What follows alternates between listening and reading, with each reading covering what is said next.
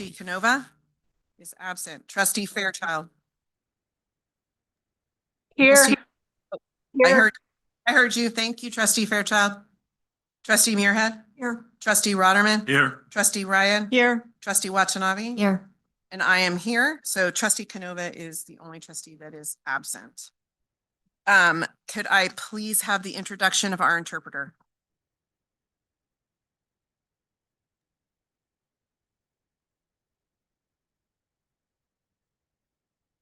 Good evening.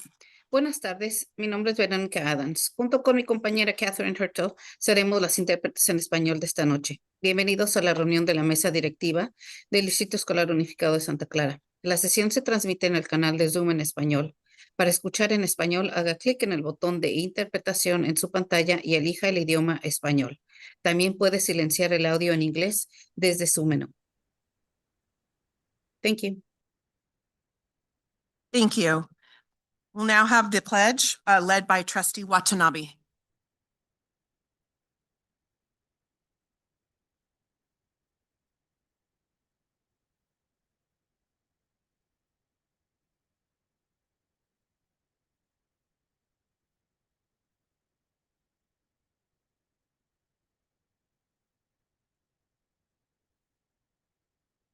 Thank you, Trustee Watanabe. The district mission is the mission of Santa Clara Unified School District is to provide equitable, emerging, and innovative educational experiences so that each student thrives in a global society. The vision of Santa Clara Unified is that graduates are resilient, future-ready, lifelong learners who think critically, solve problems collaboratively, and are prepared to thrive in a global society. Santa Clara Unified School District acknowledges that our schools are on the traditional lands of the Tamiyan Nation, the Aboriginal American Indian tribe of Santa Clara Valley.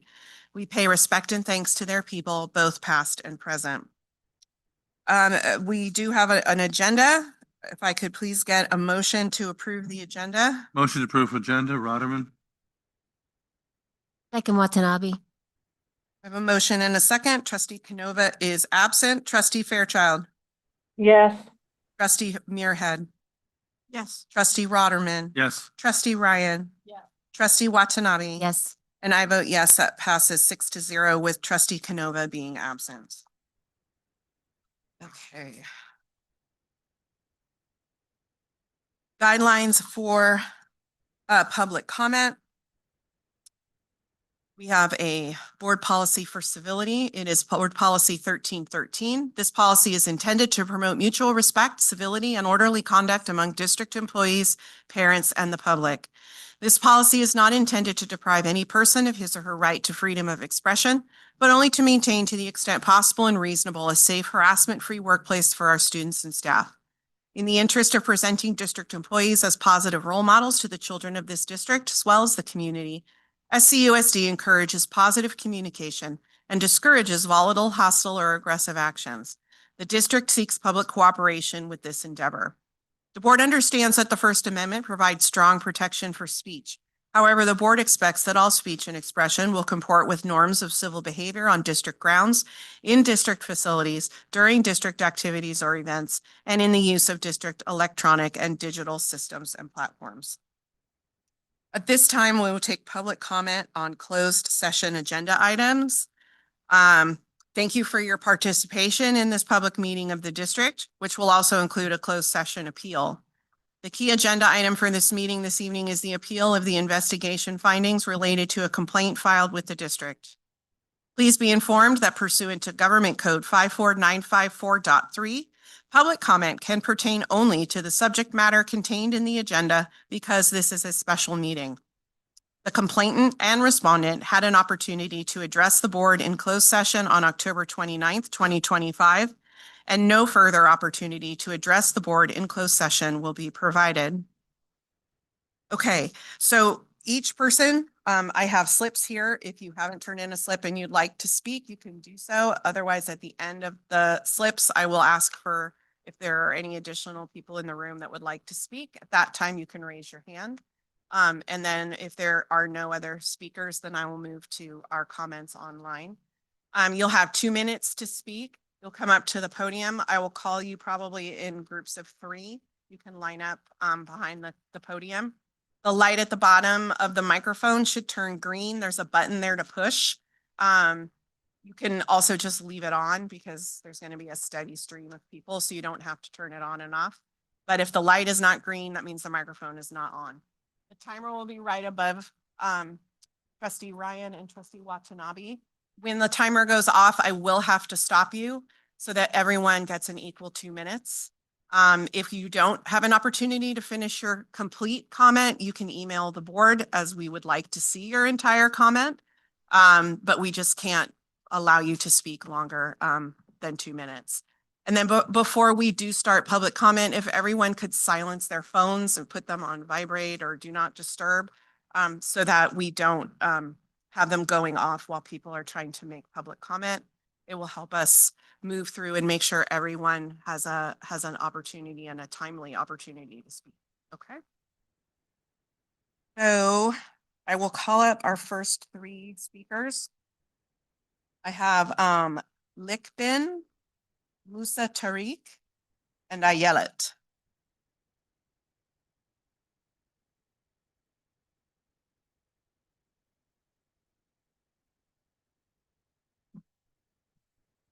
Good evening. My name is Likbin. I have 2 kids in SCUSD. I spoke here 2 weeks ago, but would like to reiterate that I'm horrified that the Holocaust class was used to promote hatred against Jews, telling Jewish students directly or indirectly that they should be ashamed of being Jewish. The video inverted the meaning of the Holocaust, portraying Jews and Israel as perpetrators and comparing them to Nazis. The district investigation carefully weighed all facts, evidence, and legal standards and concluded that multiple policies were violated. And I urge you to uphold the district's original decision. This hateful content has no place in our classrooms. Accepting this appeal would mean that Holocaust minimization, distortion, and denial would become normalized at SCUSD. These messages are in direct opposition to the district's policies and values, which espouse safety, integrity, inclusion, and equity for all students. Thank you. Good evening. My name is Musa with CARE, the Council on American Islamic Relations, and we're here to express our strong support for Kausar Adanwala. For nearly 2 years, Kausar has faced relentless attacks for refusing to erase Palestinian history from her classroom, including showing a video of a Jewish Holocaust survivor condemning the genocide in Gaza. Last week, Kausar was forced to endure hours of dehumanizing comments, including denial of Palestinian suffering, Islamophobic attacks, and more. No educator should be expected to defend themselves in a room where they and their students' humanity are being publicly degraded. The revised determination eerily mirrors AB 715, a recently passed censorship bill that was opposed by every major teachers group in California and hundreds of grassroots and civil rights organizations. We are already seeing its chilling effect and racist intent trickle down into classrooms, creating an environment of fear for teachers, parents, and students. So this board can either punish a teacher for doing her job or stand with her against hostile racist attacks. Thank you.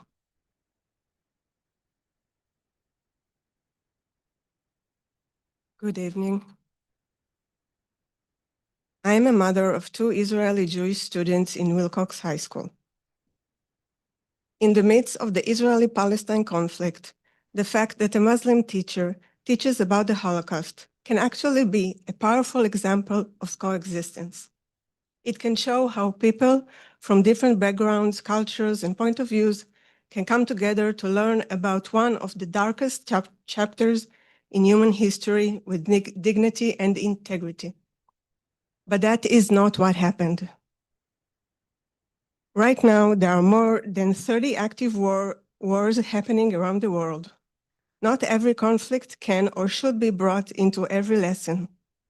We're not going to solve the Israeli-Gaza war inside a Holocaust lesson. This is simply not appropriate place or time for a teacher to share personal political opinions, especially ones that compares Israel with Nazis. Our children need to feel safe in the classroom and safe with the teachers. Right now, they do not. This is your responsibility. The incident in the classroom contributes to the climate of anti-Semitism in the school. This is your responsibility. I expect the Santa Clara Unified School District to do the right thing and ensure that what is not relevant to the curriculum stays outside the classroom. Thank you. Thank you. Our next three speakers are Jenny, Ian Jackson, and Satish. Good evening. My name is Jenny and my son is a student at Wilcox. Last week, I spoke about my grandfather, the only one from his large family who survived the Holocaust, and about how deeply personal this topic is for many families in the district, and you know you receive thousands of emails, and how the Holocaust class should never be used to promote Holocaust inversion, compare Jews to Nazis, and imply that Jews should be ashamed of being Jewish. I wasn't planning to speak again, but what happened since last week is truly shocking. In just 1 week, we have seen an eruption of Holocaust denial and normalization of hate across the country. Just a few examples. A major online influencer with a massive following who openly identifies as a Nazi and being on Team Hitler has become mainstream, receiving hundreds of thousands of likes. Students in Pennsylvania use the Auschwitz Gate as a Halloween decoration. Yesterday, Jewish schools were defaced with Nazi swastikas in New York. And as you know, we had swastika graffiti here at Wilcox last year, and the Jewish-owned business in San Jose was vandalized as well.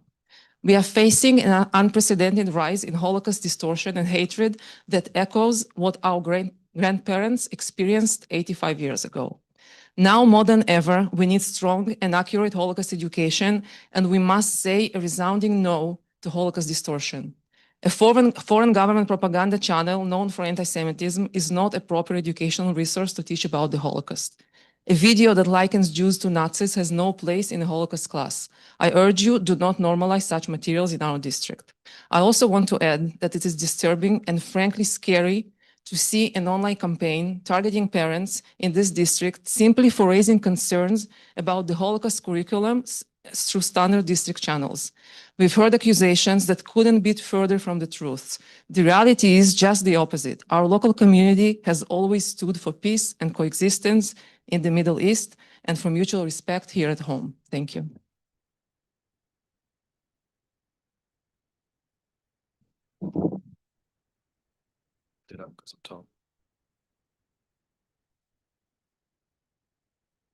Good evening, board. I'm Ian Jackson and I'm a teacher and a UTSC leader. I'm not Jewish and I am not Muslim. I'm not Israeli, nor am I Palestinian. I have not lost anyone in the Holocaust or been the victim of any other genocide. I am not here today to talk about these things. Not to say that these things are not important, they are. The persecution, prejudice, and mass killing of anyone because of their beliefs, nationality, or skin color should be condemned, and condemned loudly so that we all understand that it is not okay, and that we learn from such human tragedy so that it is never repeated. They just have no bearing on the closed session item under discussion. I am here to support a bright, energetic young teacher who is beloved and respected by her students, that has endured 2 years of torment. She is beloved and respected because she challenges her students to think critically, to see the world through multiple perspectives, to connect the present to the past, and gives them a safe space to do so. The teacher is in the fledgling stage of her career where she is learning to fly, yet seemingly because of the color of her feathers is being minutely scrutinized about how she flaps her wings. It is simply not right, and it makes me wonder whether a bird of different plumage would have faced such a backlash. I am deeply concerned about how an outside agency has taken a snippet of a lesson, a sliver of a unit, and a fragment of a whole curriculum of study and turned it into a political circus for their own advantage. I fear the chilling effect this may have on other educators to tackle real-world events and significant issues in the classroom. I mean, who would want to face this? The item under discussion should be considered through the lens of clarity of terminology and expectations for educators, support provided, theoretical versus actual harm, and the motivation behind what is happening tonight. Please follow the process, give this teacher a fair hearing, analyze the facts and circumstances, and come to a fair conclusion. Thank you.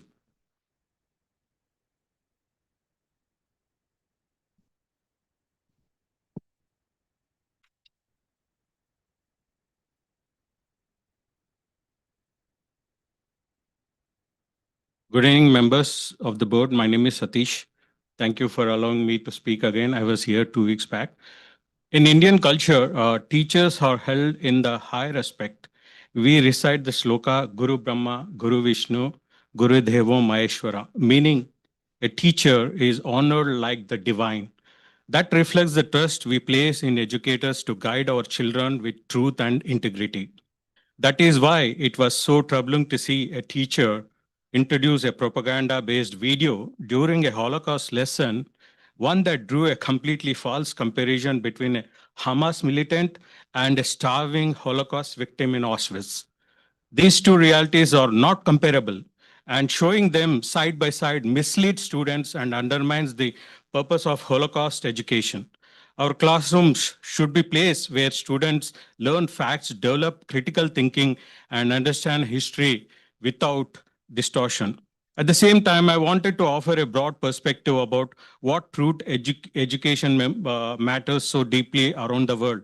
Millions of children do not even have the basic right to learn.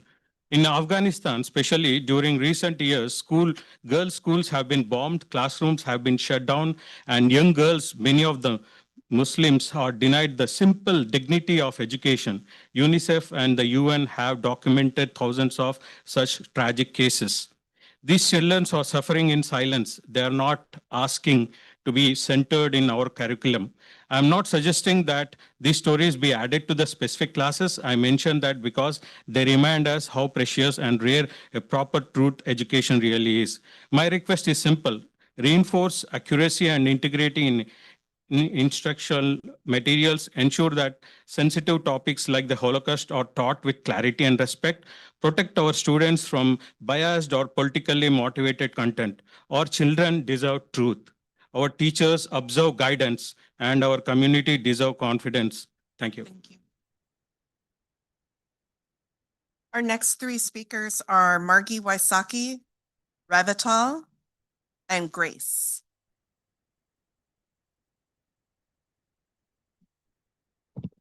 Good evening, school board. I'm Margie Wysocki, president of United Teachers of Santa Clara.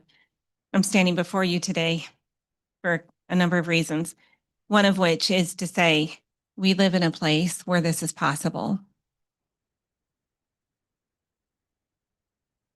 The second thing I'd like to remind you is you have a very singular job tonight and a very singular task tonight. And your task is to determine the appeal. Everything is before you for that. You already have that.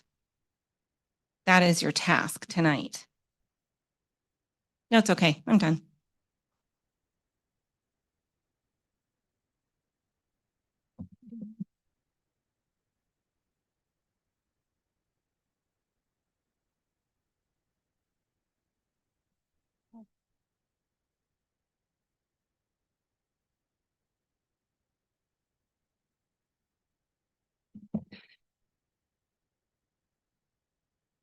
Good evening, honorable trustees, Dr. Wright.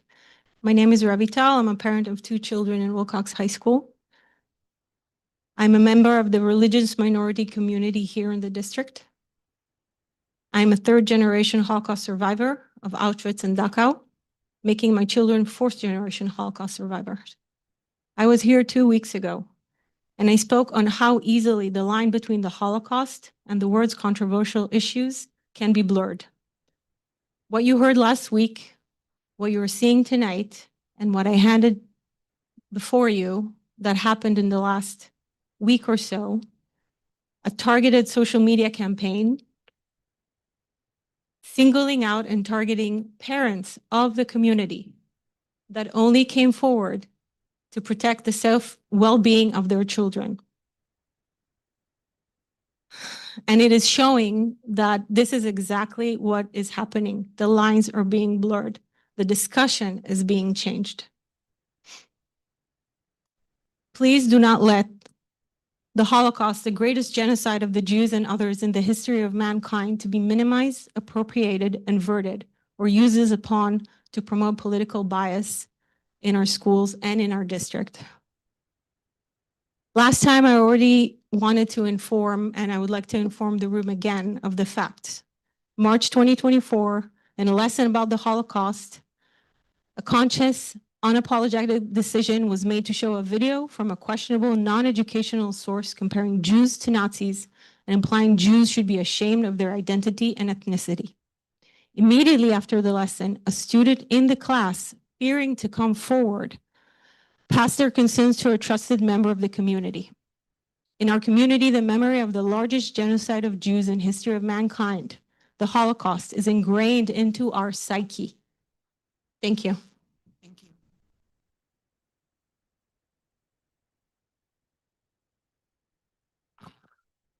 Yeah, it's my understanding that because it's not made available for everyone in the audience, we can look at it, but we do have to pass it back. After.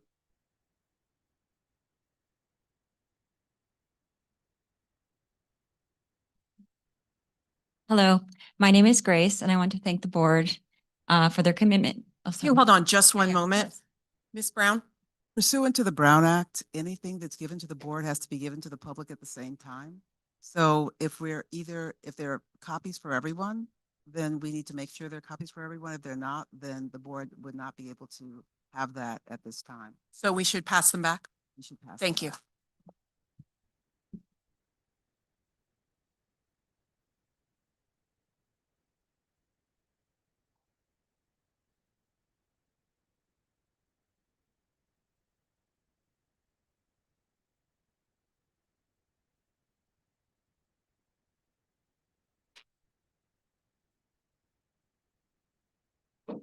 The other alternative is to make copies. Can I ask how this would be different than a public comment or an email that we've received during the meeting on our public comment?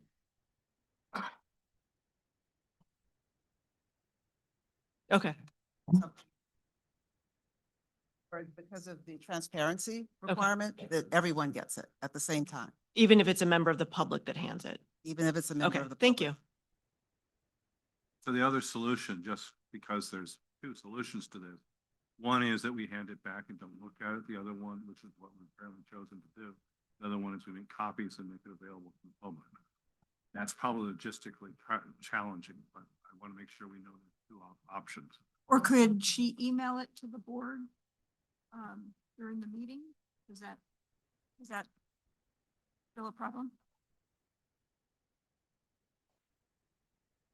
If there's a way that documents are made available to everyone through the agenda or through however you do public comment normally, if public comments normally made available to everyone or documents. It's not. So, but can I say, if the person were to, in the public comment document, provide a link or upload the document, like, If the person wants to provide a link, or that up, could be I done. mean. But I the think- public comment document's not accessible to the public. Generally, what happens It is if is? someone brings something, they bring a bunch It of is? copies. Oh, Widespread okay. violation all the time. Oh, I thought that We wasn't, addressed that a while back. okay. Couldn't the district just, I mean, we have a copy of it now. Couldn't somebody just do it now and upload it to the agenda item We as don't have the, I don't think It's not an official part of. we the don't have a agenda. communication. post material? I think if, it seems to me, trustee Rotterman's solution of the districts make copies of it, I'm not sure that I want that, but A if, link would be. if they were to upload it in the public comment document, then that's accessible to everyone. Mr. Eco? So anything emailed to the board during the meeting at public-comment@susd.net is posted in a Google Sheet document that's available. It's live and it's available on the board meeting webpage. And so as the board is receiving, as we receive those comments in the email inbox that staff are monitoring here, we move it to the sheet for the board to see, the public can see at the same time. So if the individual emails their items with a link to their attachments, we will provide their comment and the link to the attachments into that sheet. So all the board members and the public see it at the same time. Okay. Is that something you'd like to do, Revital? Okay, okay. Thank you. Thank you. Okay, Grace, you can go ahead. Thank you. Just wanted to say thank you to the board for your commitment and service to the community, students. And especially, I want to thank all the teachers in the district. I'm here today to urge this board to honor Ms. Adwala's appeal and overturn the accusations of anti-Semitism and other unfounded claims. The district has singled out Ms. Aiden Walla, the only visibly Muslim teacher in the school because she taught about the Israeli-US genocide in Gaza. This not only discriminates against Palestinians, Muslims, and other students who are asking to learn about Palestine. It dehumanizes Palestinians. In addition, censorship campaigns such as these, denying our students an equal education and the ability to engage in thoughtful, constructive, safe, and meaningful conversations. This district must educate our children to be global citizens. I see it here in the mission and in core values. In diverse democratic societies, learning to face differences with critical thinking and empathy. This means education, not censorship. Please stand up for fairness, academic freedom, and truth in education, and honor Miss Aiden Walla's appeal. Seize anti-Palestinian racism and protect both our educators and our students from intimidation. Thank you. Thank you. Our next three speakers are Ibrahim, Ayelet, and Salma Zetoun.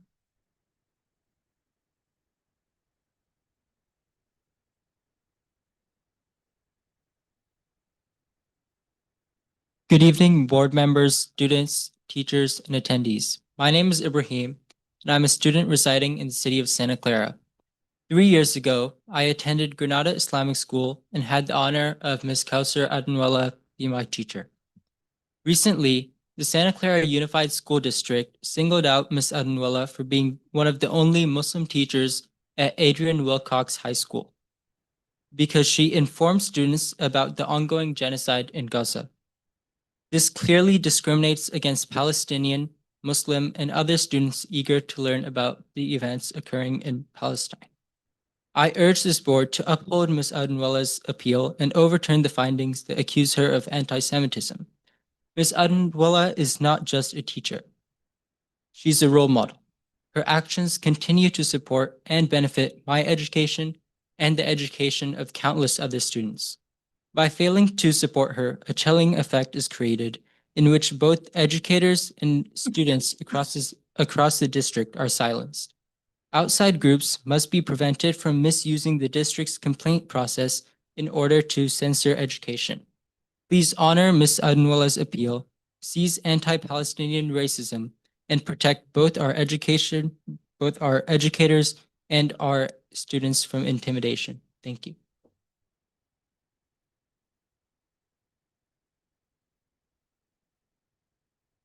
Hi, my name is Ayelet. I'm one of 4 Jewish community members here today who will be reading aloud a letter written to the trustees of the Santa Clara Unified School District dated November 5th, 2025.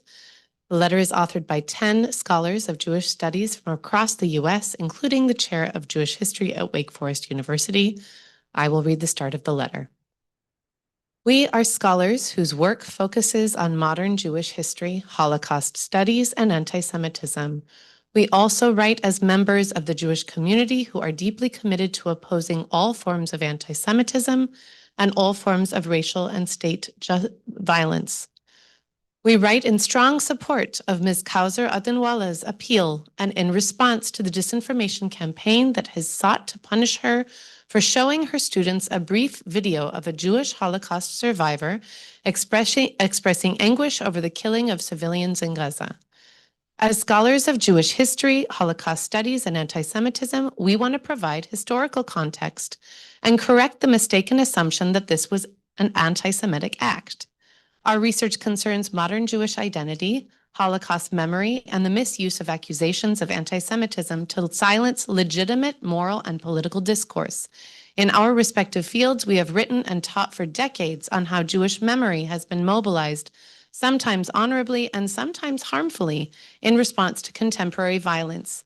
In this case, Ms. Adenwala did precisely what responsible educators should do. She encouraged students to think critically about the moral and historical implications of genocide without endorsing hatred toward any people. Thank you.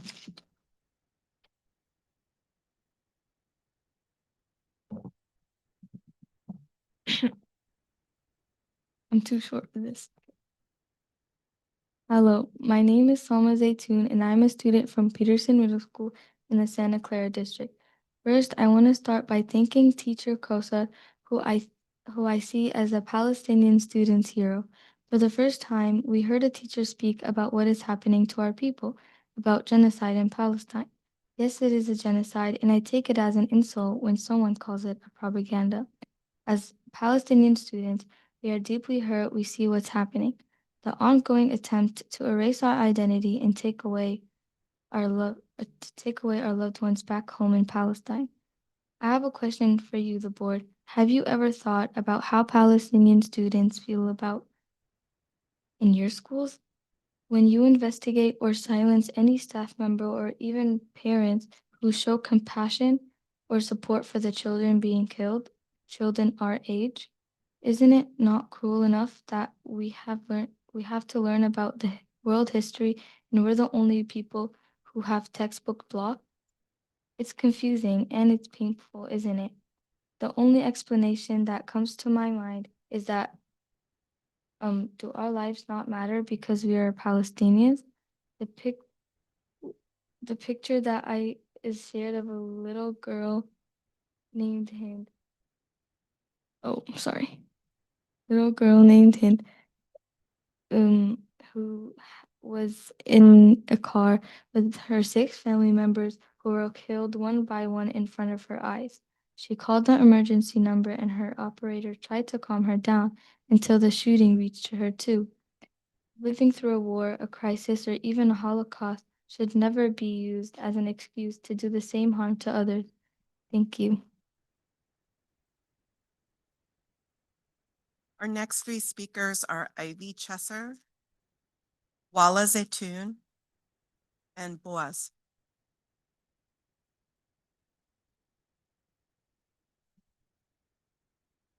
Hello, thank you for your time.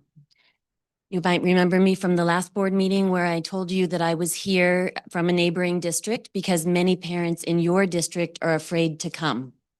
And yet here I am again. You've already been told by another woman tonight that there was a campaign to harass parents in your school after she spoke at the last board meeting. I want to take a minute to tell you what happened to me personally in my school district. I submitted a complaint against biased and anti-Semitic curriculum. It went all the way to the state and it won. It is proven to be biased anti-Semitic curriculum. And the next night, the next board meeting that happened, person after person stood up and spoke as worse about me than I've ever in my life. They didn't know me. I was threatened. The most horrific things were said. And then online, you can imagine how people treated me online, both personally and anonymously through other sites. My son, who is still in school, was threatened, and they had to implement additional security measures at his school to make sure that he and all of his friends were safe till the end of the school year. So people are afraid to come and speak, and I'm here to speak to you to let you know what can happen to people who speak out. And I lost my place because I'm emotional. Okay, I also wanted to let you know that I wear a whistle.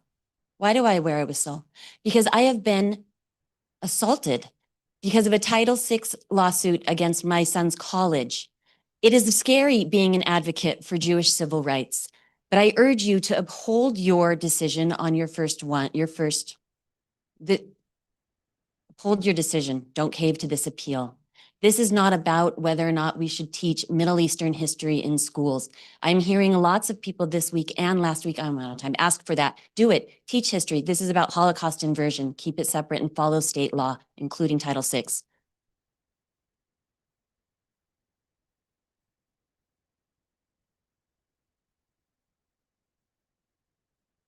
Hi, my name is Wala Zaytoun, and actually I'm a first generation from the genocide at Palestine. I'm Palestinian. I'm a mother of 5 students in your district, and I'm also a sub. I recall the anxiety I felt in my first day subbing in a high school, which brought back to me memories in my own high school years experience as a hijabi student. Fortunately, I passed a classroom where a great teacher was welcoming her students at the door, much like how they do it in elementary school. Observing the warmth in her students and hearing the laughter at conversation with her brought me an immediate sense of calm. In that moment, I realized that the school environment has evolved since my high school years. Later that day, during the 75-minute break at Wilcox, I witnessed the same teacher again. Remarkably, most of her students, despite that they had just completed a very long history period, they chose to spend their break walking side to side by their teacher and having a conversation with her. As an educator, and I'm sure you guys agree too, this is an example of a great teacher. As a Palestinian mother, I am deeply grateful to this teacher for her integrity and courage in her teaching the full truth about history, which has proven the impact on her student. And I want to talk about another concern that's been happening since October 7th. We've been going under investigation for every little thing. I was under 2 investigations. The first one for participating in my school kids for Cultural Day. The second one for wearing my cultural clothes. Isn't that concerning for my kids? Is that safe when someone comes to you and tell you her cultural clothes does not make us safe? Please send us the rest of your comment as we would like to see it.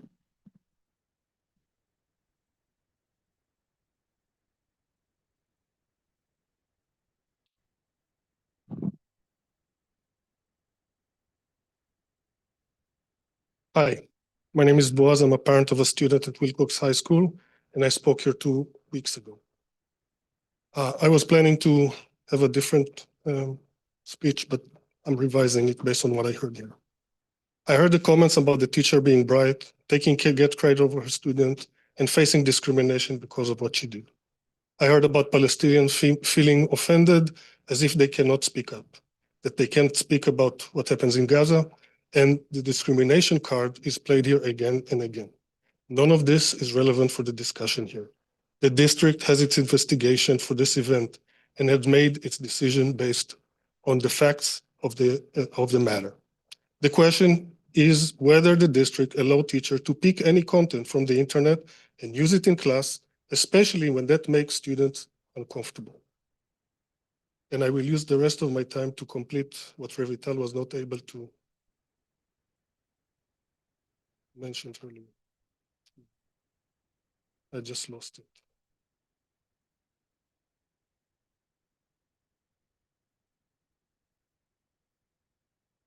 Immediately after the lesson, the student in the class, fearing to come forward, passed their concern to a trusted member of the community. In our community, the memory of the largest genocide of Jews in the history of mankind is ingrained into our psyche. Yet despite the shock the parents felt over material inverting of Holocaust being shown in class mandated by the district, state, and federal about the Holocaust, the parent felt they had the responsibility to remove all doubts and speculation. They alerted the district immediately and requested to see the material, which they did. Our concern as parents are and always were about the time, place, and the means of introducing a biased material, appropriating and inverting curriculum mandated class about the Holocaust. I respectfully ask the board to focus on the matter at hand and that alone. Thank you.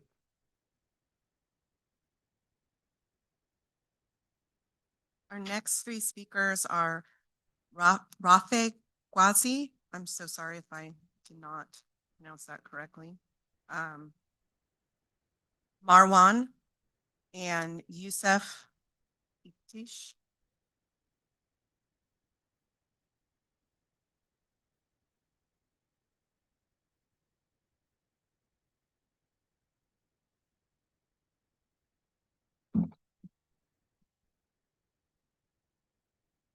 Hello, my name is Rafeh Kazi. I'm a senior at Wilcox High School, and I want to take my time right now to speak in support of Miss Anawala and kind of what her impact has been on my school for the 2 years she was here. So I went around for the past couple of days talking with other kids at my school, my peers, my friends, about what they thought about Miss Anawala, they thought about her class, because I myself never had her as a teacher, but from my experiences, everyone I knew either thought of her as a welcoming teacher, a friendly teacher, and a young teacher that they could speak to and communicate to. Now, this is not something that is easily found in a school. When you have a teacher that is young, that is friendly, that is connecting with their students, it creates a sort of connection that you can't be found through other teachers. And when I see that these claims of her being in an unfriendly, unwelcoming environment, that she made students feel unsafe, I find that hard to believe because everything I've heard about her from the 2 years she's been at my school is only positive things, only things that made her seem like a great teacher. So I discussed with some of my friends, some of my other peers, in situations, she would make games, she would make activities that involved the whole class. She would never leave anybody out, never exclude anybody. If she ever did end up teaching something that would be heavy or too weighted for students, she would allow students to leave the classroom, allow them to take their time to process whatever is happening. And she would always make sure to separate whatever she believed from what the facts were from the textbooks. And that is an important part I think is overlooked because when she taught, the things she felt personally would always be separate from what she claimed as facts. So when we say that Ms. Ainawala here is subverting, the Holocaust and kind of not supporting what's happening, it's hard to believe because she's been someone that has helped my school and my friends. Thank you.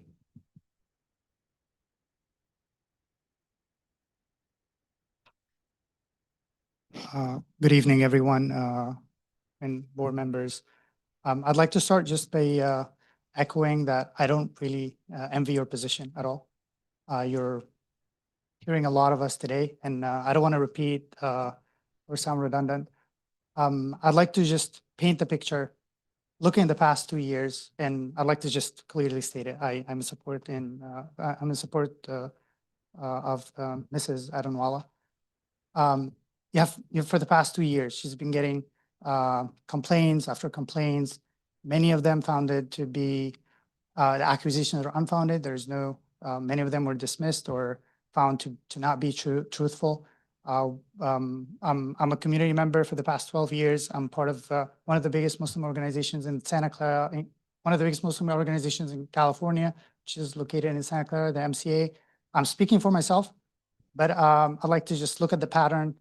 We live in a society where outside organizations and a lot of resources and powers are being poured into our politics and our government decisions and policies. And I'd like you to see it for what it is. I'd like you to see what parents and students and teachers are coming up and speaking about. There are obviously policies and rules that we should put in place, but we should educate our teachers, help them understand what is controversial, how to address it. When we have an example such as Mrs. Adanwala, not shying from the facts, not shying from difficult conversations, obviously not stating her position, but showing our students what's out there without bias is what we want for our students and our schools.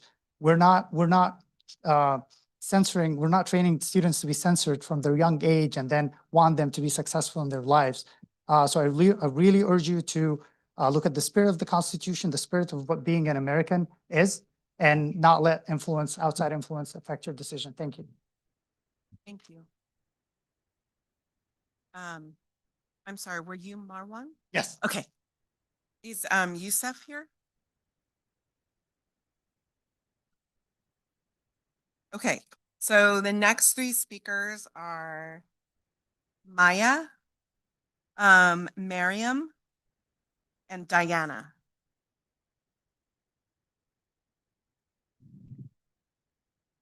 Good evening, board. It's very unfortunate that we're here again today. And Ian said, think about what is the motivation. And I asked the same because it feels so political. Everything here. Everybody is blaming everybody. Oh, outside organizations. Most of the people who spoke so far were either parents from the district or outside organizations. Why? Because the lesson wasn't appropriate, because we are here because there was a political motivation behind this. Should we speak about politics? Perhaps. Should it be in the lesson about the Holocaust? No. And that's all what matters here today. was this lesson appropriate for that specific time? By my God, I would never minimize anyone. I don't think anyone who says that this video isn't appropriate is trying to in any way harm anyone else or dehumanize. And I think the campaign that is going against my community, that students in your school, in Wilcox High School, was approached and asked really troubling questions. Why are the students being attacked and being blamed that their parents are anti-Muslim or anti-Palestinian and dehumanizing? Parents only came here to raise concerns about a specific video that wasn't appropriate for that specific class and was there because of this motivation to bring that politics. And that's why we are all here today. And what you're seeing here is a discussion about Palestine, not about the appropriate thing. You see that people come with their attire, prepared to support a very specific political cause. Please, let's keep this politics out of school and let the kids be kids and let them be friends. I really want everyone's kids to get along together.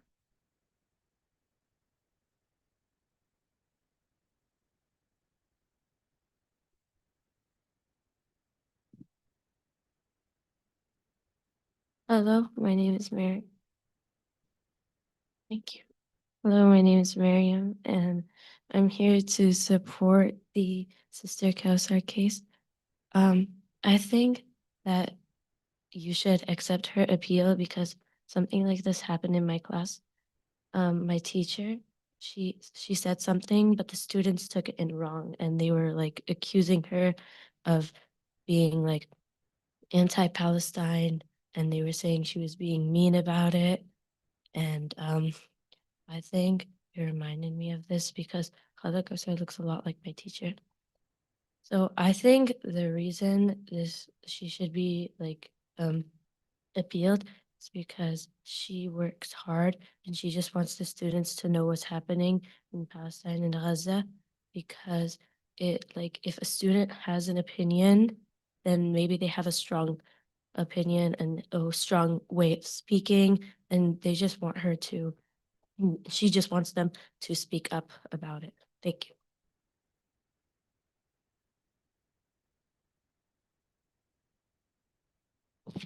That's good angle. I'm a Jewish community member, and I will continue the letter from the 10 Jewish studies scholars. The video in question features a Jewish survivor of the Holocaust, Marian Ingram, speaking in her own voice about what she perceives as parallels between her childhood experiences under Nazism and the violence inflicted on Palestinian civilians in Gaza. The survivor's moral anguish is not an act of Holocaust denial or Holocaust inversion. It is a deeply Jewish act of ethical witnessing, indeed a core component of Jewish ethics, returning to the prophets.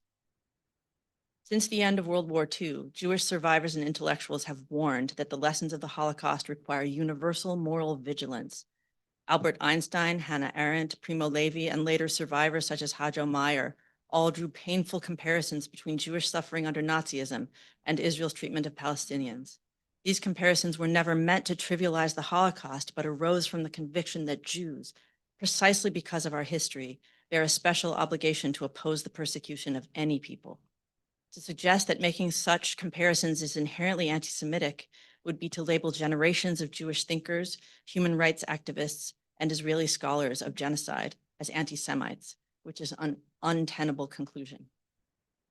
Acknowledging that historical patterns of dehumanization can repeat themselves does not equate Israel with Nazi Germany. It is a warning that victimhood does not confer moral immunity. Jewish history teaches that any group, Jews included, can become complicit in systems of domination if we abandon empathy. To recognize this is not to erase Jewish suffering, but to honor it by applying its lessons universally. The most dangerous form of anti-Semitism is one that treats Jews as fundamentally unlike other human beings, incapable of either evil or moral growth. That logic, which the district's determination implicitly reinforces, removes Jews from the human community and denies our moral agency. Thank you. Our next three speakers are Mai, Rebecca, and Rohan.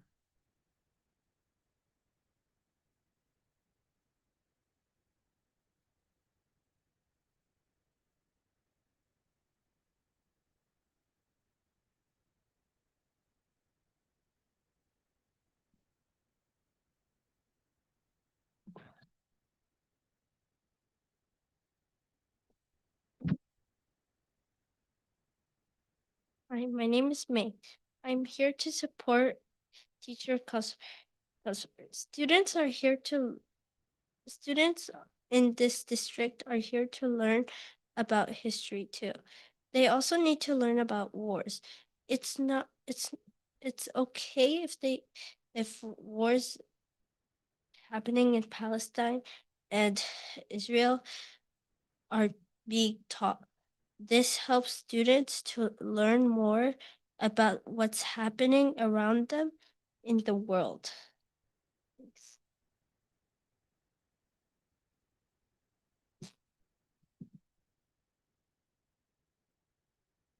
Hi, my name is Rebecca. I am a Jewish community member and parent.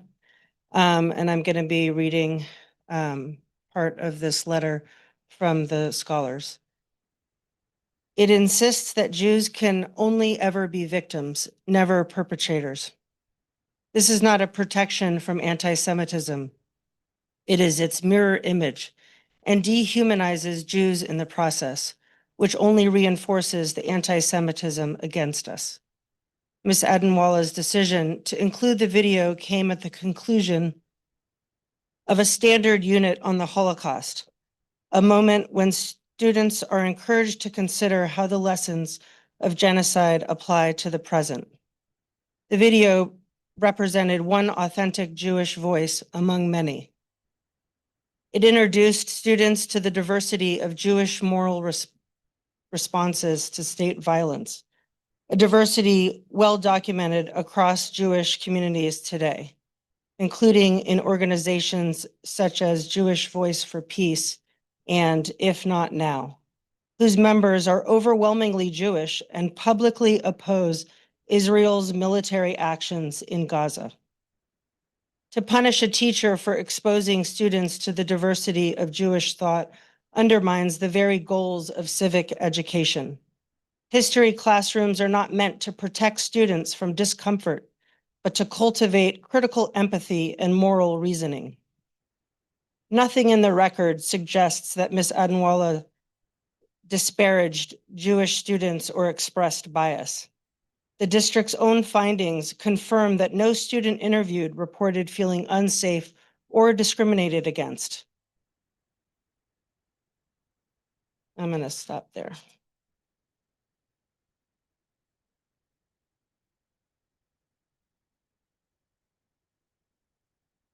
Is Rohan here?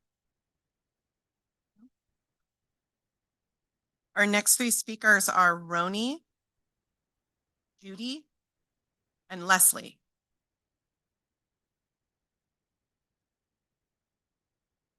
Roni, R-O-N-I.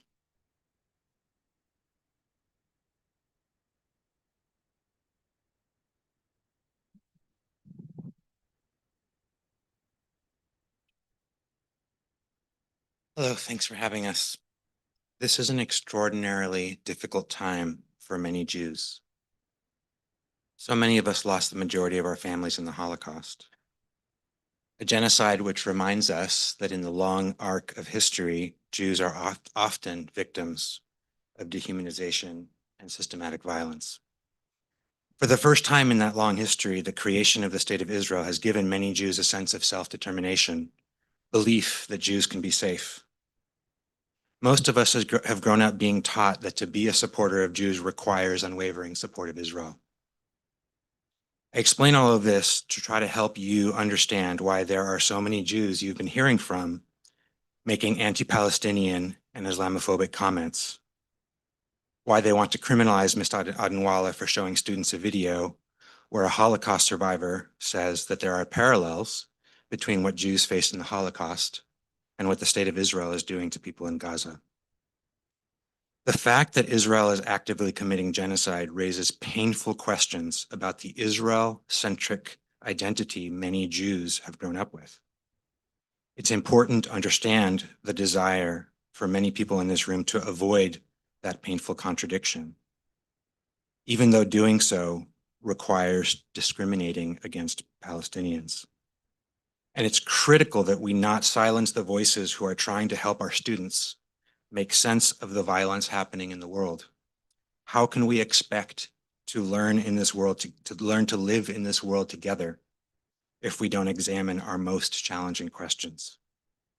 Please honor Ms. Adenwallah's appeal, stop anti-Palestinian racism, and protect all of us, including our students and our educators, from intimidation.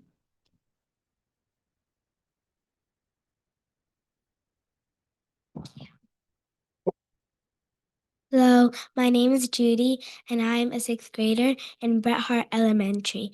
I would, I would like you guys to appeal Miss Kosar's case, because I believe that teaching students about Palestine and what's happening is like fine.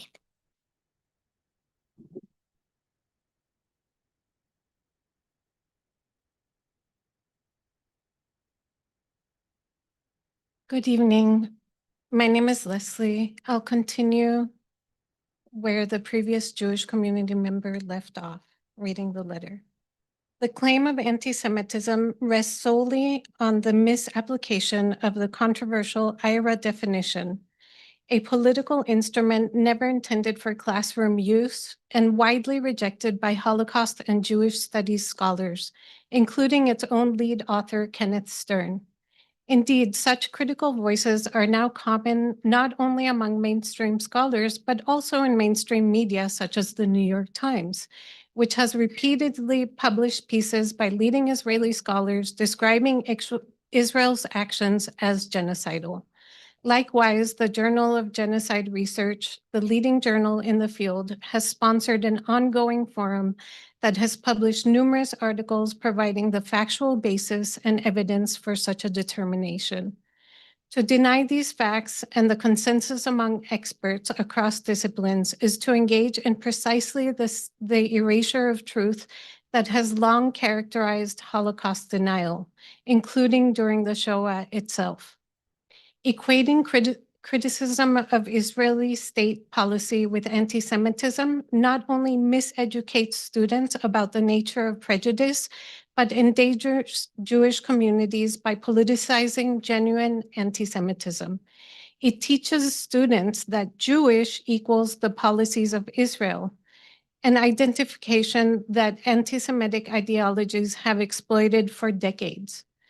Real safety for Jewish and Palestinian students alike lies in distinguishing people from governments and conscience from propaganda. Ms. Adenwallah acted as a conscientious educator, responding to students' questions about a world in crisis. Her lesson reflected Jewish ethical I'm sorry. traditions. Thank you. Thank you. Our next three speakers are Fareed. Last name, I'm sorry. Mayan and Sarah Faraz.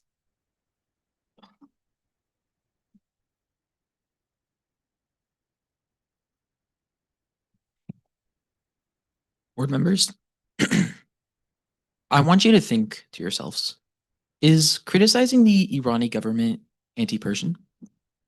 They're the only mass governing Persian body. Is criticizing their governmental policies and actions an attack on Persian culture and identity? If not, then how is it that criticizing Israel for theirs is an attack on Jewish identity? I don't like the rhetoric that being anti-Zionist is being anti-Semitic. That forces onto me a negative label that I myself don't agree with.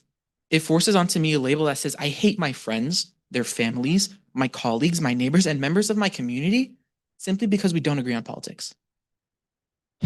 It's rhetoric that forms a political divide on the basis of race and misrepresents political advocacy as opposition to racial and ethnic identity. Depending on how this board makes their decision today, will either implement this hateful rhetoric onto the students of the Santa Clara Unified School District or not. It will also implement the practice of silencing teachers and students based on popular agenda. It will pull back crucial recognition that a large proportion of your students need. Please do not make the mistake of implementing division among students and do not silence their voices. By acting against Ms. Adenwallah today, You cement this hateful rhetoric into your school system for all students, staff, and faculty. And one more thing. The outside organization that made the public accusations did so in a way that released the personal information of others, including some students. So keep that in mind.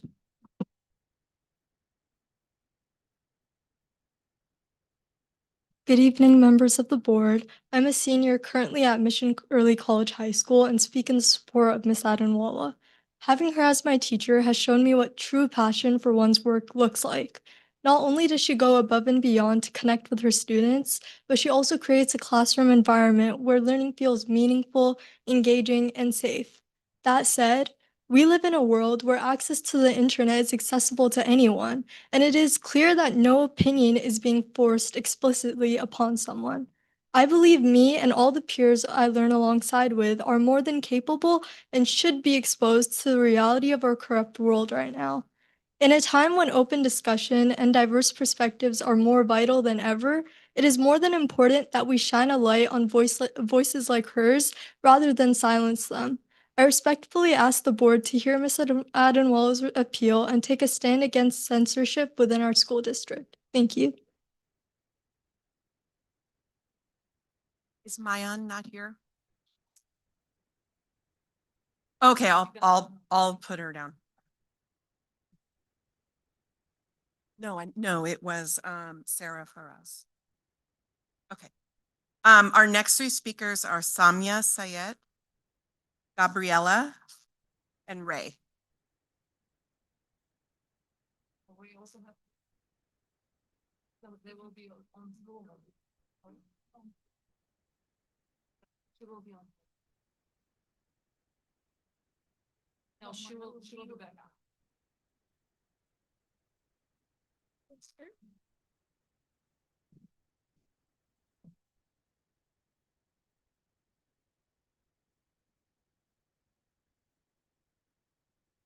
Okay. Hello, board members. My name is Samia, and I'm a junior at Wilcox High School. Miss Adenwala was our MSA club member, club advisor. I remember the first year I was on board, I was shy and hesitant to speak, especially because everyone there was an upperclassman. But Miss Adenwala encouraged me to share my thoughts and made sure everyone's voices was included in our discussions. That experience showed me what kind of teacher she was, someone who listens, uplifts, and makes sure everyone feels valued.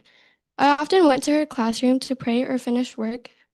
During lunch, she was kind to everyone who came in and talked to everyone with respect. Even in my other classes, I would hear students talking about how wonderful of a teacher she is.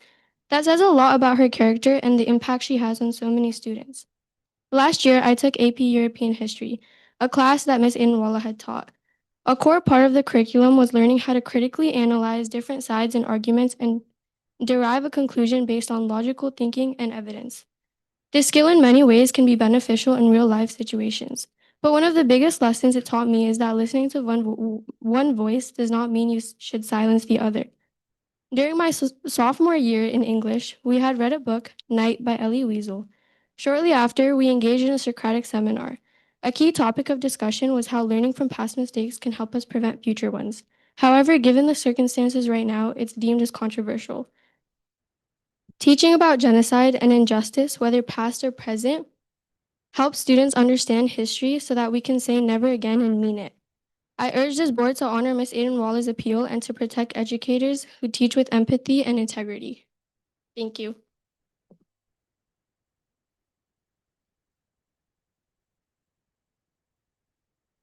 Is Gabriella here? Okay.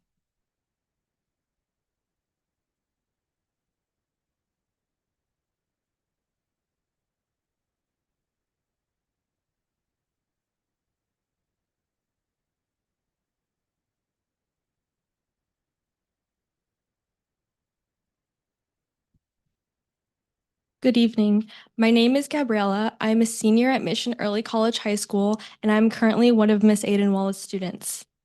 Miss Adenwala is an amazing teacher and person. Every morning coming into her class, Miss Adenwala greets and checks in with each and every one of her students. She's deeply dedicated to her students and our learning. During her class this semester, we have touched on many world topics that have deepened my understanding of history and how it relates to our world today. I have always felt comfortable to talk to her about anything. Miss Aidenwala has always encouraged us to share our questions, thoughts, and opinions with her. Never once in her class have I felt that she was only pushing one side of a story. She encourages us to do our own research and has been very open to discussion on many topics. I urge the board to honor Ms. Aidenwala's appeal and to consider your impacts of your decision on Palestinian and Muslim students in our district. Not supporting the appeal is a direct violation of the district's own mission and vision. Violation of freedom of speech and censorship. Thank you.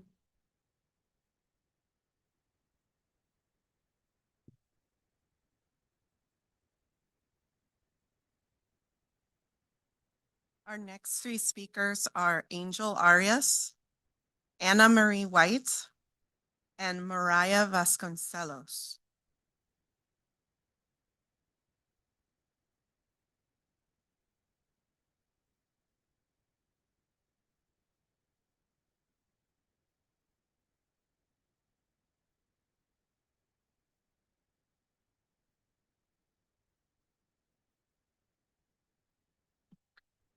Hello, my name is Anna Maria, and I'm an educator in the county.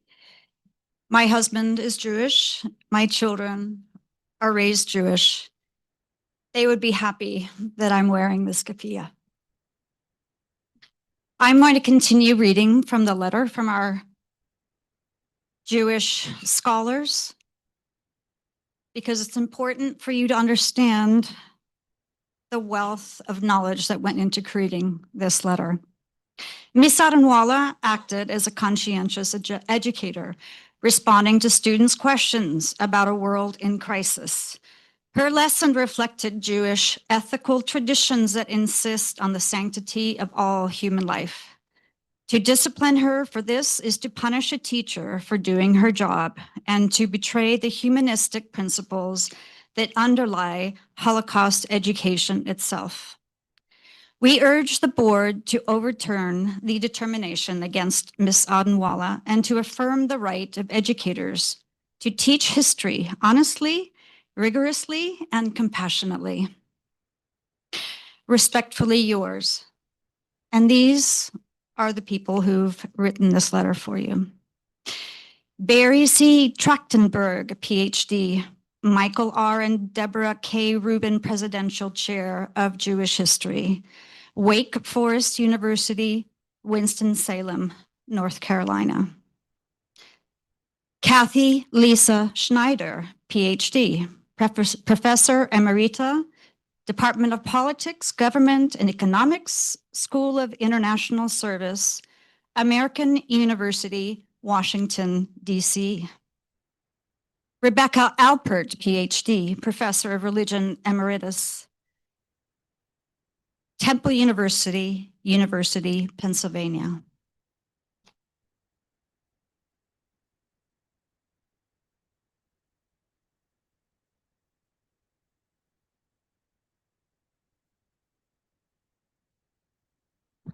Hello, good evening, members of the board. I am a senior at Mission Early College High School and one of Ms. Aidenwala's current students, and I am here to request that her appeal be heard by all of you today. From day one, Ms. Aidenwala created a safe and welcoming environment for all of us and has genuinely been one of the kindest and most respectful teachers I've ever had. I have never once felt unsafe or uncomfortable with any of her lessons or topics discussed in class.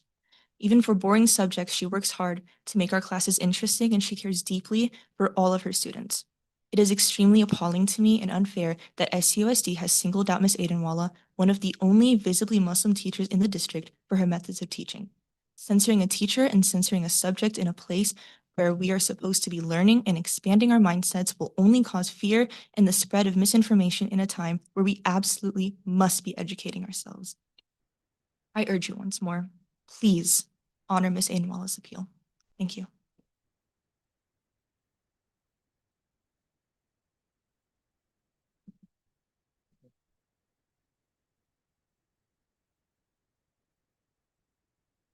Good evening. My name is Angel Arias, and I'm a student in the Santa Clara Unified School District. I'm here because I believe education should be a place for truth, empathy, and critical thinking, not fear of censorship. I'm asking this board to honor Ms. Aiden Walla's appeal and overturn the false accusations made against her. Ms. Aiden Walla showed her students a video of a Jewish Holocaust survivor speaking out against the violence in Gaza. That's not anti-Semitism, that's moral courage. It takes courage to see students' connections between history and the world we live in today. Punishing a teacher for doing that teaches the wrong lesson, that telling the truth is dangerous. When teachers are silenced, students are the one who lose. I've seen impact. Students become afraid to ask questions, afraid to learn about Palestine, afraid to learn. That's not what education should be. Learning about human rights and injustice doesn't make anyone unsafe. It makes us more human. It helps us understand that compassion isn't one-sided and that pain of one people doesn't erase the pain of another. Our classrooms should be places of questions, not intimidation. Our teachers should feel supported, not surveilled, and our district should lead with fairness and courage, not fear of outside pressure. As a student, I want to grow in a district that values honesty, empathy, and the freedom to learn. Please honor Ms. Aiden Walla's appeal and protect academic freedom for all of us. Thank you.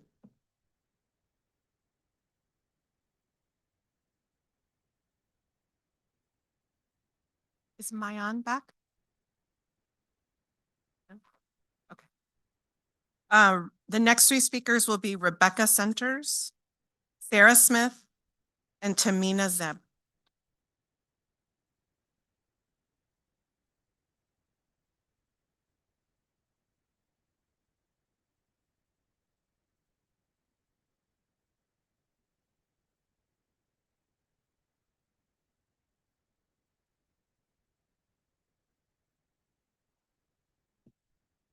Oh, okay.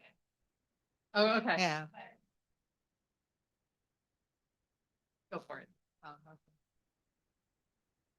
Good evening and thank you for doing this. My name's Tamina Zeb and I am an immigrant who has lived in this country for 45 years. I raised two boys and I'm a true believer of diversity and respecting others for who they are and not what we think they should be. I know I'm a better human being for having lived in the United States and being exposed to diversity. We lived in Florida about a few years ago, and at the time when we were moving to California, I was very glad that I was moving to California because the governor up there did not want slavery to be taught. All of you must have heard about that. Now, we can't change history, but we can learn from history. I am a teacher. I don't know if I mentioned that or not. I am a teacher who taught in the public schools. And right now I'm teaching in a small parochial school up here. And to me, freedom of speech is the essence of being a US citizen. That freedom of speech should not be oppressed in schools. This is not about the Holocaust or the genocide that's going on. This is about freedom of speech that should not be oppressed. And that is why I think as a teacher, that's the first right we have. We have to be open to that and we have to learn from what goes on around. And you know, we should not underestimate the intelligence of the children. They see what is going on. We as adults should not put our ideas into their minds. We should let them have an open mind and decide. Thank you. Do I need to push this? Okay.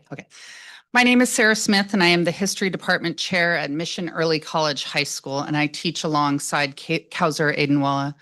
I have taught history within the district for 25 years. I'm speaking tonight on behalf of Ms. Aiden Walla because I am concerned that I see Ms. Aiden Walla being singled out as the only visible Muslim teacher at the secondary level in our district by outside advocacy groups focused on obliterating her career.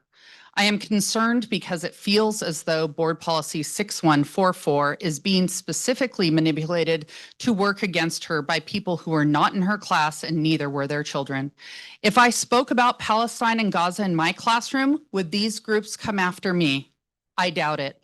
Because I am a white atheist woman and I do not show my religion externally. I implore board members and Superintendent Damon Wright to cease the anti-Palestinian, anti-Muslim racism that is being perpetrated here right now and honor Ms. Adenwalla's appeal and overturn these accusations of anti-Semitism. Thank you.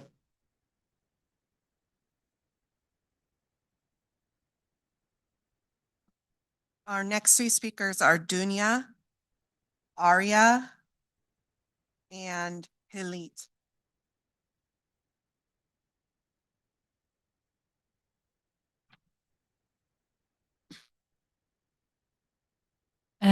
Good evening, board and Dr. Wright. My name is Dunya Hassan, and I am a teacher in this district. I'm here tonight because I'm deeply concerned about the growing insecurity experienced by Muslim, Arab, and Palestinian students and educators in our district. I'm also concerned about the consequences for educators who strive to teach and students who wish to learn perspectives that go beyond a single narrative, especially when discussing Israel's actions or the ongoing human rights violation of Palestinians. I'm also troubled by the application of the controversial issues policy. Instead of fostering open inquiry and critical thinking, it is being used to silence and punish teachers. Under this policy, any teacher could be disciplined for raising issues that someone somewhere might later claim made them uncomfortable. Since the policy fails to define controversial, the message it sends is that certain facts, particularly those concerning the ongoing human rights violation in Gaza and the West Bank, are off limits. In effect, it tells the students, don't ask questions about this. This is not the purpose of education. Rather than punishing teachers or instilling fear, the district should invest in unbiased professional development. We need clarity, support, and training, not censorship or intimidation. Finally, I want to make clear that teaching about Palestine or any other people's struggle for rights and justice is not discrimination. Criticizing the actions of the Israeli or US governments does not constitute an attack on any ethnic identity.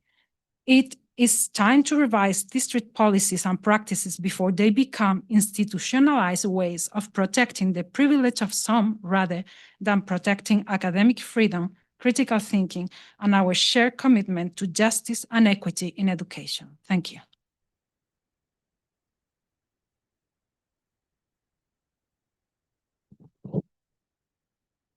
Hello, my name is Arya, and I am currently a student at Wilcox High School, and I have been in the SUSD district my entire life.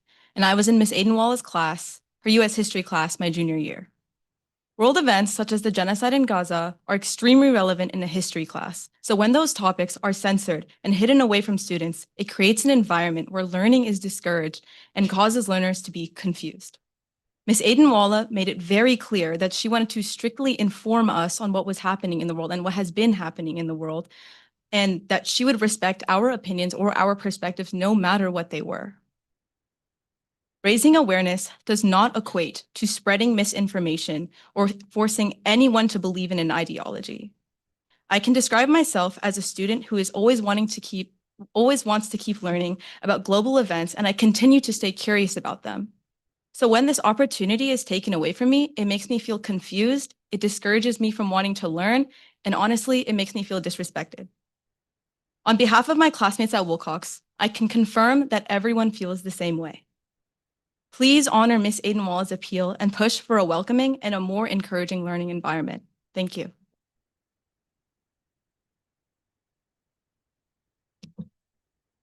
Hello, I'm Hilit, and I'm a parent in Santa Clara Unified. I want to believe that teachers are open to all views and aspects of any topic. They are encouraging their students to learn and explore and let the students reach their own conclusions, but it is not an invitation to change history and manipulate information. This is a very sensitive topic in world history and among the Jewish and Israeli community specifically. It needs to be handled with the utmost respect and understanding. I'm glad the teacher is loved by her students and respected by her colleagues. It is an important part of education. It means students look up to her and she should carry her teaching responsibilities to even higher standards. This is a wake-up call. that this is not a free pass to promote personal political biased agenda, especially in these sensitive times. I wonder if the teacher would have chosen to show this video in class again, knowing how uncomfortable it is making some students feel. There's a red line that's been crossed and should be rectified. This is the board job to make sure this will not happen again. Thank you.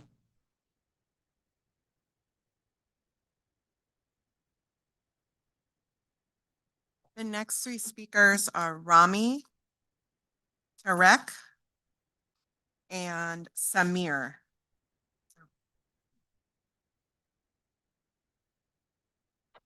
Uh-huh.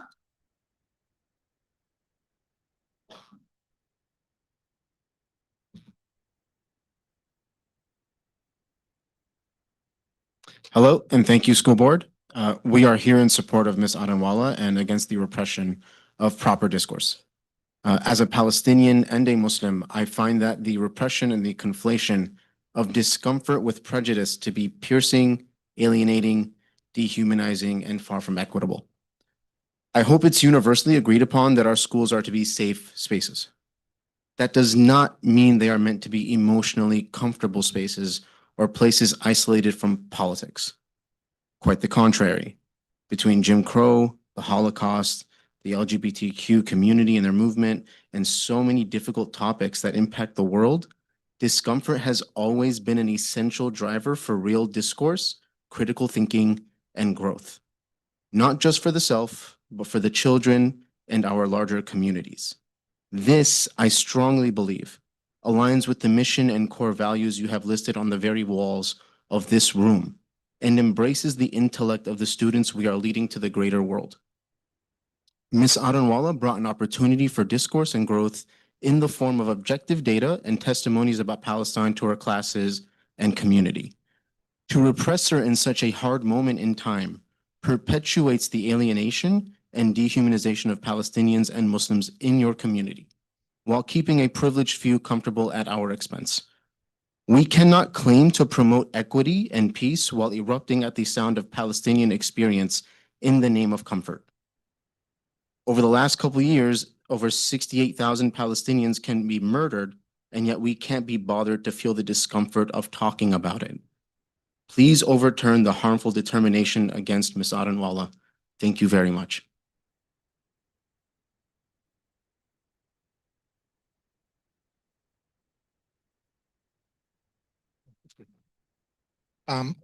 Ms. Adanwala is being accused of anti-Semitism, of hatred, and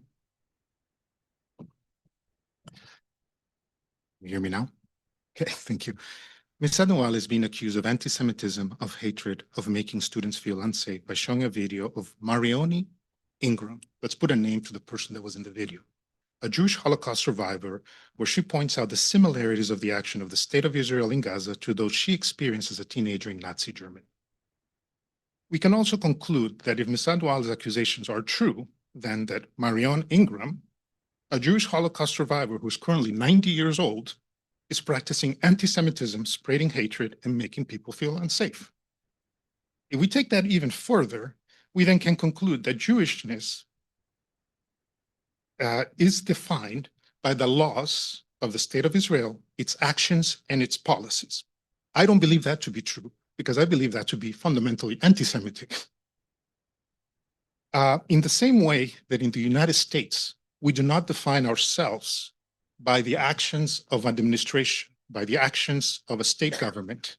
We define ourselves how we feel as Americans and how we move forward as Americans. Finally, this whole accusation of anti-Semitism is based on the definition of anti-Semitism that was created by IRA, which stands for the International Holocaust Remembrance Alliance, which was pushed by the Anti-Defamation League. The definition is described by the ADL and IRA itself as non-legally binding, which means it has no value in court. It is defined as a benchmark and a flexible analytical aid. This is what you're hanging your hat on in this accusation. On the IRA website itself, it states, after severe blowback by many Jews, as the definition aims to draw a distinction between unacceptable behavior and speech, anti-Semitism, and legitimate criticism of a country or government policies. Again, thank you very much for your time. Oh, okay. What, I'm sorry, what name? Tarek, thank you. Is, one second. Is Samir here? Okay.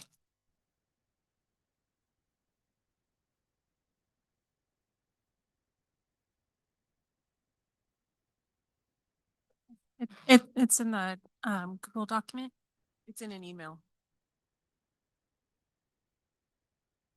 It was sent to public-comment@susd.net, which is the one that the public uses during the board meeting. And we move into the Google Sheet titled 2025-2026 Board Meeting Public Comments. And that's the one that's available to the public on our webpage.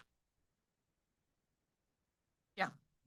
It's And then row also- 4, and there's a link in that box that says link to attachments. Okay. Also in an. Okay. Andy, it's also in an email in your inbox from Revital. Yeah, well, I know, but it's there. Okay, go ahead. Oh, okay. Hi, my name is Samir, and I knew Kausar in college. My time that intersected with her reminded me of the best part of the faith that we share. Good character, kindness, and a commitment to uplifting others, people like myself, that got to work alongside her. As a concerned area resident, I urge this board to honor Ms. Adenwala's appeal to overturn this baseless allegation of anti-Semitism, which is based on a false definition. This district targeted Ms. Adenwala for calling on her students to do what every great history teacher asks our students to do, which is to draw lessons from the past in order to understand the reality that every single one of these students sees every single day in front of them. The genocide of my people, Palestinian people. History is not merely a recitation of facts, knowing about very specific details and knowing the granular of random things. History gives us lessons that we're supposed to use in the present to be able to stop things that are happening here and now from happening again.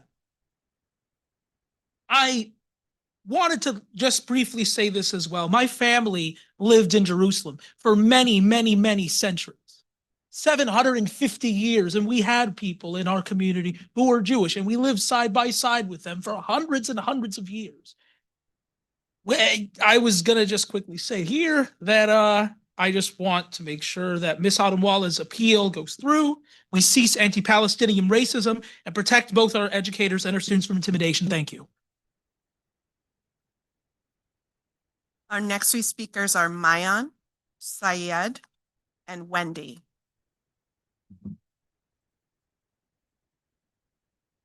Okay, should I start? Okay. Hi, team members. I decided to change my entire script because, first of all, I'm a grandchild of a Holocaust survivor, so this kind of topic really touches my heart. And I have two children in this district, and one at Peterson, one at Wilcox. And I think overall, I've been hearing a lot of people here, and that made me very emotional about this.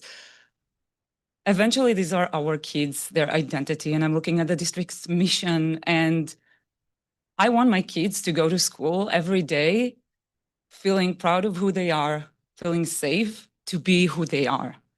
And I just feel that we went off topic so much. There's a video that was shown there, and eventually it was talking about being ashamed to be Jewish. It was part of a propaganda. We all know that. That's kind of a fact. Or its origin is not. I don't want to talk about its origin, but eventually, to keep our kids safe, and I think there's a room for us to ask not to bring this kind of content to school. I want my kids just to go to school and learn critical thinking or whatever. Everyone, there's a lot to learn at school. Just don't make them feel uncomfortable. I think that's all I'm asking. And I think that's what my community is asking eventually. And that in that video, there was like a collective accusation about Jewish people, which kind of hurts my feeling. And yeah, and that's kind of my ask. Just this video is not related to the Holocaust, so please remove it. Thank you.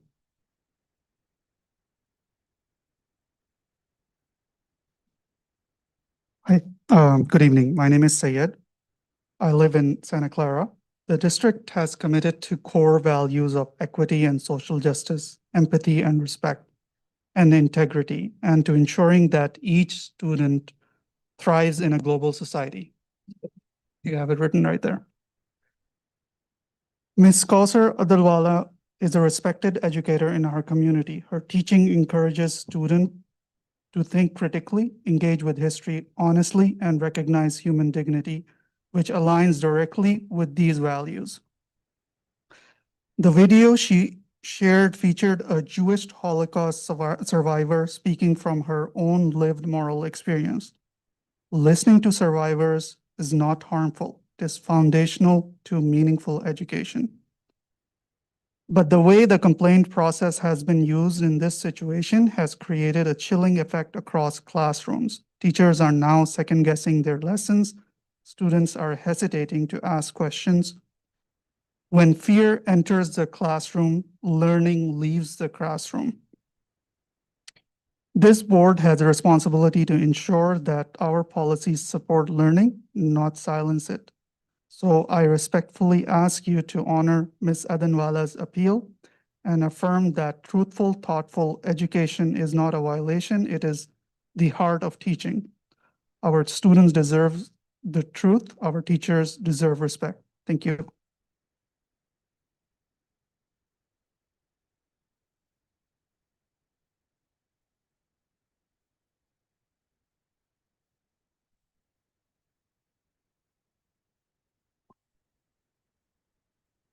Okay.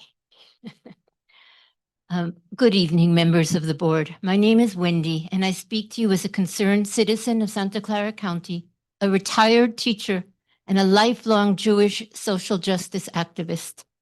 I understand that teacher Kausar Adanwala is appealing a finding of the Santa Clara Unified School District Board that accused her of anti-Semitism because she showed a video of a Jewish Holocaust survivor condemning the genocide in Gaza.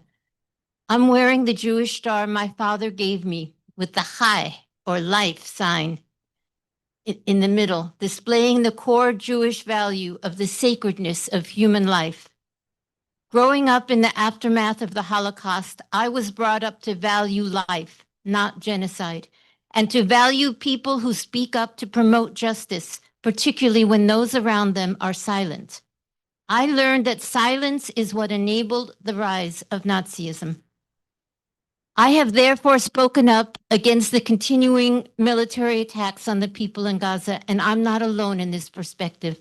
Opinion polls published in the past 2 months in the New York Times and the Washington Post show that 55% of U.S. citizens and 61% of U.S. Jews sharply disapprove of Israel's conduct in this war. When a bigger percentage of U.S. Jews than the general population strongly disapproves of this genocide, it can hardly be considered anti-Semitic to give space to these viewpoints. As a retired teacher, I can say that exposing students to cultures and diverse perspectives from around the world was core to my teaching.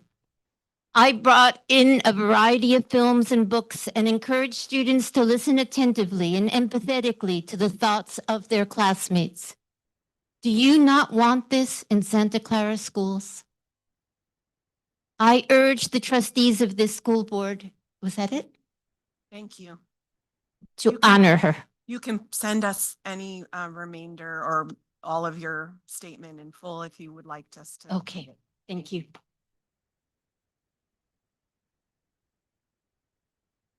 Okay, our next three speakers are Hiba, Eleanor, and Salim.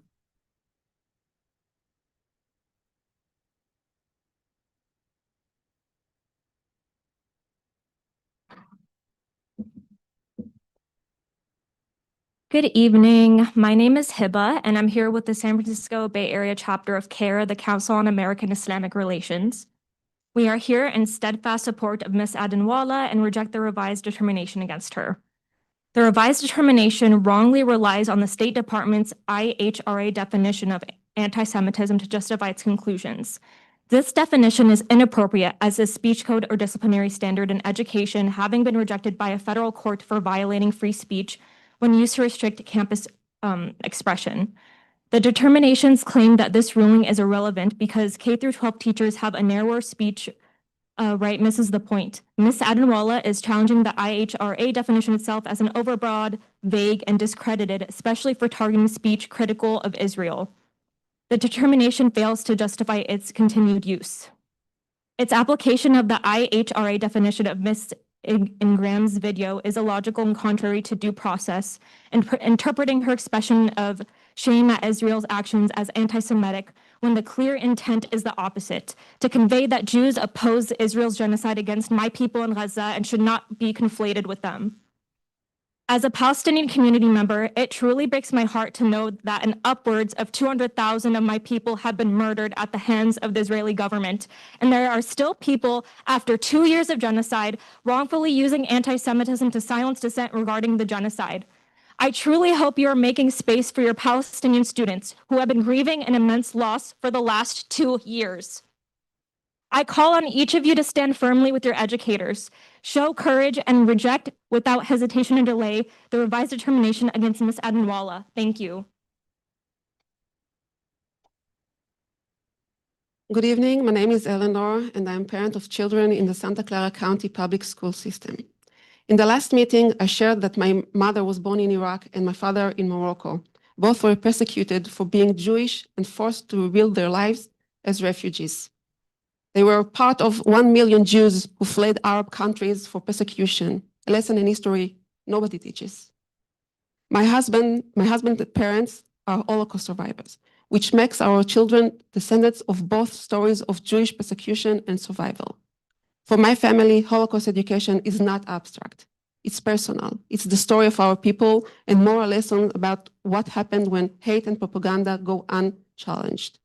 That's why it's so troubling to know that in history lesson about the Holocaust, students were shown a video produced by TRT World, a state-run Turkish media outlet registered in the US as a foreign agent, an outlet known for spreading anti-Semitic narratives, and by the way, it's also known for denying the Armenian genocide.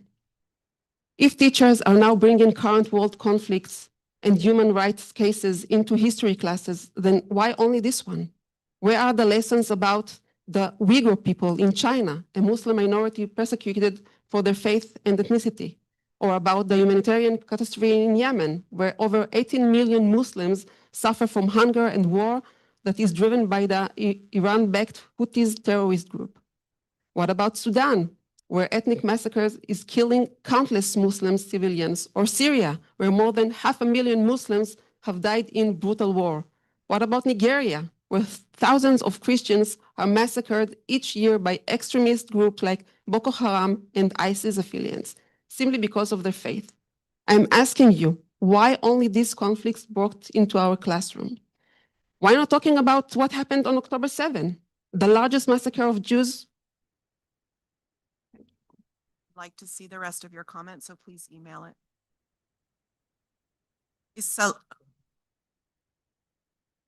Okay.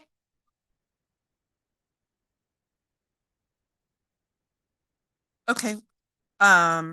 Let's get through a few more and then, okay. Is Salim not here from the last group? I just want to make sure. Okay. Okay. Our next three speakers are Tanvi, Zara, and Salma.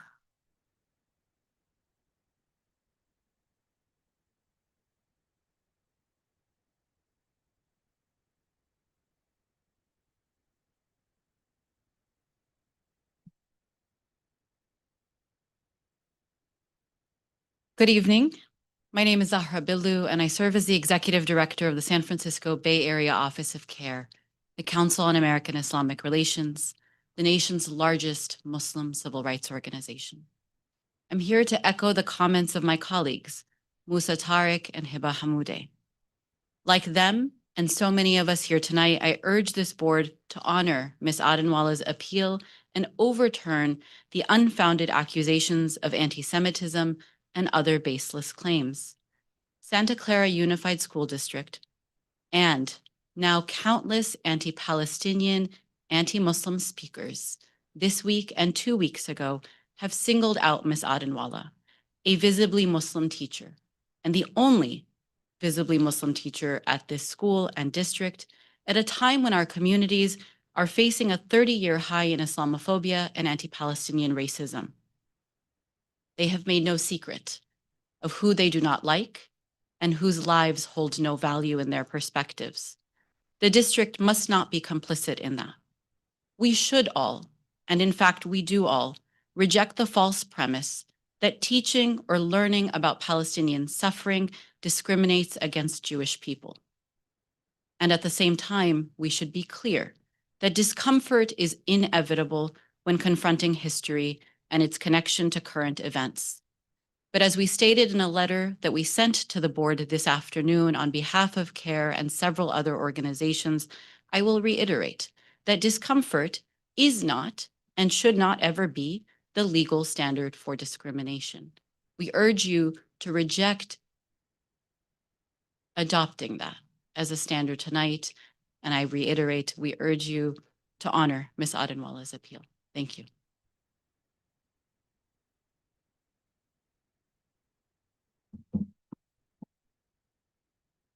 Assalamu alaikum and good evening, everyone. My name is Salma, and I'm a Muslim Egyptian American student at Mission Early College High School. I urge this board to honor Ms. Adenwalla's appeal and overturn the accusations of anti-Semitism and other unfounded claims. I'd like to start by saying that acknowledging the fact and speaking out about genocide in Gaza is not anti-Semitism. Teaching students about the injustices occurring in Palestine is a humanitarian responsibility that is in no way an attack on any specific background or religion. Rather, it is fundamental education that teaches students critical thinking and the harsh reality of the world. Ms. Adenwalla, the only visibly Muslim teacher at her school, is singled out for bringing compassion and the truth into her classroom. That is a blatant display of anti-Muslim and anti-Palestinian discrimination, and it has no place in our district. When teachers are silenced for presenting real-world issues, students are robbed of their chance to learn and grow into global citizens. This censorship isn't protection, rather it's evidence of arrogance. Ms. Adenwalla is everything a teacher should be. She's kind, considerate, truthful, and trustworthy. She connects with students in a way I've never seen before, and I find her incredibly passionate about her job. If it is considered an issue for an inspiring Muslim woman to educate the youth about the actuality of society, then this district has failed. Standing up for Ms. Adenwalla is this board's chance to stand up for fairness, academic freedom, and the truth. It is time for the youth to learn the truth and use their voices as we are the future.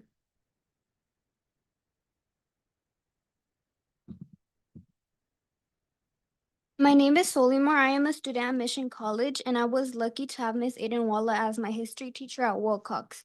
Before her class, I mostly saw history as boring facts, but she showed us how it connected to real life, and I found myself actually excited to learn. When I was in her class, she didn't just teach history. She taught us to care about people, ideas, and fairness. She encouraged us to ask questions, to listen to each other, and to think critically about what we learned. Skills that help us far beyond the classroom. Since the first meeting, I've realized that this isn't only about what happened to one teacher. It's about what kind of learning environment we want for students.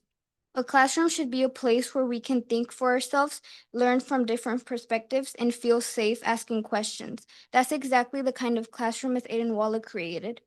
She made school feel meaningful for students who might have otherwise stopped trying, students like me.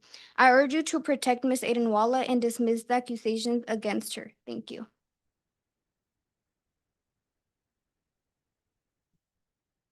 Our next three speakers are Hila, Rama, and Andrea.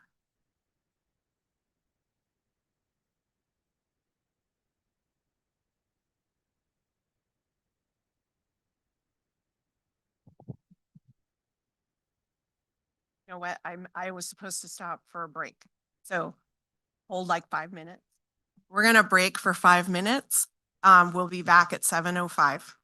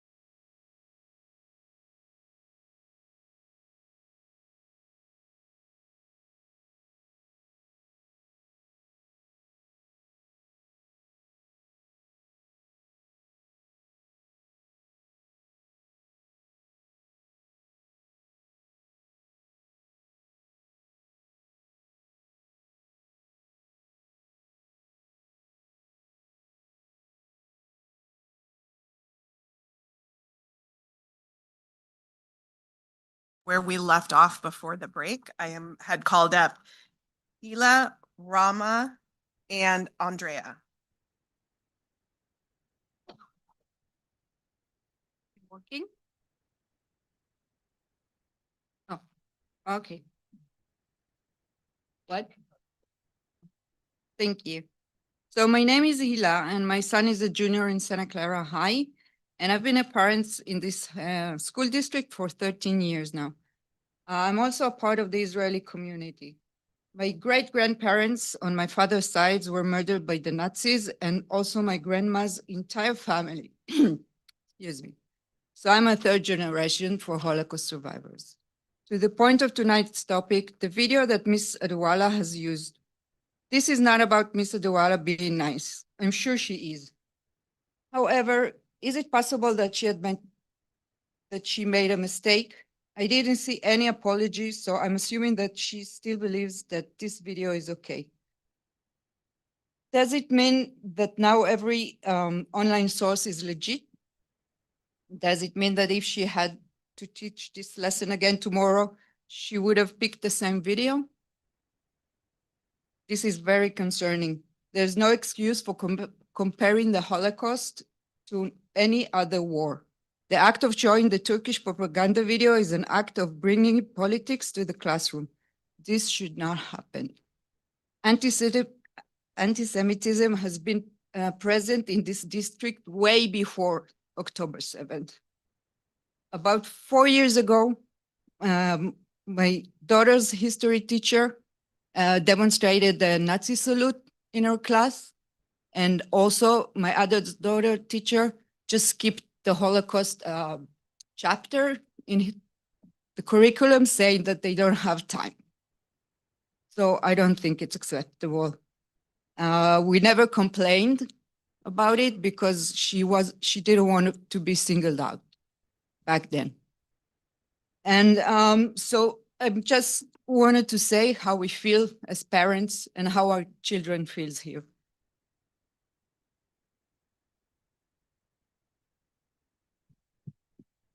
Assalamu alaikum and peace be upon you all. My name is Rahma and I'm a Pakistani Muslim student at MEX. Though I've worn hijab for 5 years, I never expected to be standing here at 15 years old fighting blatant Islamophobia. I expected better from adults because while I've been stared at, questioned, and judged by students for wearing my hijab, I never thought I'd see the same prejudice aimed at a teacher, a Muslim woman who looks exactly like me, for simply teaching with honesty and compassion. Mrs. Adenwala has done everything that a good teacher should do, teach truth and empathy while helping students think critically about the world that we live in. And yet she's being attacked, not for speaking hate, but for showing courage and for refusing to censor humanity. But censorship doesn't raise better students, it raises silence. And silence is dangerous. We say never again about genocide, but never again means absolutely nothing if we punish those who dare to connect history to the present and if we silence the voices that ask us to see the humanity in every person, including Palestinians. I believe that a classroom should be where students learn to be upstanding citizens, to think and to question and to care about the world around us, and not to fear speaking out. So today, I'm asking this board to honor Mrs. Adenwala's appeal, protect our teachers, protect our students, and stand against censorship and hate so that never again truly means never again. I would encourage you to listen to the younger generation and to not underestimate our knowledge. Thank you.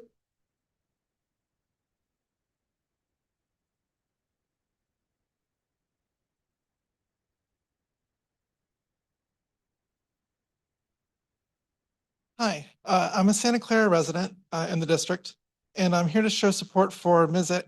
Adenwala and her appeal. I've reviewed her lesson plan on the Holocaust and watched the video at the end of the lesson. The video of a Holocaust survivor and her present-day anti-genocide activism. A lot of people have seemed skeptical that the video is somehow true. There's many other like it from many other survivors. I greatly appreciate Ms. Adenwala's ability to connect historical events to our present-day lives. History isn't only taught because it's interesting, it's taught so that students' decisions moving forward are informed by the past. We build on the successes of the past and try not to repeat the mistakes. We do our very best to ensure that the tragedies of the Holocaust never happen again to anyone. I'm shocked that a video of a Holocaust survivor speaking out about present-day genocide is controversial. We're shown that never again is now in that video, that we didn't learn the lessons of history well enough. So the ones who experienced it are having to step up. How can a teacher not bring up an ongoing genocide while teaching about the Holocaust? Especially when people conflate being Jewish with the state of Israel and its actions. When students are being told genocide and occupation are done in their name. You address it by showing Jewish voices speaking out. You show that Jewish students are not guilty of Israel's actions. You do exactly what Ms. Adenwala did. Ms. Adenwala teaches never again for anyone, anywhere. I wish that I'd had Ms. Adenwala as my history teacher, and I'd be grateful to have her teach my future children.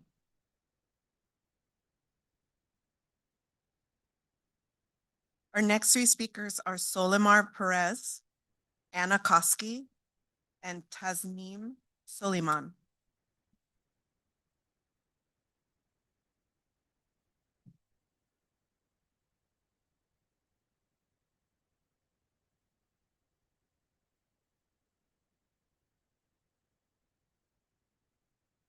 I think I'm second, but I'm first in line now. Good evening, members of the board. My name is Anna Koski. I'm with the California Teachers Association and United Teachers of Santa Clara. Your responsibility tonight is to make a decision based on the facts of this specific case, as you heard them in closed session. For nearly 2 years, Ms. Adenwala has been intensely scrutinized and subject to serious false accusations, which have weighed on her heavily as a teacher and a member of this community. Yet through it all, she has continued to show up for her students with integrity and professionalism. The racist and anti-Muslim comments voiced by some of the community members last week made it clear that for some, this appeal is not about the facts. It has become about silencing perspectives on Palestine. No educator should ever be made a public target or reduced to a symbol in someone else's political agenda. Ms. Adenwala and her instruction deserve to be evaluated based on fair and unbiased standards. When educators see a colleague vilified for responding to student questions or imperfectly addressing a sensitive topic, the message is unmistakable. Be silent. And as others have said, that means our students lose out on an honest education. I urge you to bring this process to an end tonight. Honor Ms. Adenwala's appeal, allow her and the rest of the educators who are waiting to see what you're going to do, allow them to go back to their classrooms and focus on their students, and move forward with the work of providing teachers with clear guidance, training, and resources to address controversial current issues. This is how we can protect academic integrity and create safe, respectful learning environments for all of our students. Thank you.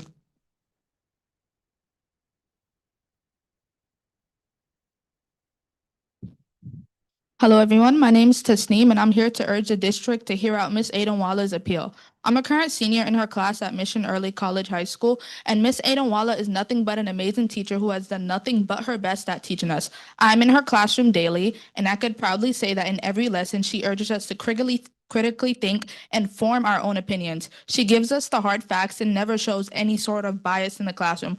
We as students deserve to learn what's happening around us uncensored. Treating this video as propaganda or as anti-Semitic agenda is silencing the voice of the Holocaust victim in the video Ms. Adenwala presented. I want to repeat again, Ms. Adenwala has never shown any sort of bias in any of our lessons or in the classroom.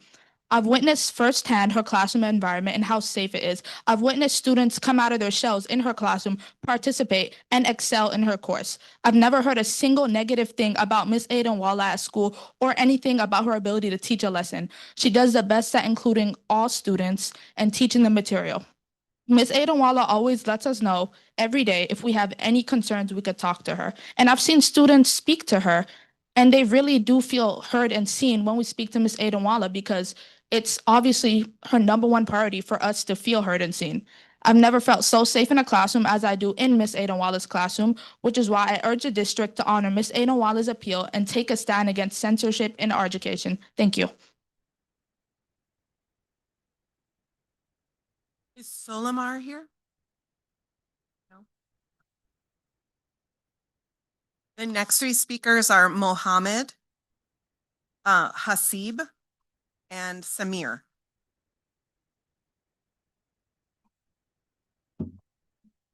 Good evening. My name is Mohammed Shakmakchi. I'm a high school teacher in the Mountain View Los Altos School District. I have not been at work for 6 months. That's because I had the audacity during Arab American Heritage Month to wear a shirt representing an Arab culture. The culture that I represented was Palestine. It was a watermelon shirt.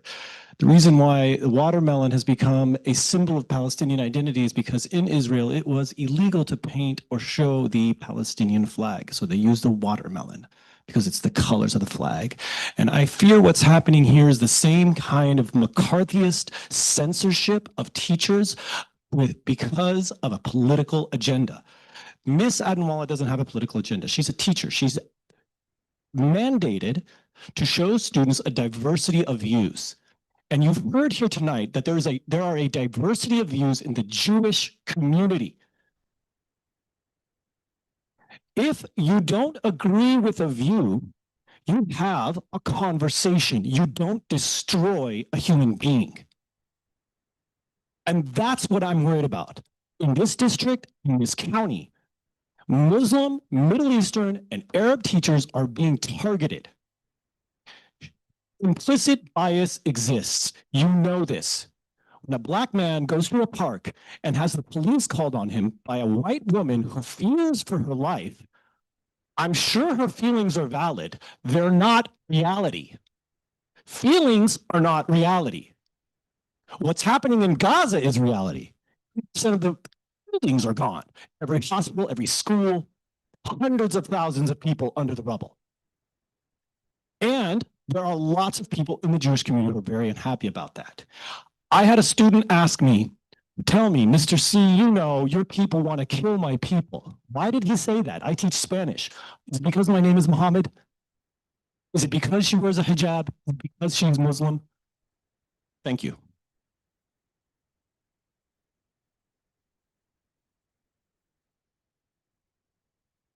Good evening, everyone. My name is Hasib Ahmed. I basically am a Muslim from India.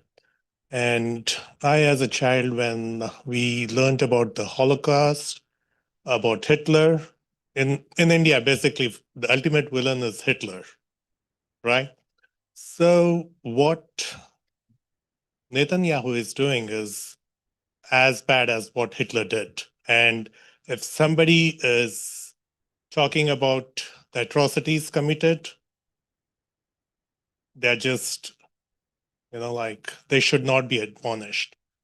I wonder if any teacher was ever admonished for speaking out against Hitler and his goons, the Nazis, for speaking out against the horrible Holocaust, which is a shame on humanity. What's happening in Palestine, Gaza is pretty much a parallel. Thank you.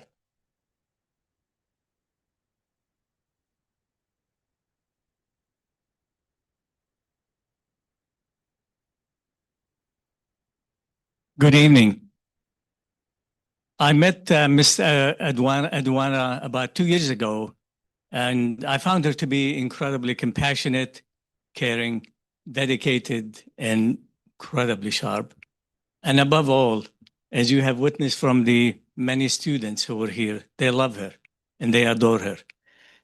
She instills confidence and above all, learning, curiosity. Yet for the past 2 years, she has endured what no other teacher in the district had or should be subjected to. She has been the victim of targeted attacks by organizations that weaponize the UCP process to target teachers. You may not know this, But there are many teachers, one of them who was here, who have been targeted for by the same organization and similar accusations to what Ms. Adenwala has been enduring. What Ms. Adenwala is experiencing is the extreme uptick in false accusations of anti-Semitism made in bad faith, with the intention of silencing the truth about the history of Palestine. And yes, there is rise in racism and discrimination, including real anti-Semitism. Please keep in mind as you look at this, that criticism of Israel or Zionism is no more anti-Jewish than criticism of Saudi Arabia is anti-Muslim. The board has a chance to lead, to stand up for fairness. Thank you. That was the last slip that I have. Does anyone else in the room wish to speak at this time? Okay, you can come and line up behind the podium.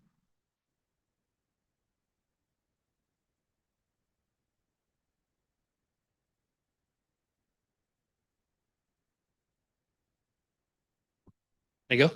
You can. All right. Thank you for having this hearing, board. I wasn't planning to speak, but I thought I should put my voice. I'm a parent of Santa Clara district students. My youngest is in Wilcox High School. He's seen Mr. Adenwala. I think the few things I just want to point out today that what I've learned is that I think one thing is universally being talked about, that this is a energetic, compassionate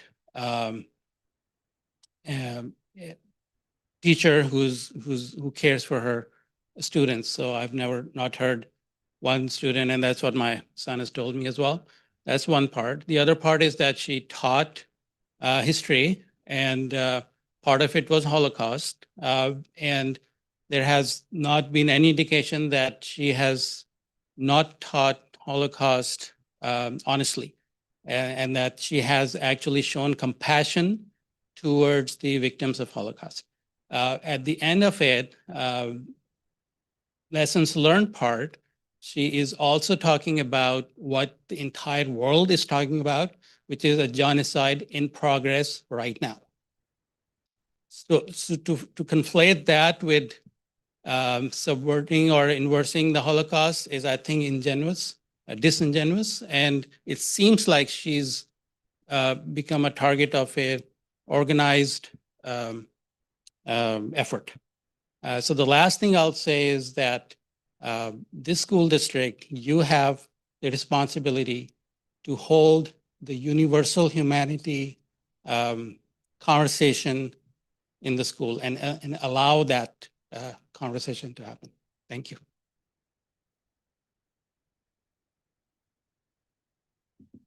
Good evening. My name is Najat. I am a student at Mission Early College High School. One thing that stood out to me about Ms. Adenwala was on the very first day of school, she had already learned all her students' names. That small action truly shows how dedicated she is as a teacher and how much she cares about her students.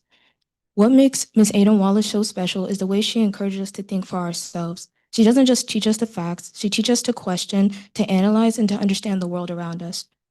Her classroom is a place where everyone's voice matters and where difficult conversations are handled with respect and compassion. She pushes us to see beyond the surface and to recognize the power of knowledge and empathy. We as students have the right to knowledge. We need to be exposed to the full truth of history, the good and the bad, because that's how we make sure things never happen again. Silencing our teacher is not only wrong, it's harmful. We need to start getting comfortable with the uncomfortable because growth comes from having honest conversation. Censorship is robbing us of our education, our awareness, and our voices. Silence is a deadly weapon. I respectfully plead to you to hear Ms. Adenwala's appeal because she deserves to be heard and because teachers like her make a lasting difference in our life. Thank you. Thank you. Is there anyone else who would like to speak before I close public comment in the room? Okay, we'll move now to we'll close public comment in the room. We'll move now to Zoom comment. Ms. Meltzer. Thank you, President Lieberman. Just to let you know, we currently have 19 people on the list, so there's a number to get through. For the members of the public attending through the Zoom webinar who would like to speak, please use Zoom's raised hand tool. You can enter Zoom. Never mind, excuse me. Public speakers will be called upon in the order that hands were raised. There will be a 2-minute timer on the screen, similar to the one we have in the boardroom, to help you moderate your comments. To be sure everyone has the same amount of speaking time, we will have to move on to the next commenter after 2 minutes. When your name is called, you will be prompted by Zoom to unmute. Our first commenter is Kitsia Siddiqui.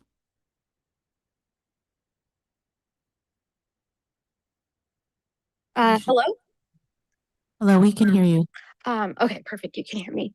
Yeah, hi, my name is Kudsia. I am an educator in the county as well as a member of this community. I am here to urge you to honor Ms. Adenwala's appeal. I feel deeply concerned that the district's finding accusing her of anti-Semitism and other unfounded claims has caused real harm. I've seen how this situation has made educators and students hesitant to speak openly about their heritage or to teach honestly about Palestine. I know there are Palestinian students in this district who feel invisible when their identity and history are treated as something that can't even be acknowledged. That silence sends a painful message about whose stories are even allowed to be heard. In my personal credential training, we were taught to create brave spaces, classrooms where students can explore difficult topics, lean into discomfort, and grow through honest dialogue.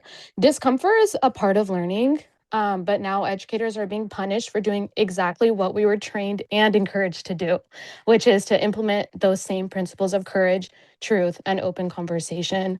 We can't confuse discomfort with safety. Facts matter, and they must be the foundation for any honest conversation in our classrooms. Silencing an educator for recognizing these experiences is an act of anti-Palestinian racism, and it harms the entire community. Censorship of one creates a slippery slope for censorship for all. Lastly, I wanted to shed light on the fact that not one student has come forward tonight to say that they felt unsafe, uncomfortable, or unheard by Ms. Adenwala. Quite the opposite, actually. These students have spoken with courage and conviction, describing a teacher who has inspired them, cared for them, and made them feel valued.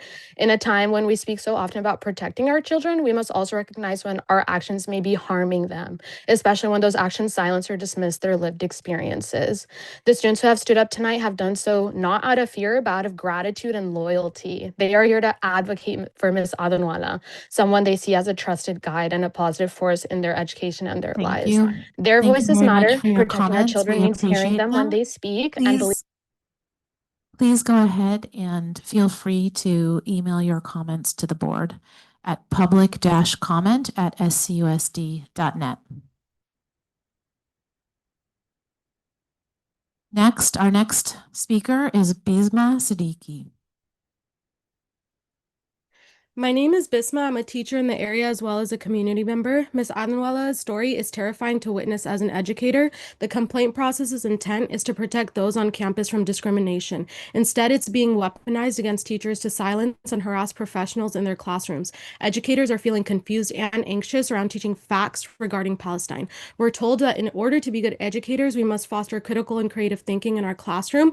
The standard should be applied equally to all topics. It's important to note that we're seeing a pattern of targeted complaints specifically against teachers of underrepresented communities. We cannot ignore the fact that Ms. Adenwala is a visibly Muslim teacher who has had multiple complaints lodged against her until something finally stuck. I hope that we as a society moved away from casually using thinly veiled racist language against Muslims and Palestinians. We saw it tonight with people denying the genocide in Palestine, blaming acts of anti-Semitism across the country on Ms. Adenwala, referencing oppressive regimes and connecting them to the Muslim community proximity, even villainizing Palestinian cultural attire. I hope that you can see through this as a pattern of scapegoating and racism. Please recognize the importance of having a teacher like her whose diverse identity also encourages a variety of thought and perspective in the classroom. I also, again, want to bring attention to the fact that every student who spoke today that actually goes to schools in your district has spoken in support of Ms. Adenwala. You have an opportunity to show our teachers that you will support them when they're facing unjust and unprecedented scrutiny and criticism. Please honor Ms. Adenwala's appeal and protect both our educators and students from this intimidation. Thank you for your comment. Our next speaker is Nora A.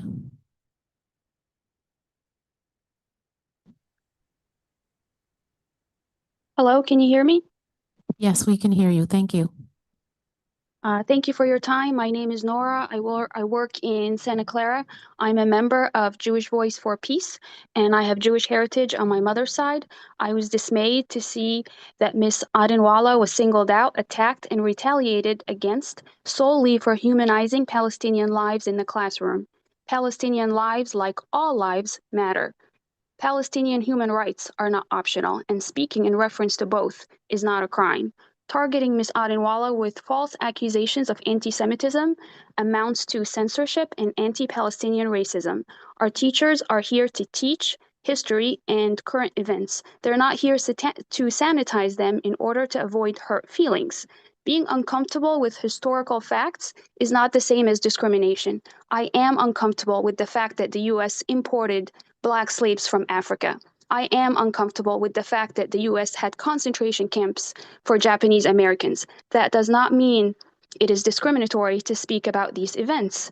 Additionally, I'm concerned that the UCP complaint process is being weaponized, politicized by outside groups and misused to target educators who speak the truth and who criticize foreign governments, especially when the UN has already confirmed that Israel is committing genocide in Gaza. This is a fact, not an opinion. I urge you to honor Ms. Adenwala's appeal and overturn the baseless accusations against her. I urge you to promote academic freedom and truth in education. Thank you. Thank you. Our next speaker is Yusuf Perwez. Hello, my name is Yusuf Perwez, and I graduated from Wilcox High School last year. When Ms. Adenwala joined Wilcox during my junior year, she was a unique teacher in many respects. She was the one teacher who wore a hijab.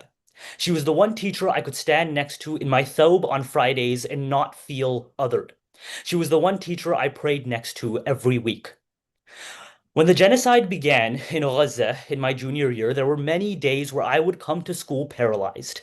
I had seen minutes upon minutes of footage of families who looked like mine massacred. And more horrific than that, I had seen the suppression or apathy of talking about the subject among the vast majority of adults at my school. Ms. Adenwala was an exception in this respect as well, for she was one of the only adults who noticed the slouch in the way I walked, the quiver in my voice, the change in my expression, and took me aside, unafraid to broach difficult subjects, but approaching them with genuine compassion. And there was not a conversation that I walked out of on Friday with Ms. Adenwala where I did not feel I stood straighter afterwards. As a Muslim born and raised here, unfortunately, I am not surprised that the one hijabi teacher at Wilcox, not 2 years into her term, is being hounded by a multitude of outside organizations and having public racist comments made against her, and I am across the country, 1 year graduated, bargaining with the board to provide her the most basic of protections for daring to teach rather than ignore a subject important to students. But it does sadden me, because Ms. Adenwala is a pillar of our community, and I would deeply regret it if future students could not benefit from her genuine compassion and care. And so I urge this board to listen to students and honor Ms. Adenwala's appeal. Thank you. Thank you for your comments. Our next speaker is Oded Clymer. Hi, thanks, board, for letting me speak. Hey, my name is Oded, and I'm the father of 3 children studying in the district. Most of my personal family was murdered in Romania during the Holocaust. 6 million Jews were murdered, systematically murdered, gassed to death in gas chambers, buried alive in mass graves, tortured just for being Jews. Most of the Jewish population in Europe was eliminated systematically. This has been the biggest genocide in human modern history. This is 3 times the population of Santa Clara County. I look at part of the speakers here today from organizations like CARE and JVP, and I understand that the video Mrs. Adewale presented was not about teaching the Holocaust. It was about promoting a political agenda that these organizations are trying to promote. Teachers have a very sacred responsibility that this teacher has violated it by bringing political propaganda to the classroom. I'm glad to hear that some students look up to her. This is another example why the board should not accept her appeal. And as she abused the love of her students to push political propaganda. Dear board members, remember what you are here for. And remember, this is not about freedom of speech. This is not about Muslims. This is not about Palestinians. It's not about Arabs. It's not about the war in Gaza. It's not about any of the 40 conflicts happening around the world right now. It's about remembering the Holocaust, the biggest genocide in modern history that took the lives of 6 million innocent people. You have a critical role in this decision. If you accept her appeal, you will be unleashing the abuse of the Holocaust education for political propaganda in other schools in the district. You will be putting my kids at risk. You will be saying that it's okay to present a hate video at class. Say no to hatred against Jews. Say no to political propaganda at school. Say no for teachers like this teacher that abuse the truth for the sake of pushing Thank political. you for your comment. We appreciate it. If you'd like to send an email to the board with the rest of your comment, please feel free to do so using public-comment@scusd.net. Our next speaker is Azra Sahik.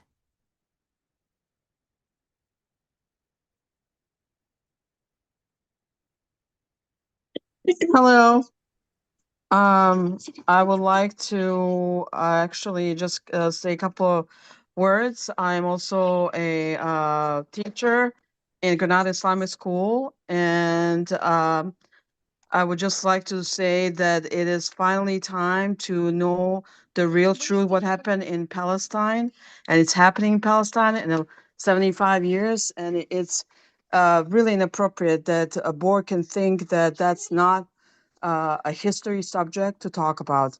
The rest of the time, I want to give to my daughter. Hi everyone, my name is Sophia. I'm in 6th grade in the Granada Islamic School, and today I want to speak from the heart about Palestine, not as a political issue, but as a human one.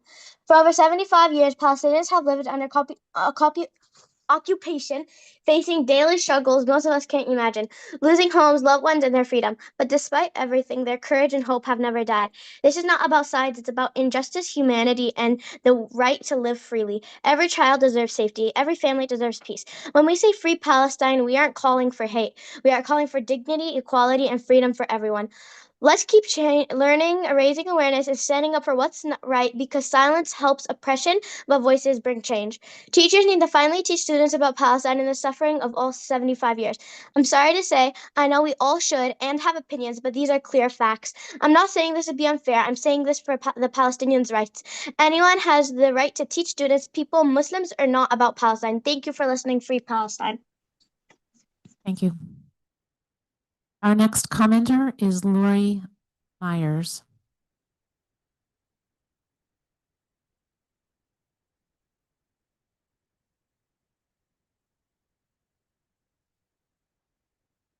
Lori? I think you've been unmuted. Can you hear us?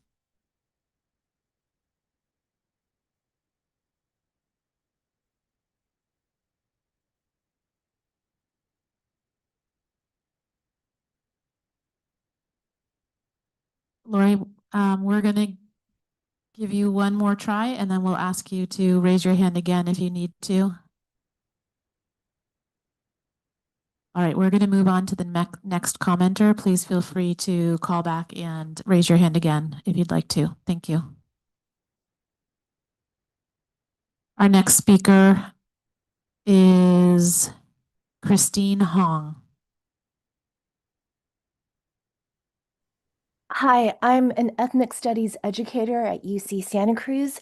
I want to contest the implication which was made by an early speaker that it was somehow anti-intellectual that Ms. Adenwala showcased a video of a survivor, as though a survivor of the Holocaust possesses no deep moral insight.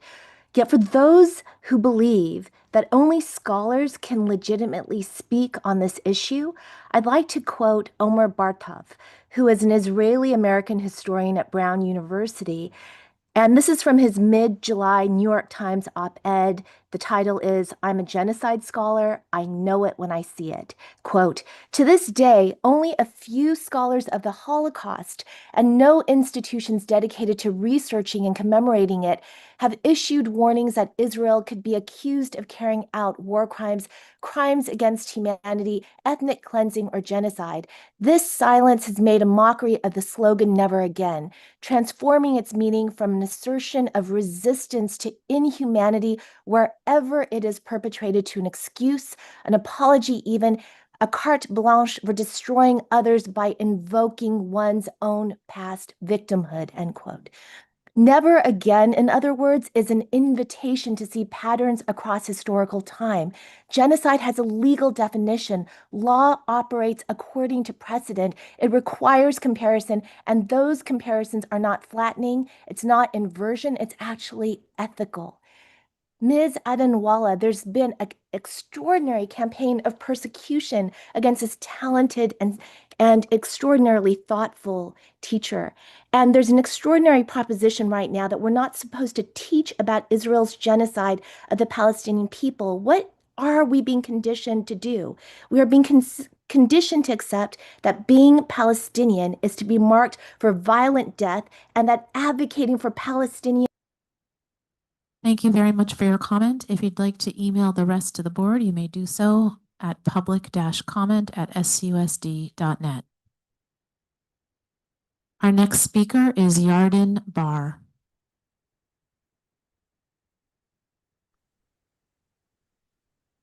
Good evening, President and esteemed members of the board. My name is Jordan Barr, and my kids are enrolled in the county's public school system.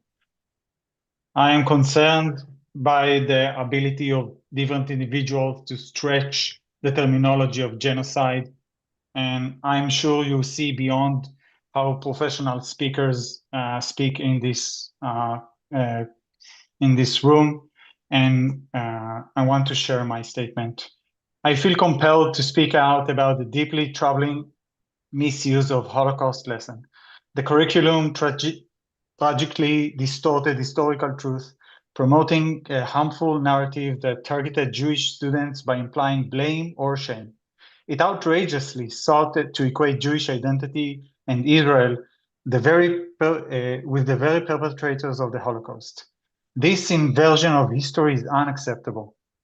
It is crucial to acknowledge that the district's comprehensive investigation, which meticulously reviewed all evidence, facts, and relevant legal standards, concluded that multiple policies were violated. We must stand by and affirm the district's carefully considered decision. We cannot allow this distortion of the Holocaust to be taught in our classrooms. Our fundamental duty is to ensure our children are educated with accuracy and integrity in an environment free from all forms of hate and intimidation. I also want to acknowledge your courage in this matter. Thank you for standing for the truth in the face of immense public pressure. I urge you to uphold the district decision without compromise. Our children deserve nothing less than the truth, integrity, and a classroom free of hate. Thank free of hate, and thank you. Thank you. Our next speaker is Saman Qadri.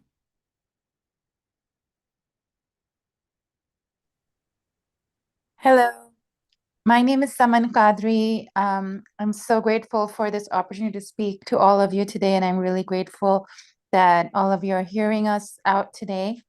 I have two children in the Santa Clara Unified School District. One of my kids is gonna go next year, probably to Wilcox. She is Muslim and she does use a hijab, so she is very much visible Muslim.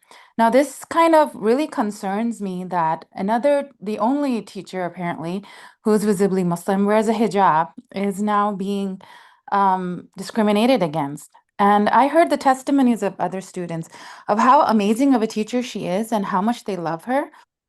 And also that if the students see that a visibly Muslim hijabi teacher is discriminated against, that is scary for my daughter, who is also visibly Muslim and hijabi. Will my daughter feel safe to go there? If Miss Adanwala is ostracized just because of her views, even though she is teaching very objectively? The other issue I have is that, is there a chokehold on one type of narrative being forced on the people and preventing the freedom of speech? We really have to be careful about this and not allow this other parents who have the audaciousness to accuse this teacher of bad intentions, of accusing her of using this platform politically. This is such a blatant accusation on any teacher. And imagine all the teachers are going to get so scared for being afraid of saying something or doing something and being accused of such it's just so sad to hear this. So sad to hear, because if she's such a great teacher, I hope Wilcox doesn't lose such a great teacher. It will be a great loss to our teaching community and the Wilcox reputation as well. So please, please support Ms. Adanwala's appeal. Thank you.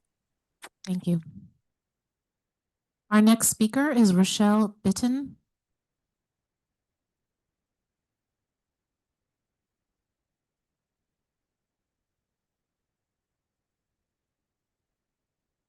Rochelle, are you able to? Yeah, I'm here. Can you hear me? Yes, wonderful. Thank you. Thank you. Yes, I've thank you for taking my comment. I've heard a lot here today, and I think that people are very impassioned, and I realize that there's a lot of really strong feelings here, but I think that they're quite off topic. Unless I'm mistaken, this is about the content of the video that was shown and whether or not it's appropriate.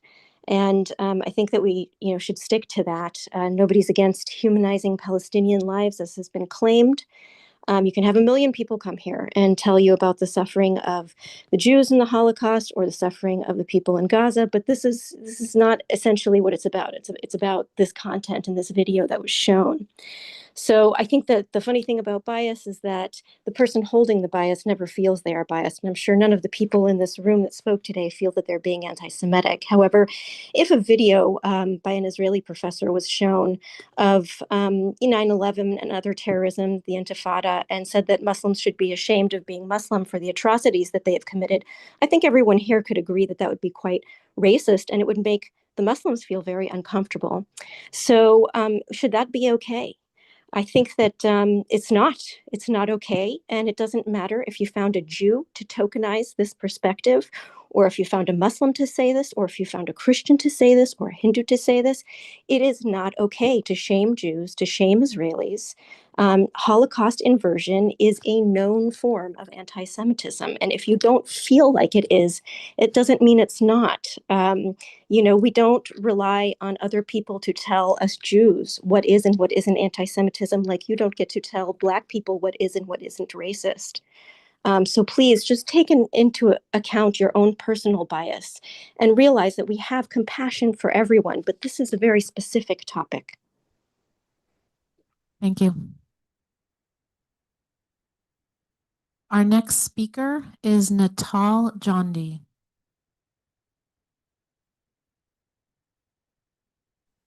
Hi, can you hear me? Yes, we can. Thank you. Hi, my name is Natal Jondi, and I'm speaking in full support of Ms. Kauthar Adanwala. She was one of my teachers a few years back at one of my old schools, and as a Muslim Palestinian student, I'm deeply concerned and hurt about how she's being treated. No teacher, no matter where they're from, how they dress, or what religion they are from, they should not be punished for encouraging empathy, critical thinking, or awareness of human suffering. Showing a video of a Jewish Holocaust survivor condemning genocide is not an anti-Semitism. It's compassion and moral courage. I also want to address something that was said earlier about learning critical thinking. We all want students to learn critical thinking, but that means being able to look at all sides of history, not just the ones that make us feel comfortable. Growth doesn't happen in comfort. As a Palestinian myself, it's painful to see how my history is treated as too controversial to even discuss in classes. It's important for people to see how my people, the people in Palestine who are suffering, they should see how the loss of my people, the displacement, and the humanity behind it all. Both the Holocaust and the genocide in Gaza are about deep human pain, and they both should be acknowledged with honesty and empathy. These attacks on Miss Adanwallah come from hate, discrimination, and fear, not the education system or education. Our schools must protect teachers who tell the truth and make space for every story, including Palestinian voices. I urge for you all and the district to stand with Miss Adanwallah and uphold its commitment to truth, justice, and academic freedom for all. Thank you. Thank you. Our next speaker is Israel Chai.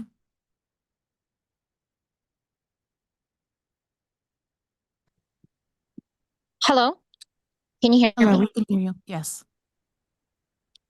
Hello? Hello, we can hear you. Please go ahead and start speaking. Okay, great.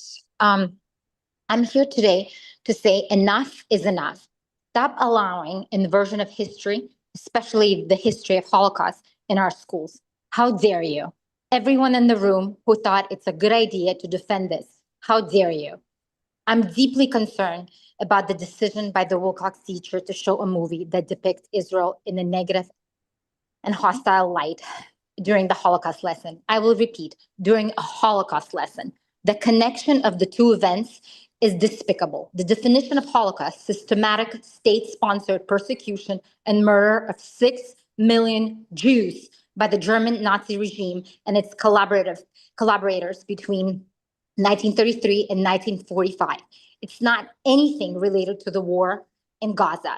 There are no comparisons, zero. The Holocaust was one of the darkest chapters in human history. When we teach about it, our goal must be education, empathy, and remembrance, not political commentary. Introducing an anti-Israel and anti-Jewish sentiment into a Holocaust lesson confuses the historical message and risks spreading hate rather than understanding. This is not just about one film. It's about the integrity of Holocaust education and the responsibility we have to teach truth without bias and distortion. Showing a person in the film saying, "I'm ashamed to be Jewish," how dare is she to show such a propaganda? I'm beyond proud to be Jewish. We rose from the ashes of persecution, including the atrocities of October 7th, and we're here to stay. How dare she? I'm shocked that she's still not fired. How dares everybody to claim that we're Islamophobic? We're against hatred. We're against bias. We're against bullshit in the classroom. Thank you for your comment. If you'd like to submit additional comments, you can do so at public-comment@susd.net. Our next speaker is Russell Lee. Hello, can you hear me? Yes, we can hear you.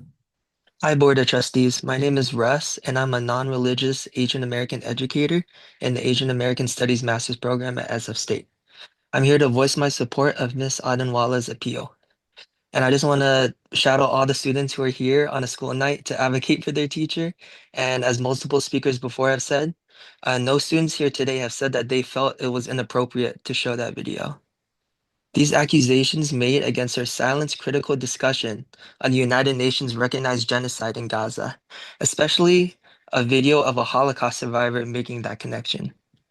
As an educator and future K-12 social studies teacher, I strongly feel that bending the knee to the harassment and false accusations Ms. Adanwallah has had to endure over the past 2 years disincentivizes teachers in your district from approaching sensitive subjects at the expense of students' academic well-being.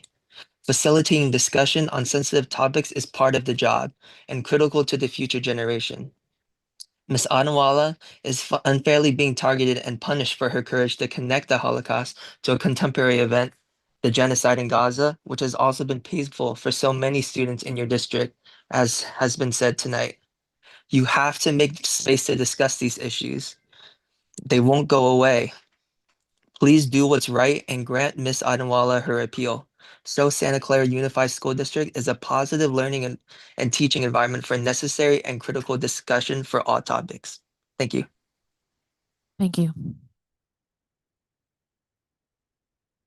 Our next speaker is called Christina's iPhone.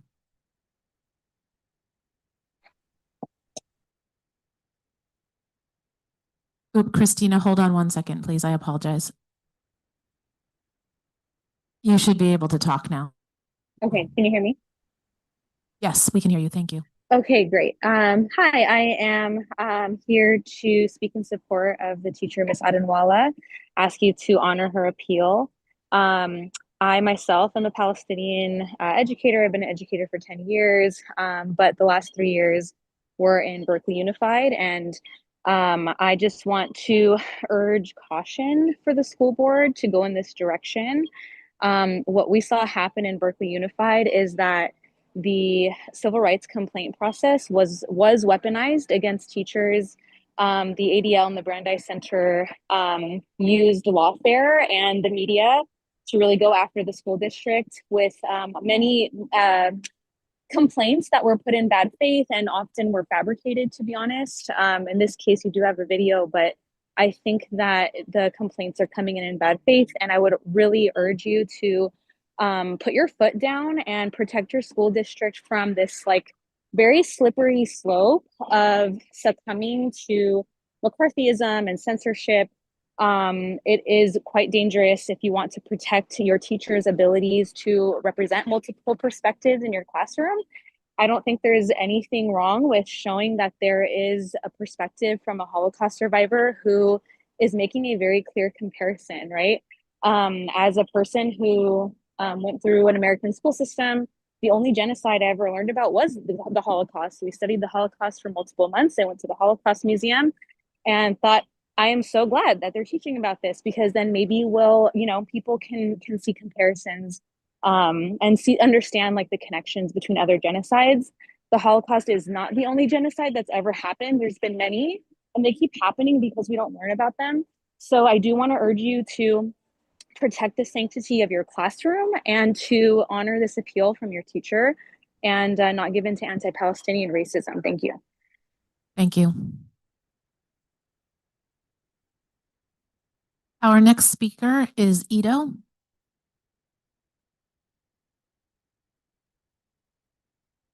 Ito, you should be allowed to speak.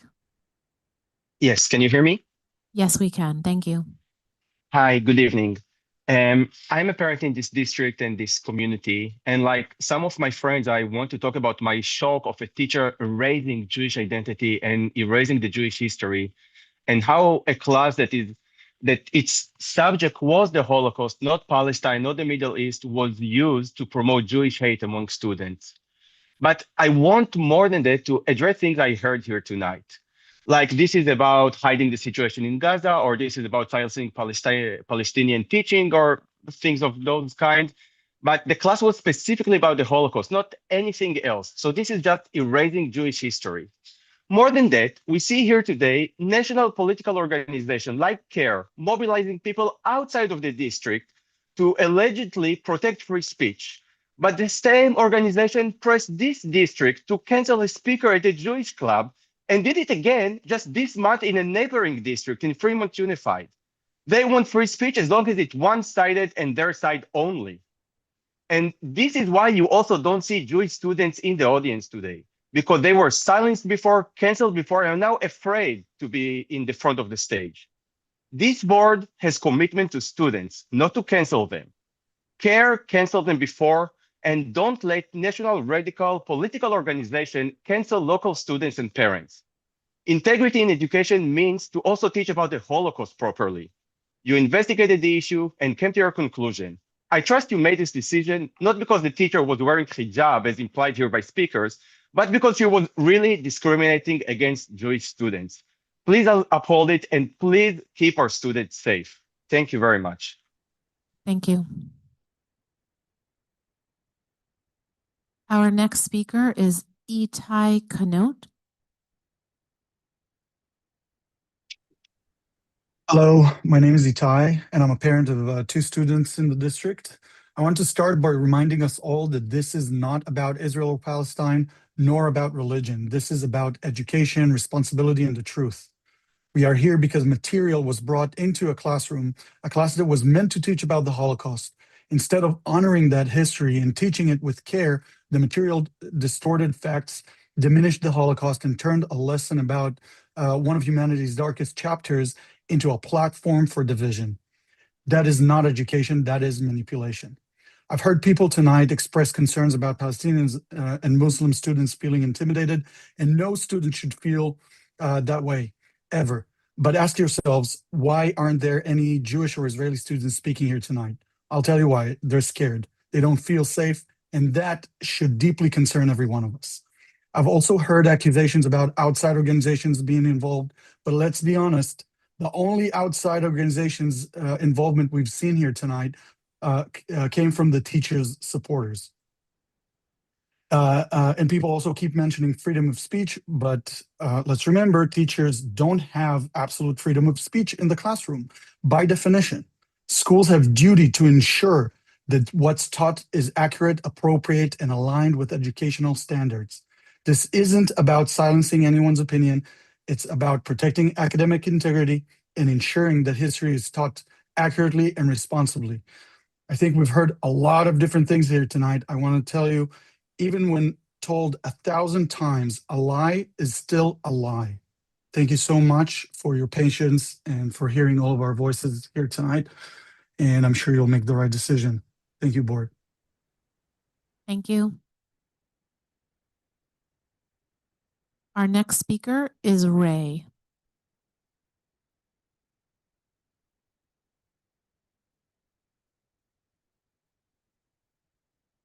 Ray, can you? But we know that 5 years later, the king decided. Ray, we're having a hard time hearing you. You're breaking up. Was that because of Israel? Was that because of the genocide in Gaza? Ray, can you speak closer to the telephone so that we can hear you and it's not breaking up? And the Yemen. Can you guys hear me now? Yes, Ray, thank you. Okay, thank you. I appreciate your patience. Okay, a little bit of audio issues. Okay, first of all, I wanted to thank you so much for allowing me to speak. I'm a parent in this community, and I'm also a 3rd-generation survivor of the Holocaust. 75% of my family was eradicated in the Holocaust, and my grandparents passed down the stories of that horrific time in our history. Across the country, we're seeing disturbing normalization of Holocaust distortion and anti-Semitism. I was mortified when I saw school putting the Auschwitz gate, Arbeit macht frei, in a Halloween decoration. That's the same gate that my grandfather walked through, okay? And this is happening again and again. Anti-Semitism is up over 1,000% in this country. And I was alarmed that during a Holocaust class, this is why they were learning about the Holocaust. At SCUSD, students were shown, again, a foreign government propaganda video. It inverted the Holocaust and implied that Jews should feel ashamed of being part of the tribe. This shouldn't be the case. We are here because of the content that was inappropriate to teach at a Holocaust lesson. What they should have seen is a video of the Holocaust. We can't allow this kind of distortion to take place in the root of our classrooms. These kids have the most malleable brains and they deserve to hear the truth. I urge you, it is our responsibility and yours to take a firm stand and reject the appeal. We cannot normalize this material. I've heard a lot of things in this room, and it's scary and appalling how many lies have been told and so much distortions. There's got to be a red line. There's no place for Holocaust distortion and hate in our classrooms. All of our students should feel welcome and safe. My kids, 3 of them that learn in this district, I can tell you right now, if this content is being shown, they will not feel safe. Thank you so much. Thank you for your comment. Our next speaker is Abdullah Raiz.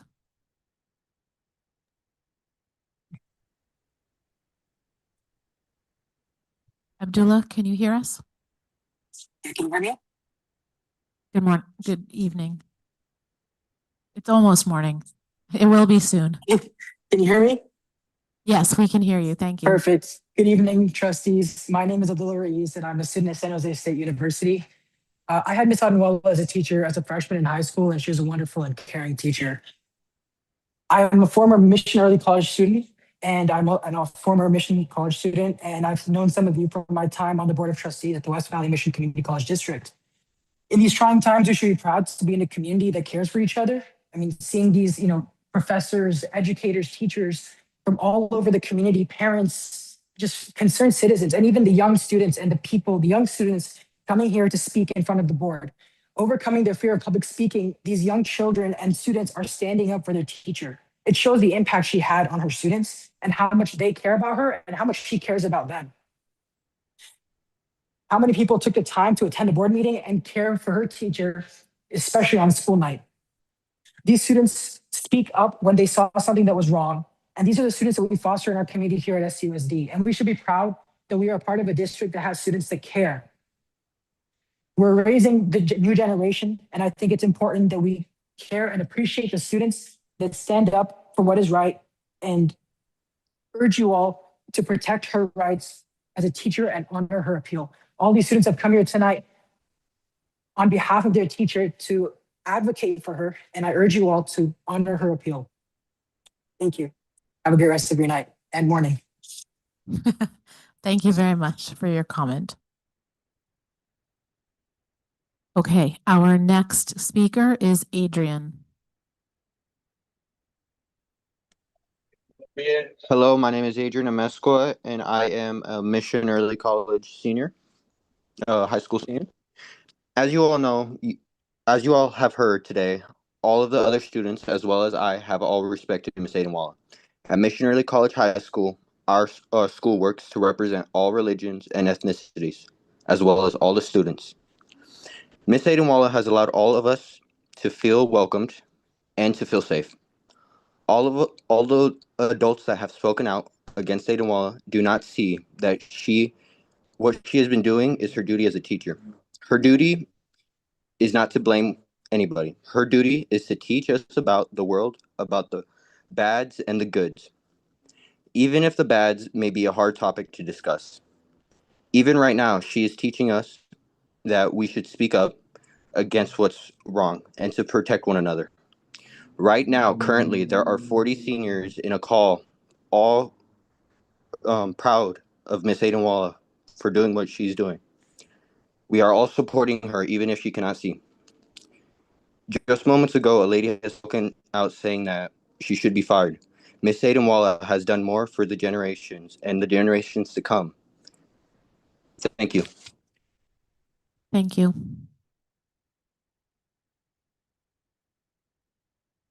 Our next speaker is going by the name of iPhone.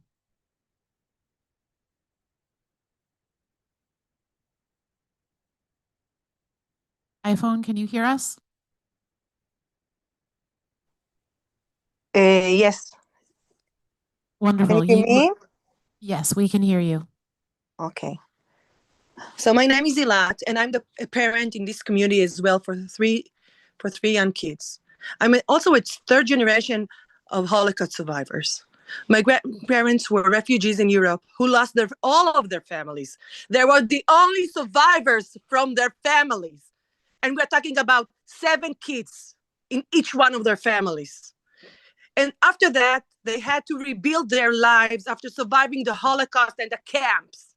The memory of that history is so personal and sacred to us as Jewish people. That's why what happened in the class is so troubling. The teacher took advantage of the classroom and of the trust the parents placed as an educator for the students. We expect teachers to teach, not to push political views or use the Holocaust to advance them.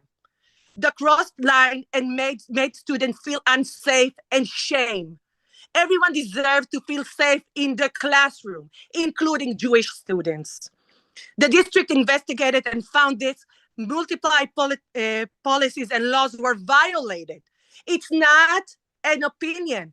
It's the truth and those of the evidence. When laws are not followed, there must be consequence. That's how we protect our children. And that's the main trust in our school and educators. Thank you for your time. Thank you. Our next speaker is Jennifer. Hello. Hello, we can hear you. Hi. My name is Netta, and I'm a community member of Santa Clara County. I urge this board to honor Ms. Adenwalla's appeal and overturn the accusations of anti-Semitism and other unfounded claims. Since the start of the Israeli genocide funded and supplied by the US, I've lost over 50 members of my family in Gaza. My surviving family has immensely suffered over 700 days of genocide, a suffering that is so overwhelming and painful, it is incomprehensible. My aunts, uncles, cousins have been displaced from their homes across the Gaza Strip, and further displaced after 6 to 7 times, carrying all their belongings on their back, walking miles to find shelter. My little cousins have been out of school for more than 2 years, like most children across Gaza. In addition to the heavy bombardment, the forced starvation inflicted by Israel has left members of my family lacking basic necessities like food and water. When I was in school, I wish I had a teacher like Ms. Adenwalla, someone who stood up for the truth and humanity. The genocide in Gaza has been taken to the International Court of Justice and has been named a genocide by the United Nations. Is the United Nations also anti-Semitic? Are you guys going to also call the United Nations an anti-Semitic group? In 10 years, when everybody makes documentaries about the genocide in Gaza and everybody claims that they were against it, Ms. Adenwalla will know she stood up against the genocide when it was actually happening. This claim is outrageous, and I think you guys need to accept Ms. Adenwalla's appeal. Thank you. Thank you. Our next commenter is Noah. Hello, can you hear me? Yes, we can hear you. All right. I would like to say I am in favor of Miss Adenwalla's appeal. She is the kind of teacher who makes us actually think. She doesn't just tell us what to believe, she pushes us to see different sides and forms of our own opinions. The video that she showed wasn't about spreading hate. It was about opening our eyes to see what's happening in the world. That's what real learning is supposed to do. I believe teachers should be allowed to talk about hard topics as long as it's to help students understand, not divide us. Ms. Adenwalla cares about her students and wants us to think deeper and protect. That's something we should protect and not punish. I'd like to also say I am a Christian African-American student at Mission Early College, and I've seen her not only protect her Muslim students, but protect our Christian and her Jewish students. I highly think you guys should hear her appeal and be heard. Thank you. Thank you. Our next speaker is Adnan Perez.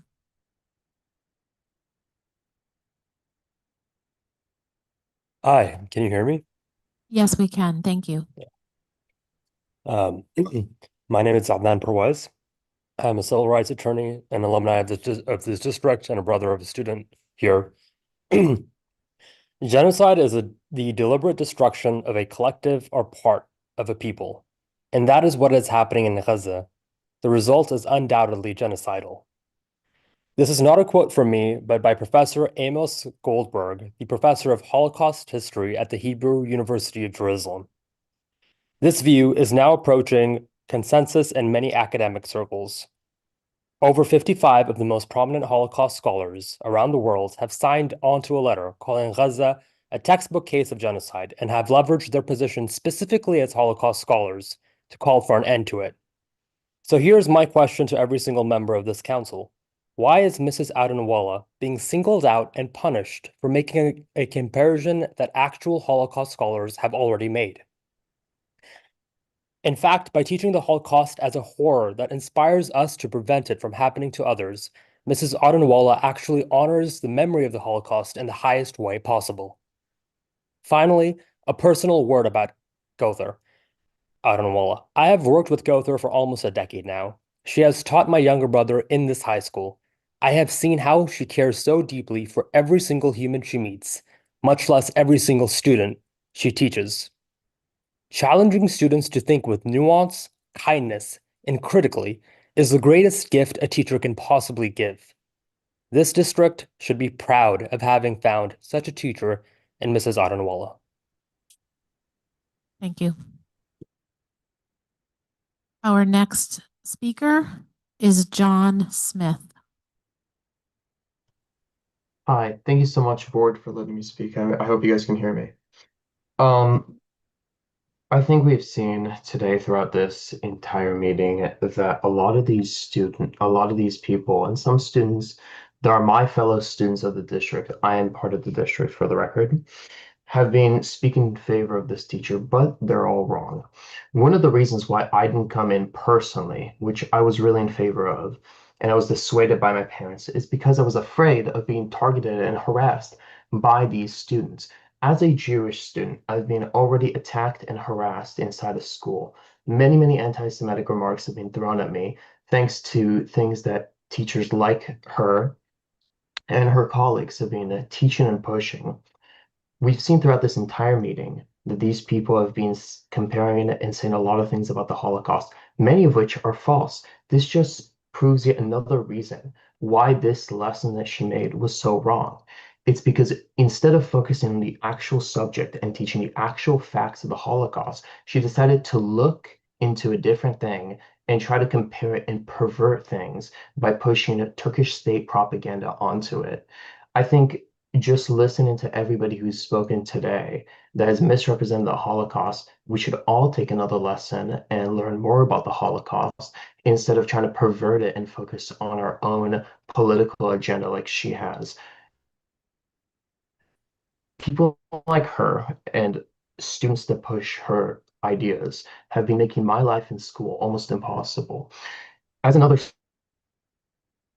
student here stated, around 3 hours and 14 minutes into this discussion, that she has been praying with him. Now, I'm not against prayer, right? I pray in school all the time, but teachers are not allowed to pray and push kids into doing other things. It seems like she's violated her ability and her things as a teacher, not once, not twice, but many times, and students. Thank you very much for your comment. If you'd like to share the rest of your comment with the board, you can email it to public-comment@scusd.net. Thank you. Our next speaker is Zainab.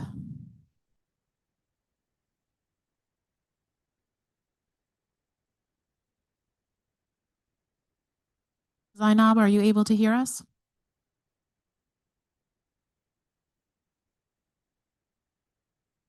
All right, Zainab, we're going to move on to the next speaker. Feel free to call back and raise your hand again if you'd like to. Thank you. Our next speaker is FH. Can you hear me? Yes, we can hear you. Thank you. Thank you for giving us this time. I'm a community member in Santa Clara County. I'm Palestinian. I've lost over 100 members of my family in Gaza, including my dear uncle just a few weeks ago. This has been a torturous 2 years, but it's nothing new. They've been bombed relentlessly over the years, 2014, 2021, as long as I have been, as I can remember. And my identity has constantly been politicized. It's constantly made complicated, confidential, political, too difficult to understand. You need an expert. Oh, but not that expert. Oh, let's go find another expert. And the list and the distortion is happening. The distortion is happening to silence Palestinian narratives. Ms. Adanwala is exactly the kind of teacher that we need in this moment. There's been a lot of talk about bias. All humans have bias. Racism isn't about individual bias. It's about systemic patterns of dehumanization that allow certain groups of people to claim superiority over others. And that ideology of superiority allows atrocities to happen. And that ideology of superiority has rung very true in this meeting over the last several hours. Israel was built on the belief that Jews have a greater right to safety and land than Palestinians. There is enough land for us all. You won't hear that perspective because we are systematically silenced, but the use and weaponization of UCP complaints and other abuses of process that stigmatizes Palestinian identity and makes people like you in your chair afraid to act. The Holocaust happened because people sitting in the very chairs that you are sitting in were afraid to lose their jobs, because if they erred in the wrong direction, they might get penalized by the public or even by the state. Yes, the state. The United States is very much in favor of the genocide in Gaza that's affecting my family. So I really hope that you, in your chair, can speak up during a genocide. That is what's being asked of you tonight. Thank you. Thank you. Our next speaker is Fatima, 852-338-5465.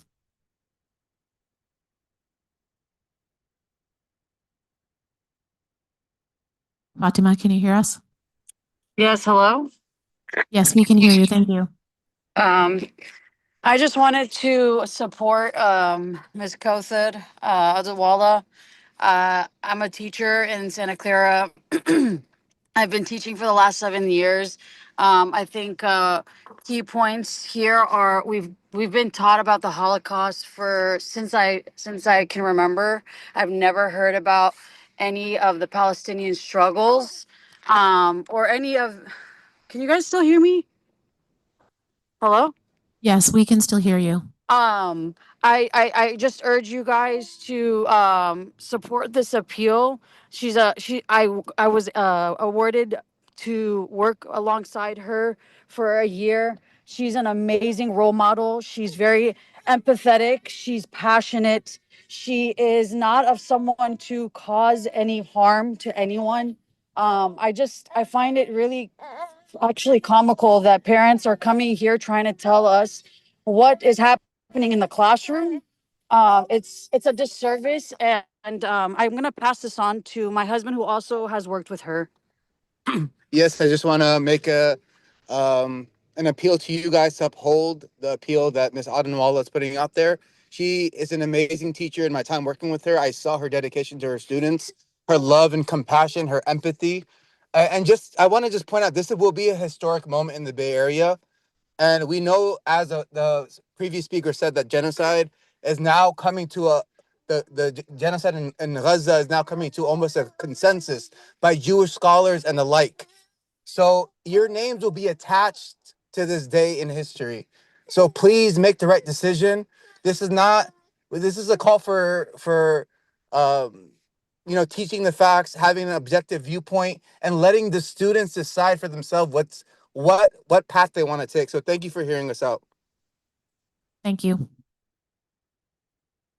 Our next speaker is Boaz. Hi, thank you for letting us have our words tonight. I'm a parent at this district, and I'm hearing for the last almost 2 hours like people talking about genocide, about anti-Semitism, about many things. And what disturbed me the most is the fact that we're trying to talk about our feelings and beliefs, instead of understanding that if the district thinks that genocide in Gaza, if it exists or not, if agreed or not, it's something important, they should put a class on it. If there's a class on a Holocaust, the class should be on a Holocaust, not on anything else. And I think this is the discussion here. The discussion is, does the teacher followed what she's supposed to do in the class, or she didn't do what she's supposed to do? And trying to disturb it with anything else is just a lot of words and a lot of things that try to distract from the fact that she didn't follow what she was supposed to do. And I think this is what this committee should discuss and should follow. So please, listen to the fact, listen to what is real, listen to the rules, and not to all the noise and other things that people here is trying to distract us with. Thank you very much for listening, and I hope you're gonna have a good night. Thank you. Our next speaker is Joseph Munaredho. Hi, thank you for having me. I'm here to submit my application for a new course at your school, teaching the history of Palestine in the last 100 years. It'll be all about facts. Facts such as the massacre in Hebron of native Jews in 1929, the late 1930s Arab Revolt, in which they rejected any sort of Jewish state, the 1948 war, in which Palestinians started a civil war by rejecting two separate states. Then they lost. The Arab states invaded, and then they lost. The 1966 war, in which Egypt, by listening to Russian propaganda, started lining up at the borders of Israel, blocking the Straits of Tiran, causing another war. 1973 war, started by Syria and Egypt invading and losing. I'm going to teach about Hamas's charter, talking about wiping Israel off the map. I'm going to talk about the polls of Palestinians over the last 30 years, where educated Palestinians, 70%, talk about expecting Israel to be wiped away within the next 40 years.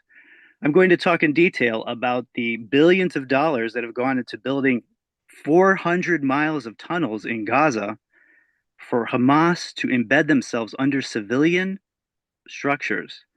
All these are facts. And my students in my previous classes, they love me. They say I'm really nice. And they say I teach the truth. So, do I get the job? Thank you. Thank you for your comment. Our next commenter is Olga Gonin. Good evening. I am a parent in this community, and I'm deeply disturbed that the Holocaust class was used to promote hatred against Jews, telling Jewish students directly or indirectly that they should be ashamed of being Jewish.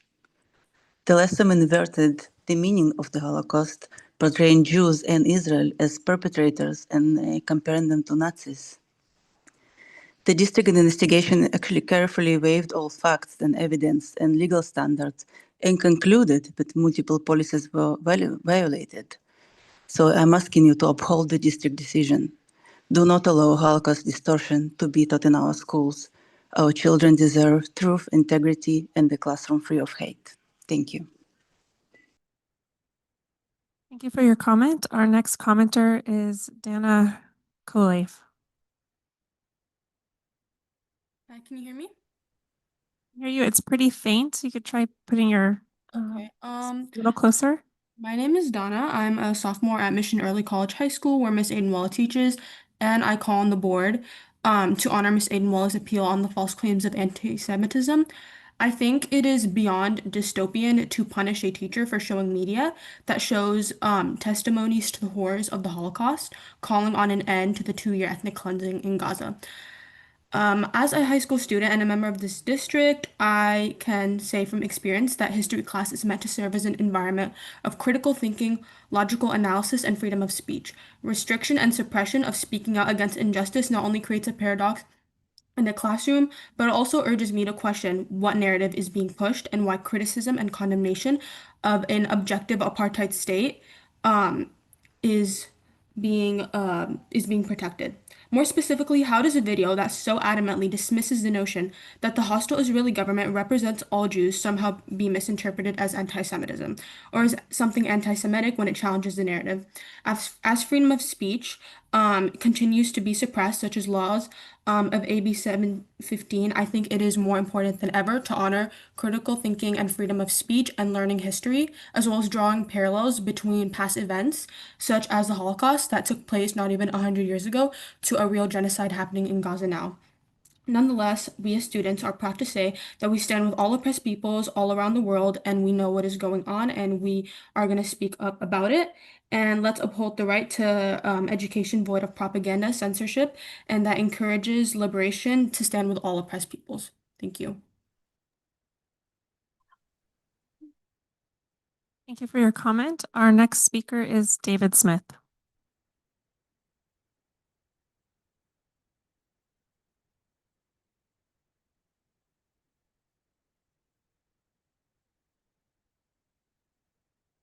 David, we could see that you unmuted your microphone. Can you try speaking? Sorry about that. I think I got it now. Can you hear me? Yep, we can hear you. Thanks a lot. Good evening, members of the board, fellow community members. My name is Dave Smith. I grew up in San Jose, went to high school here, go Bulldogs, and I live in Santa Clara. I'm speaking tonight because I'm deeply concerned about what was shown to students last year in a Holocaust lesson in one of our schools. During that class, the teacher showed a propaganda video distributed by a Turkish government channel. To be clear about the exact language those students heard, I want to quote from the video. "I'm a Holocaust survivor. All of my Jewish family was murdered, and it is not in their name that Israel is killing children. What the children in Gaza are going through is what I went through in terms of hunger, bombs falling on us. As a Jew, I find this horrific.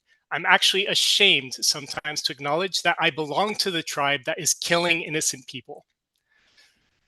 Showing this to students in a Holocaust lesson isn't education, it's propaganda. Imagine being a Jewish kid in that classroom, hearing those words, and then talking to your classmates afterwards. The Jewish community filed a discrimination complaint, and the California Department of Education found that the video violated district policies, which was discriminatory, and frankly, after hearing the language, I agree with it. Now, I understand the teachers' unions appealed the finding. If the appeal succeeds, to me, it sends a terrible message that materials like this can be justified in our classrooms under the banner of free speech or academic freedom. Some people describe the conflict as genocide. It's important to note that the US government has publicly stated it doesn't consider the situation in Gaza to be genocide, and we live in the United States. The reality is that there's two sides to this story.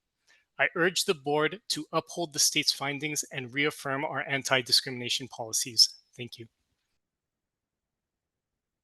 Thank you for your comment. Our next commenter is Duck Lover 9000. Excuse me, can you hear me? We can hear you. All right. Thank you, respected board members, for giving me this opportunity to speak. My name is Azam Shakib. I am a current student of Miss Aiden and currently, just as Adrian has spoke before me, who is also my classmate, we are currently in a call in full support of Miss Aiden and for her appeal towards the decision made against her. Miss Aiden so far has done nothing but wish good for us and always done her best to ensure that her students are doing their utmost best in her class. Every time I try and test her buttons to see like how far she's going to go to show her support for her students. Sometimes I would just outright lie to her and say that I'm not prepared for the test or I'm not prepared for the warm-up, but in fact I am, just to see how she would react. And every single time she would say, "Judging from how you have behaved in the class, Azam, I believe that you have it in you to do the utmost best in this and get full points." I'm here to plead to you, please, oh my goodness, so please appeal Miss Aiden case. She is perhaps the best teacher I've had so far. Every time I walk into her class with my ethnic attire, she would look at me in amaze and awe, unlike other teachers who would sometimes look at me in surprise and sometimes startled to see what I would wear, as if I'm wearing something that is like harmful to their eyes. It's unbelievable. But Miss Aiden is always caring and always shows her support to us. And I would like to tell you guys once again, so please appeal this case. Thank you very much. Thank you for your comment. Our next commenter is LDW's iPhone. Yes, good evening. My name is Lisa. I'm a community member, and I want to thank you, first of all, for your time. I know this is a difficult job. I'll try to keep my comments short. I agree with the district's findings that this video is discriminatory and in violation of district policies. There's been a lot of talk tonight, very passionate on both sides of the issue. I'm neither Muslim nor Jewish, but I care very much about education, and that's why I'm speaking up tonight. The primary function of our classrooms is to teach the approved curriculum. My understanding is this was a lesson on the Holocaust. The Holocaust is part of the approved curriculum, and the current crisis in the Middle East is not. It takes an undue consumption of our educational time, your time, everyone's time, when teachers import their personal politics into the classroom. It is not a free speech zone. They are there to teach the approved curriculum. And unfortunately, the students are there under compulsion. They have to be there. Muslims, Christians, Jewish, agnostics, Hindi. We have a diverse student body, and all of them need to feel safe and secure in their environments. It's why we have a controversial issues policy, so that when there are heated political issues like this that are not part of a carefully vetted curriculum, the district is well within its rights to say, no, we're not going to teach about that now. We're going to wait. We're going to put it aside. There's many conflicts in the world. We can't address them all. So I want to thank you for making your brave decision.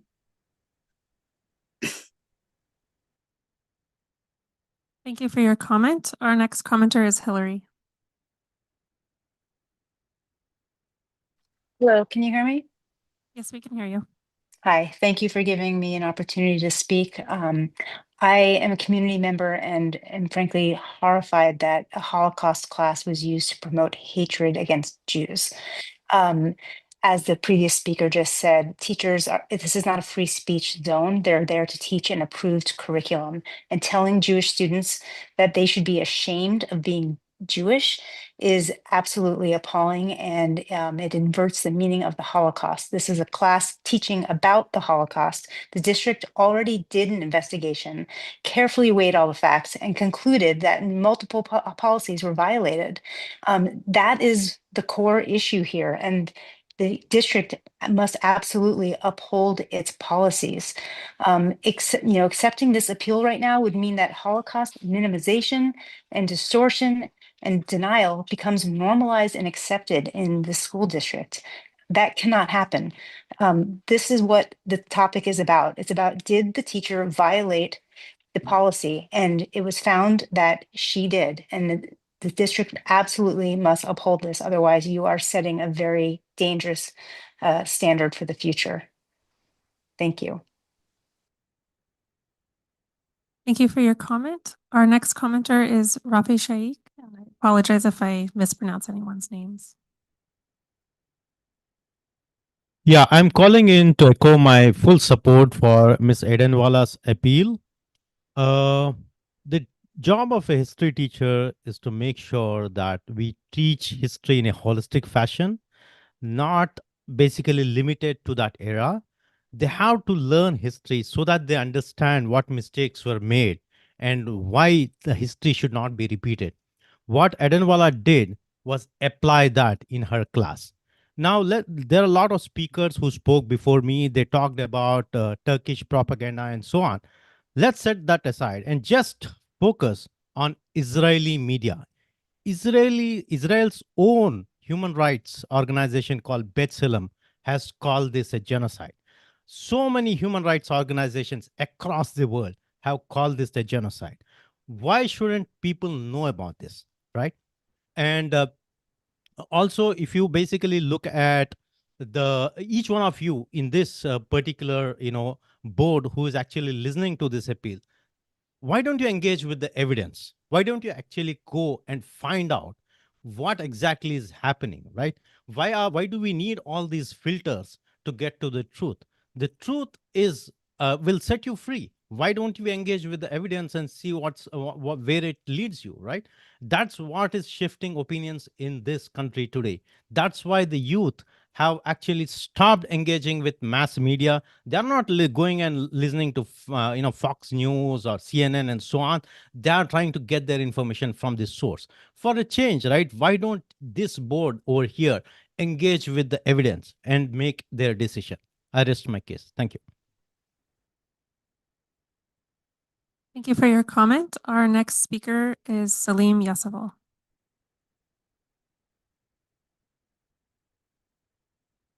Can you hear me? Yes, we can hear you. Hi, good evening. My name is Selim Yasavul and I'm speaking to urge you to reject this appeal. I am from Turkey. In 2003, I witnessed firsthand the consequences of anti-Semitic rhetoric when Al-Qaeda terrorists, motivated by pro-Palestinian propaganda, bombed 2 synagogues in Istanbul. I picked up pieces of bodies from my friends and community members from the floor. This is not theoretical to me. Anti-Semitism is real. Thousands of years of pogroms and persecution have shown us a pattern. It starts with rhetoric that normalizes hatred. then comes the violence. Accepting this appeal sends a dangerous message that Holocaust distortion is acceptable in our schools. Let me be clear. The effort to distort Holocaust education by comparing it to the Israeli-Palestinian conflict is anti-Semitic. The Holocaust was the systematic murder of 6 million Jews.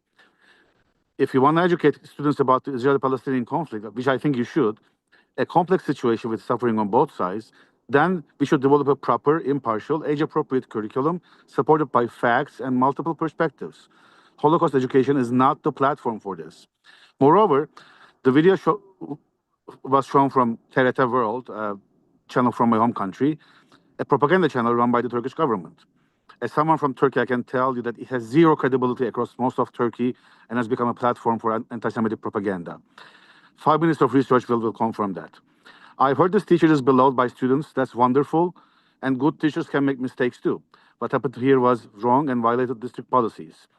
The district did this job, investigated thoroughly. The evidence is clear. Now you must do the right thing, uphold the decision. Our children deserve classrooms free from Holocaust distortion and hate. Thank you. Mr. Rico, we're going to take a slight break. Okay. So we'll take, I don't know, 10 minutes. I'm not sure how many speakers are in the queue. I will give you the honest answer right now. It's 21 and it's been about 21 to 23 for the last 20 minutes. Right. Okay. Well, we're going to take a break because I think the board needs a break. So, we'll reconvene in about 10 minutes.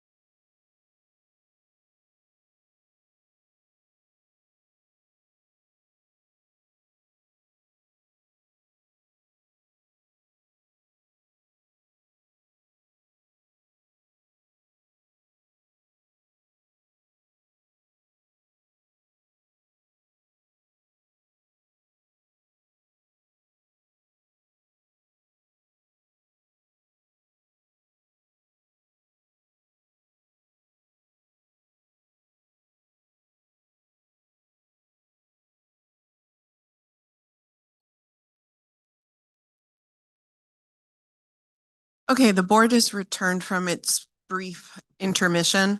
I would like to make a motion at this time to have us request that people that are in the Zoom, if they would like to speak, to please raise their hands at this time.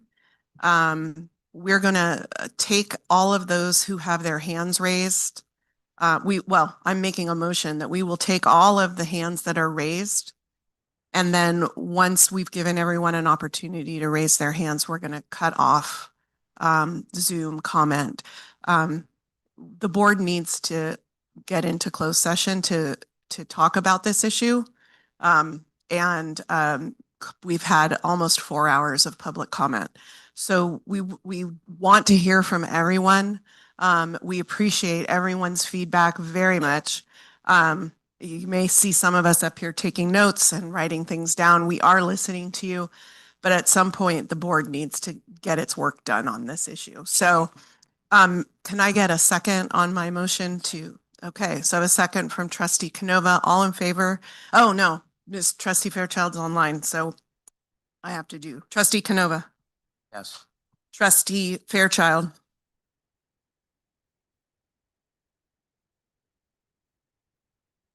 Trustee Fairchild. Trustee Muirhead. Yes. Trustee Rotterman. Yes. Trustee Ryan. No. Trustee Watanabe. And I vote yes. Trustee Fairchild.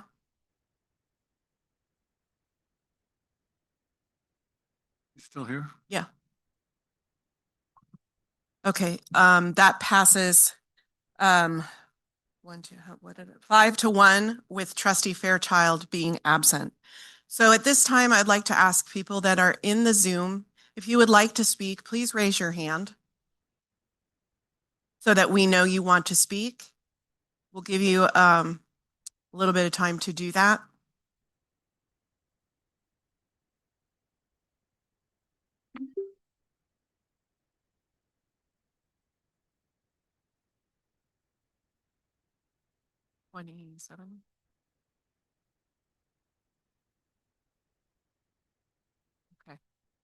Does Can it we look just- like- I just, to the members of the public that are listening, want to speak, if someone has said what you've already wanted to say, that would be great. I actually don't know that, and it looks like we have probably another hour of public comment, whether we will really be in a position to go into closed session and have a discussion that late, but that's just my feeling. We'll have to take it when it comes time. I would like to add to that concern, because if we're going towards 10 o'clock, we have to vote to extend the meeting as we usually do. Mhm.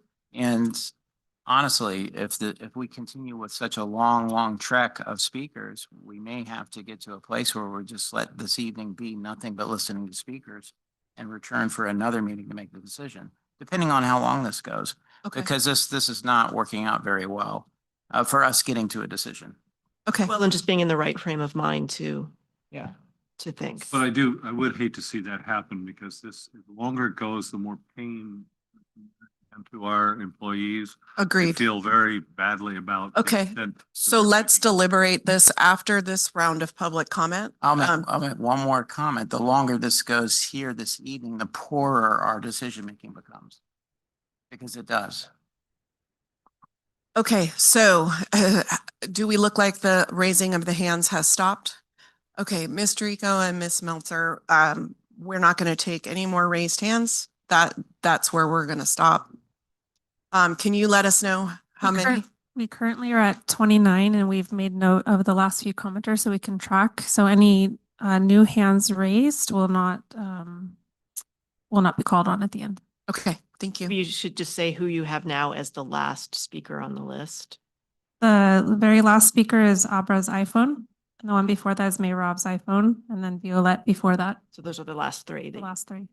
Can I ask a question of our attorney? Is it possible that we could limit comment to 1 minute, and that way we could be done in a half an hour and still giving everybody the ability to call in and have their comments heard?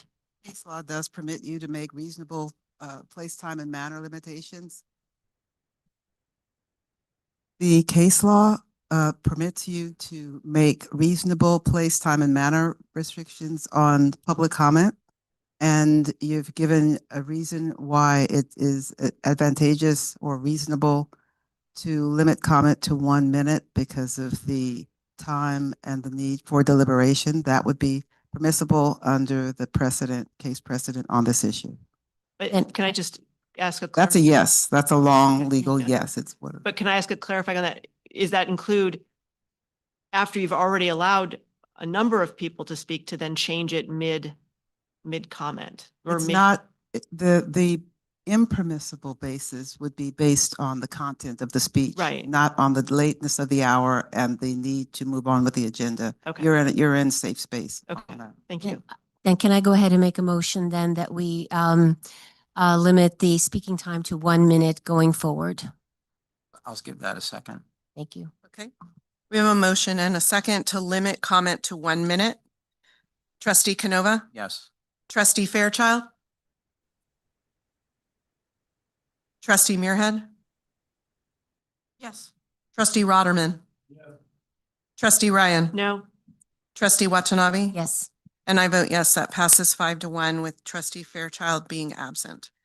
Okay, so we will have 1 minute of public comment for the remainder of the commenters. Wait, I voted. Oh, you did? Yes. I couldn't hear you. Sorry, I'm here. I'm How did still you here. vote? No. Okay. So that passes 5-2 with trustees Ryan and Fairchild voting no. Okay.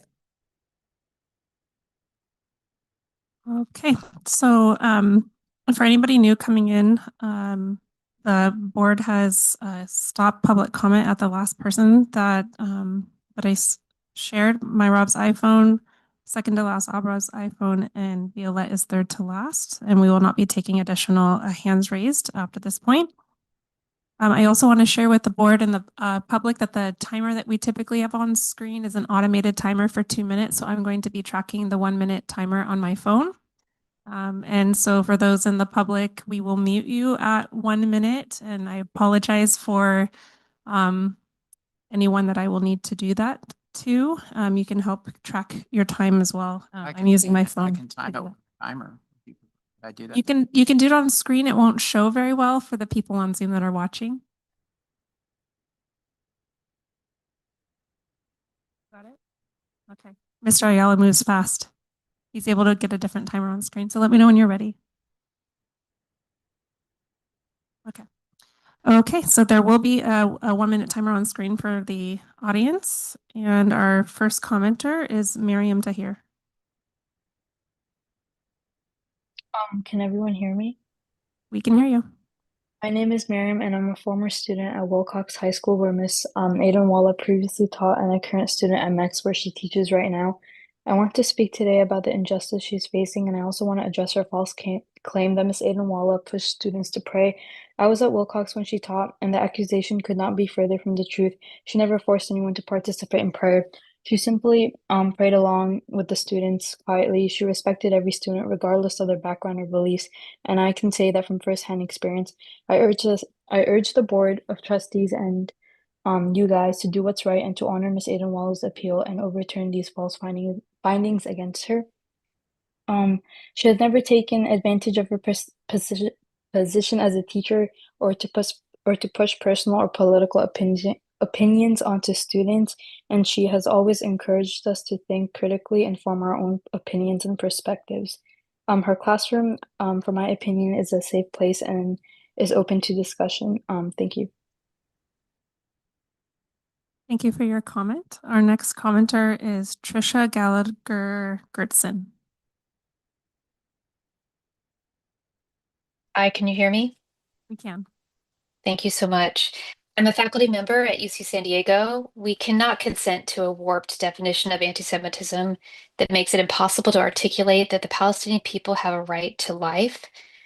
You should also understand that your decision here will have to pass legal scrutiny. Federal judge Olgan recently ruled on the teaching of Palestine in California schools and took great pains to explain that not only was there no evidence of harm to the plaintiffs in that case, but that a curriculum that merely makes people feel uncomfortable is not discriminatory, nor does the inclusion of anti-Zionist material preclude students from exercising their religion.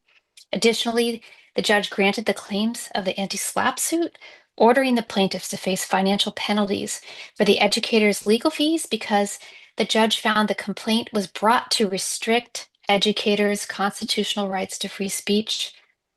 Finally, it's important to note that I noticed the documents were shared earlier tonight with the board members and then put into the public record. I apologize. You reached the end of your 1 minute. For anyone who's not able to make their complete comment, you can email your entire comment to the Board of Trustees and Superintendent who would like to see them at public-comment@susd.net. That email address is up on the screen for you now. Our next commenter is Takwa Sarapati.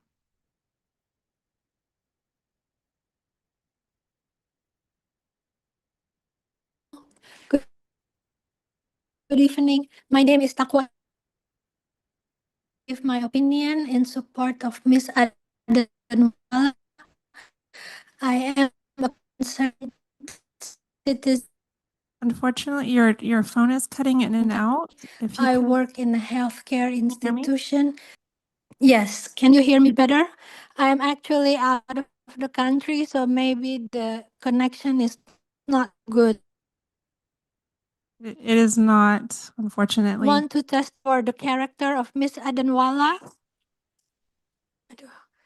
as a good teacher, and she has a professional decision to teach her students, and I am really convinced that whatever she do is out of conviction and out of knowledge and out of compassion for her students, that she will not do the Holocaust lessons to make her Jewish student feel ashamed or unsafe.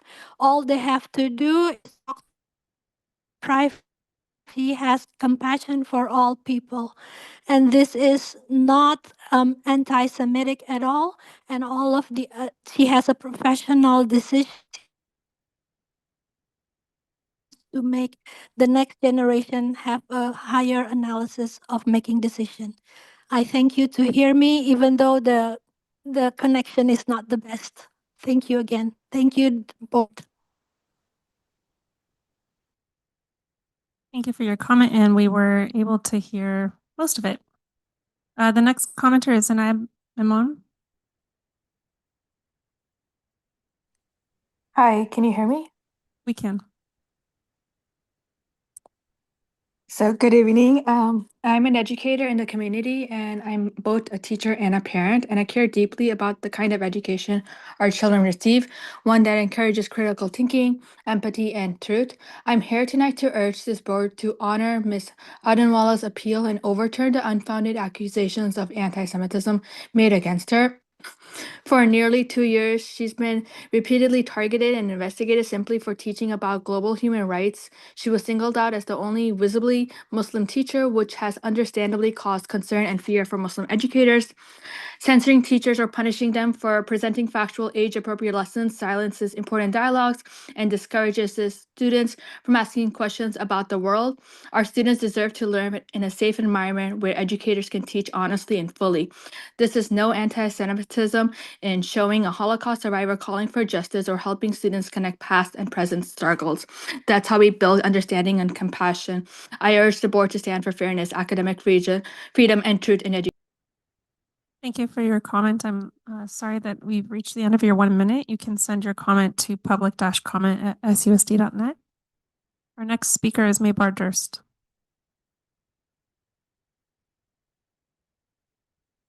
Hello, can you hear me? We can hear you. Thank you.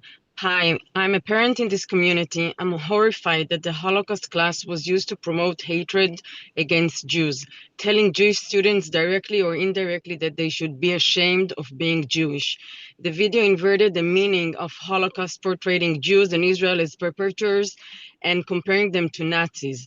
The district investigation carefully weighted all facts, evidence, and legal standards, and concluded that multiple policies were violated, and I urge you to uphold the district's original decision.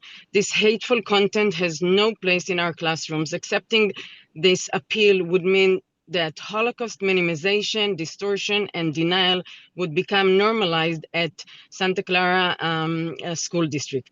These messages are in direct opposition to the district's policies and values, which espouse safety, integrity, inclusion, and equity for all students. Thank you for your comment. Our next commenter is Michael. Hi, can you hear me? We can hear you. Okay. Hi, my name is Michael. I'm the ASB president at Mission Early College High School, and I am a Jewish Israeli. I have personally never been in Miss Aidenwallah's class, but I do trust all of my peers that have spoken well of her. I don't think silence will help, but neither will a one-sided education. We need to teach about what's happening in the world, but make sure that all students feel safe. Make sure all students understand that the actions of a government do not necessarily dictate the ideology or opinion of students of that same nationality, religion, or culture. In our school, I think we've achieved that. And I won't pretend to have the answer or solution to how we can teach sensitive subjects in schools without alarm bells ringing every time. But I know that silence is not the answer, because when good people are silenced, bad people are hurt. The topic should absolutely be discussed for the benefit of all students of all nationalities. And the board needs to work with the teachers in order to achieve this, not shut them up. Thanks. Thank you for your comment. Our next commenter is Mary Ann Cardinal.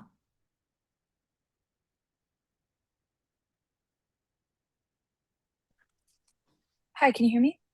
We can hear you. Okay, good evening, board members. My name is Marianne Cardinelli. I'm a junior at Mission Early College High School, where Mrs. Adamwala is currently teaching. I'm here to urge the board to support Mrs. Adamwala in her appeal.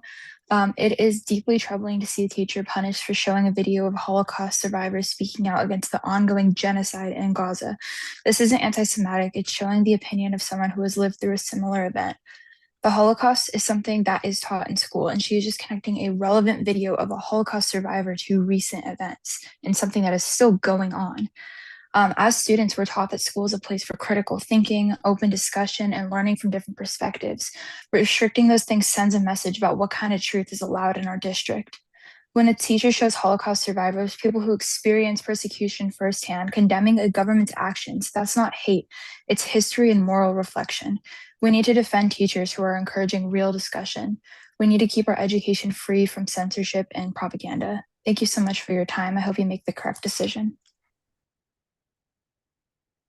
Thank you for your comment. Our next commenter is Lori Myers.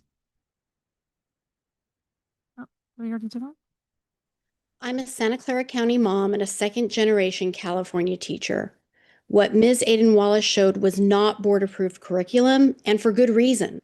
It was Turkish government propaganda in which the narrator says she feels ashamed to be Jewish. Imagine being a Jewish teen sitting in that classroom, hearing those words. That's not just inappropriate, it's cruel. Either Ms. Aidenwala didn't preview the video, which is irresponsible, or she watched it and thought it was fine, which is worse.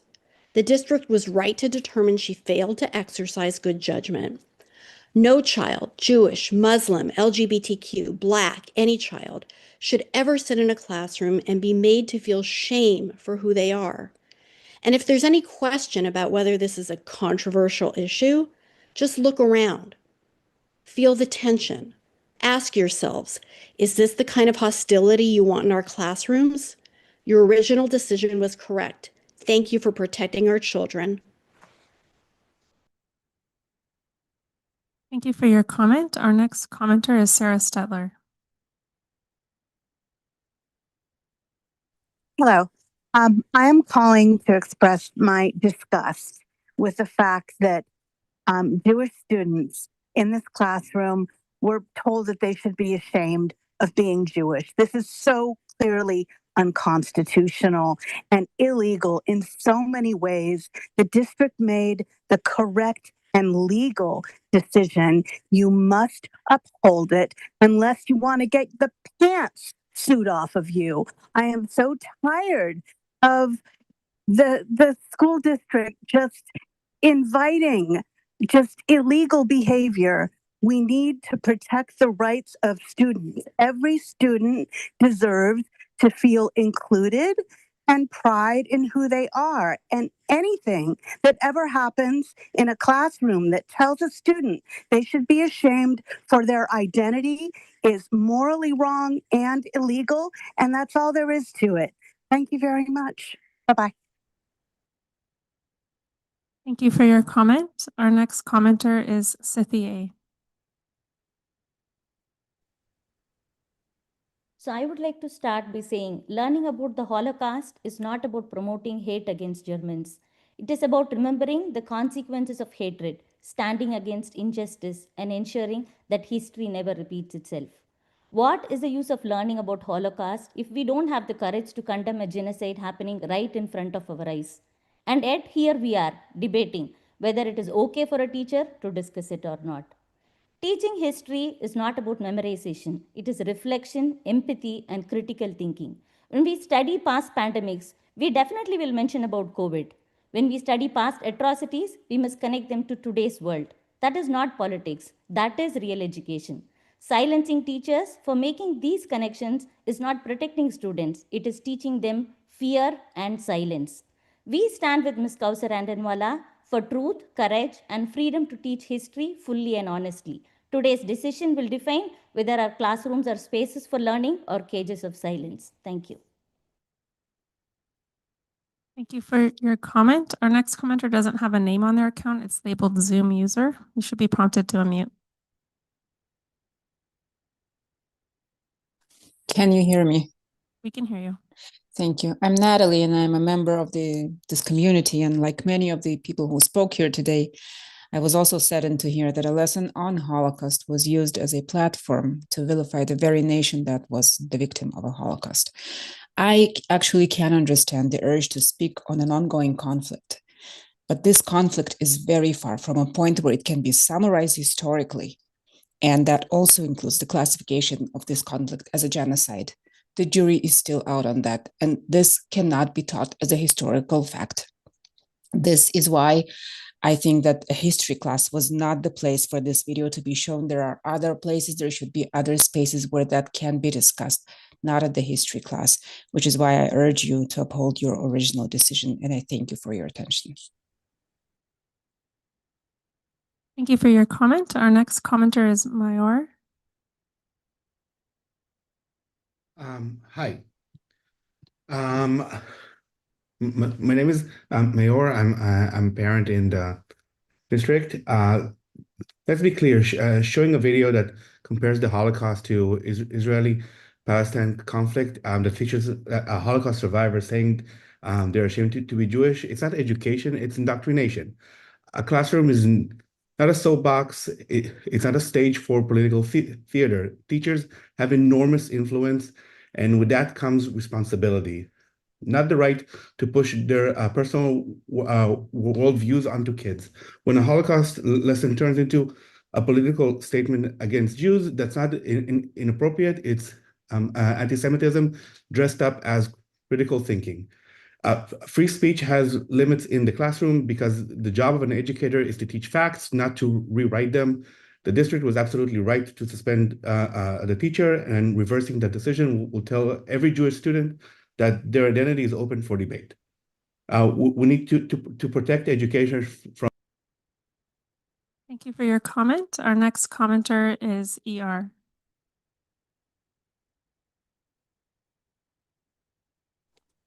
Hi, I'm a Jewish parent in this community and the daughter of a Holocaust survivor who survived forced labor camp in the Holocaust. My father's mother and his brother and sister were all murdered at Auschwitz, so this is personal for me. And I'm just disgusted that a Holocaust class was weaponized in this way to promote hatred against Jews, telling the Jewish students that they should be ashamed of being Jewish. The video completely inverted the meaning of the Holocaust, portraying Jews in Israel as perpetrators and comparing them to Nazis. And your district investigation properly weighed all the facts, evidence, and legal standards, concluding that policies were violated, multiple policies. And this was, as it was mentioned previously, this was a Turkish propaganda video. It should definitely have been better vetted. And I urge you to uphold the district's original decision. This kind of hateful content has no place in our classrooms. Accepting this appeal would mean that Holocaust minimization, distortion, and denial would be normalized at SCUSD. Thank you. Thank you for your comment. Our next commenter is SA.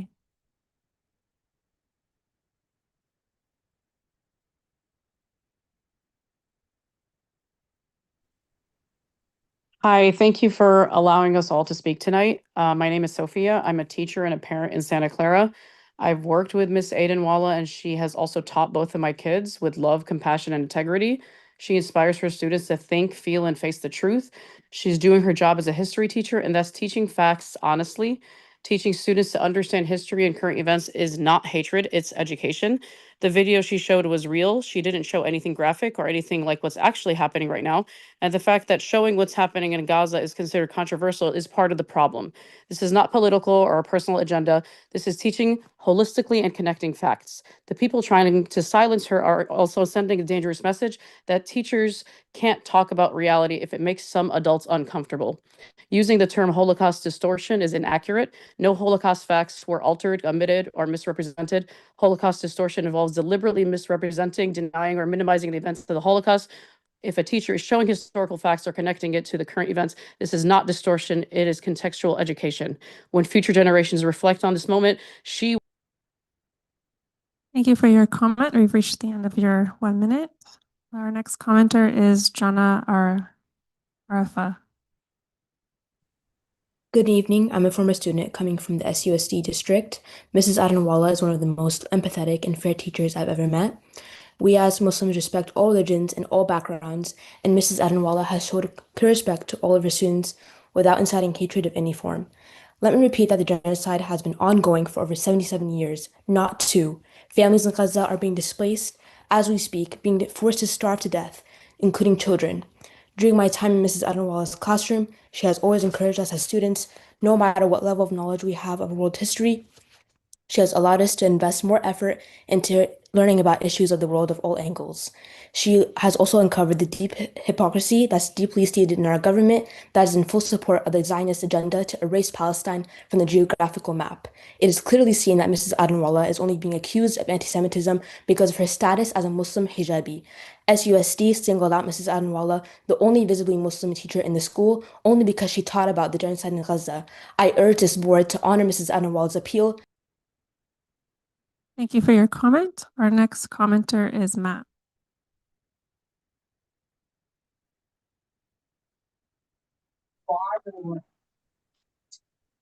Hi, thank you, board members, for staying up so late. I'll try to let you off early. I'm a parent of 3 kids in the district, and I just want to say I've been hearing a lot of folks saying how caring and devoted and a great educator Ms. Adenwala is, and I'm sure she is. That's not the topic here. Even great people make mistakes, and I just want to say that teaching this topic at a math class is inappropriate. Teaching that at a science class is inappropriate. Teaching that at a Holocaust class is just discriminatory, and I can't even begin to describe it. So I'd encourage you to reject that appeal and keep our students safe, and have a good night. Thank you. Thank you. Our next commenter is Maya.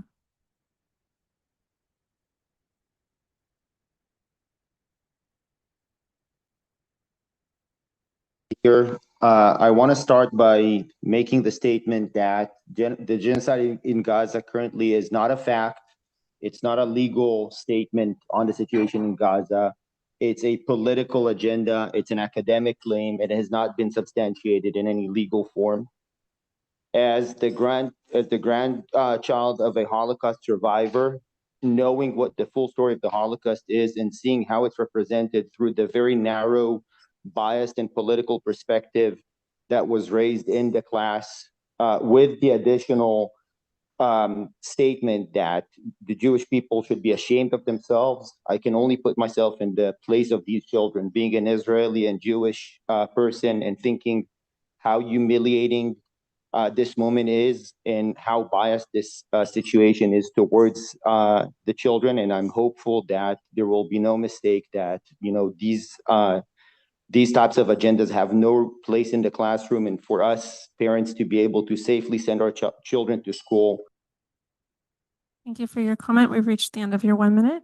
Our next commenter is Miriam Zakia. Good evening, everyone. I'm a Santa Clara resident and senior at UC Berkeley. I also currently volunteer as a teacher assistant at Mission Early College High School, where I've had the privilege of sitting in Miss Aiden-Wall's classes as both a helper and observer. In every instance, I've only ever witnessed her deep care and compassion that she shows towards her students. One of the lessons that has stayed with me throughout my education is that history repeats itself. That is why we study it, so that we could learn from it.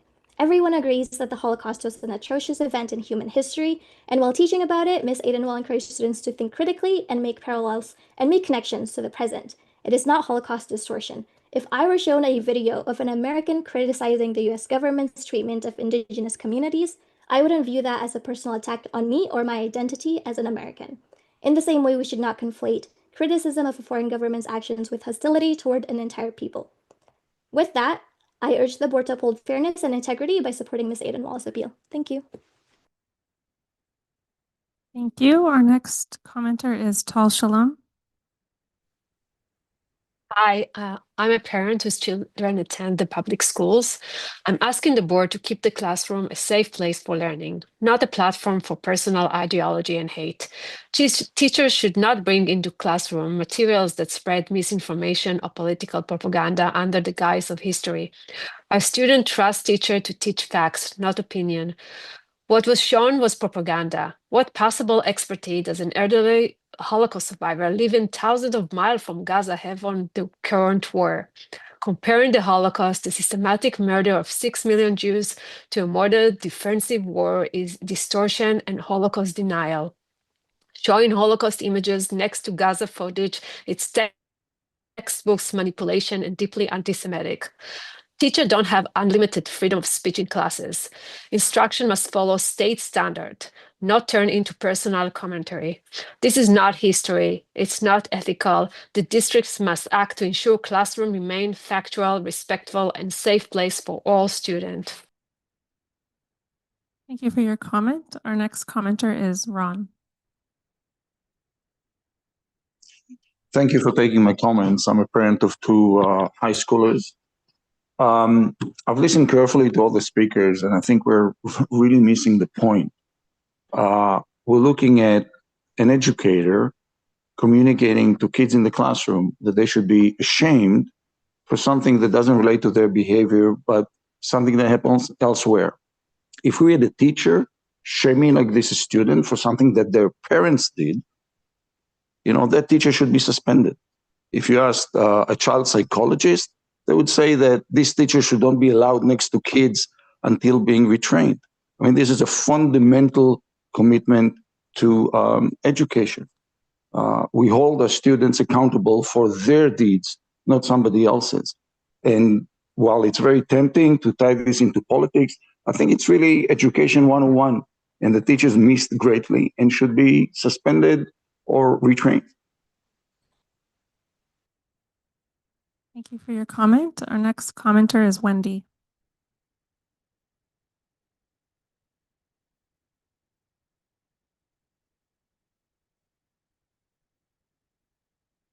Hi, can you hear me?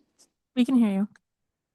Hi, I came to say I'm deeply concerned that a Holocaust class showed a video comparing Jews and Israelis to Nazis and Holocaust survivors to terrorists. Using sources like TRT, a state outlet known for anti-Semitic and false content, puts Jewish students at risk and teaches all students to see hate as acceptable. Allowing this material sends the message that anti-Semitism is tolerable in education, which is dangerous for Jewish students, all students, and for the values we pass to future generations. I urge you to uphold your First decision. Thank you very much. Thank you. Our next commenter is Jonathan.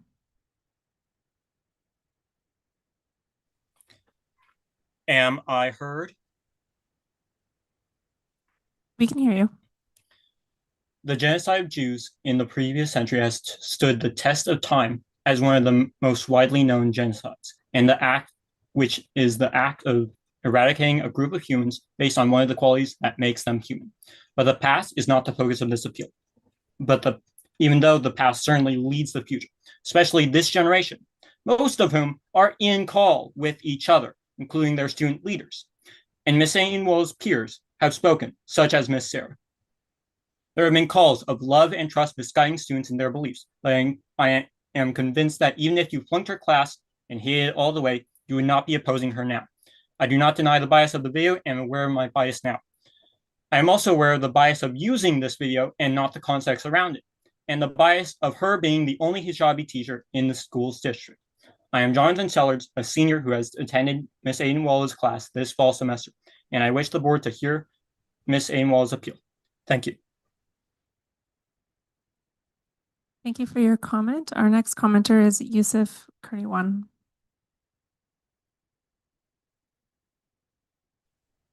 Hello, can you guys hear me?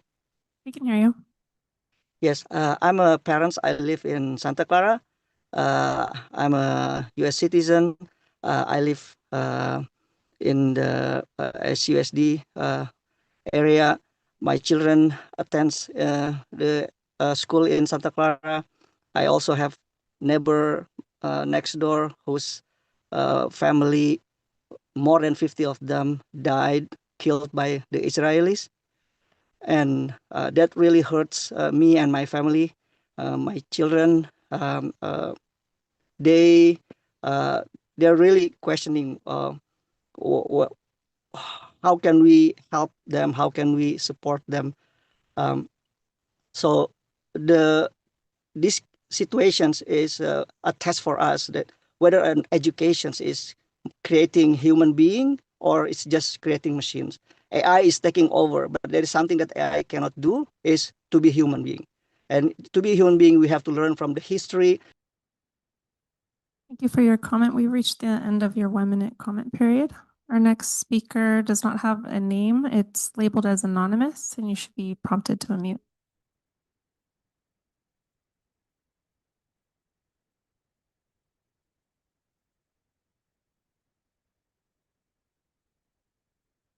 Anonymous, you should be prompted to unmute. Hello, can you listen to me? We can hear you. Hello, thank you. Hello and good evening, respected board. Having been a parent of 2 students in the district and a postgraduate student of business, specialization in cost accounting and analysis and business ethics, since my elementary school, we were taught in classrooms about animal and human rights through great books such as Jane Goodall, who passed away recently, and read many historical events of freedom of land, including the World War I, II, and any literary classes, sensitive issues and books of literature. In middle school, we were also exposed to books such as The Diary of the Annie Frank. Our public libraries have distribution of many such inspiring books in both academic literature and so as our school libraries, so that our children and adults have access to the truth and learn about history. Such cases highlights the importance of exposing us in this real world, such as human rights, our core fundamentals of freedom of speech, ethical practices, which require us and our peers to be honest, transparent, and promote critical thinking. I sincerely request to hear the truth and appeal the request of Ms. Kaiser Adanwala and her call to lead the future leaders and our youth. Thank you for your comment. You've reached the end of your 1-minute time. Our next, for the Board of Trustees and the public, the next commenter is the last one we had on our list when we restarted on comments. I don't know how I prepared to talk. Okay, our next commenter is Mayrav iPhone. You should be prompted to unmute.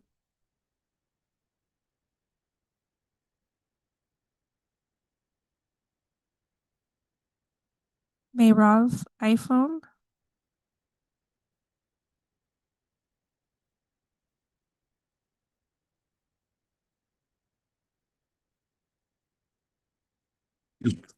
Can you hear me now?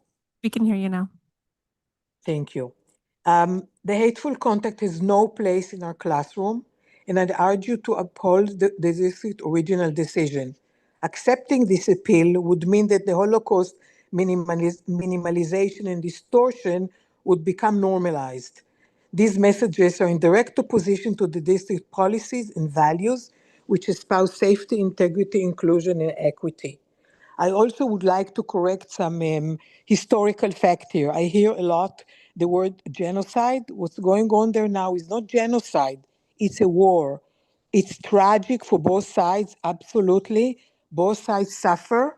The Hamas in Gaza started the war. Israel didn't start that war. And they killed 1,200 people, kids, parents, old people, deliberately raped on 2 years ago. So that's how it started. And it needs to be very, very clear to everybody. Thank you for your comment. President Lieberman and the board, that was the last commenter. For anyone else who would like to make a comment, you can email the board at public-comment@susd.net. Thank you, Mr. Rico. Thank you to everyone who took the time to either comment in person or call in on the Zoom. We appreciate hearing from you, and the board takes all the comments very seriously, and we appreciate you taking the time to call us and come in person to speak. At this time, the board will now go into closed session.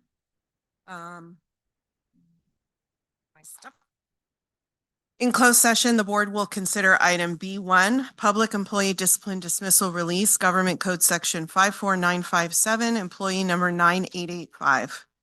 I can't give you a time frame for our return, but it will be. We probably need to vote to extend. Yeah, it's 9:30. Sorry. We need to have a vote to extend. Can I get a motion to extend the meeting, please? 11:30. You think we're gonna be done? No, in you 2 better pick hours? something super late. No, I don't want to come out here and do this again. I don't know, 1 a.m. I mean, we hope that it won't be that long, but. How about midnight? And let's try to work towards that goal. I just don't want to have to come back out. And here actually, again. our policy is that we can't, but we can, and I know we haven't always followed it, but the policy says we can only vote once. So we have to. We should I'd like pick to a- say 1 a.m. just to be on the safe side. Second. Okay. Is that true, Counselor? We only can vote once to extend. That's policy. It's not law.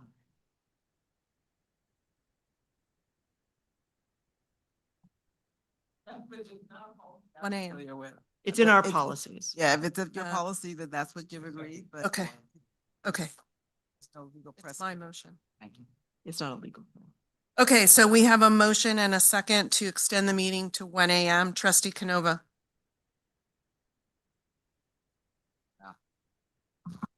Yes. Okay. Trustee Fairchild? Yes. Trustee Muirhead? Yes. Trustee Rotterman? Yeah. Trustee Ryan? Trustee Ryan? Yes. Trustee Watanabe? Yes. I vote yes, that passes 7-0. Thank you for reminding me. The board will now go into closed session.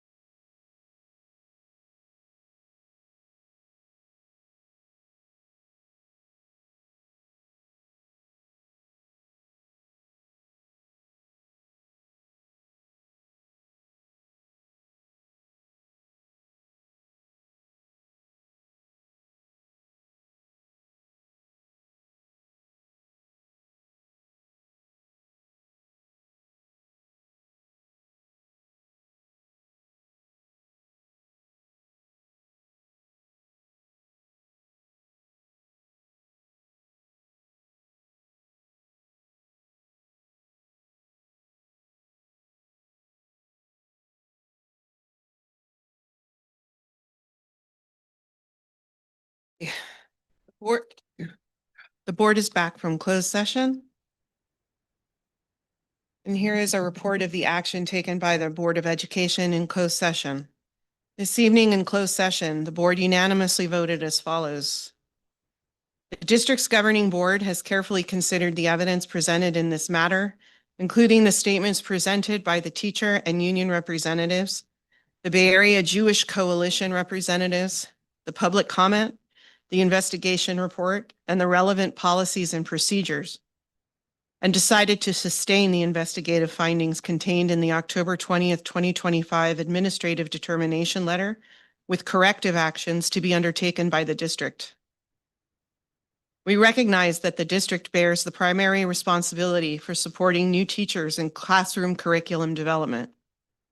The board acknowledges that this matter invokes strong feelings and a desire to be heard by members of the district community who have experienced the pain of loss from the Holocaust and any mass destruction of human life, including the loss of life in Gaza. And we express our compassion and concern for the families and friends that make up our diverse community. The board also acknowledges the need to deepen our tolerance and respect each other and to clarify our expectations of our administrators, teachers, and staff. We believe it is important to note that there is significant alignment between BPAR 6144, controversial issues, and the California content standards for grades 9 through 12 social studies, particularly with respect to the issues covered in the investigation. In other words, training as a California credentialed social studies teacher includes training on presenting content in a balanced manner, addressing all sides of the issue without bias or prejudice, and without promoting any particular point of view, and with adequate factual information to help students objectively analyze and evaluate the issue and draw their own conclusions, which is required by BPAR 6144, because these are also requirements of the California content standards for grades 9 through 12 social studies. The district understands that we grow and thrive when we support all of our teachers in developing their skills. Therefore, in order to better support our district students, teachers, staff, and families as a corrective action, the board has decided to direct the administration to develop and implement new trainings for teachers and administrators regarding applicable standards for discrimination, cultural competency, curriculum development, and the applicable BPs and ARs regarding teaching controversial issues and the prohibition against discrimination. The purpose of this action is to ensure that both teachers and site administrators are aware of the district's policies and have resources to contact should they have questions about potentially discriminatory curriculum content. The board will issue a written decision to this effect to the parties within 10 days. That concludes our report of action. Motion to adjourn, Rotterman. Trustee Fairchild is no longer online, so I am online. Oh, you are there. I thought you were gone. I don't see you up on the screen, so I apologize, Trustee Fairchild. So we will do a roll call vote to adjourn. Trustee Canova, Trustee Fairchild. Yes. Trustee Muirhead, Trustee Rotterman. Yes. Trustee Ryan, Trustee Watanabe, and I vote yes. That passes 7-0. We're adjourned at 12:55 a.m. Thank you.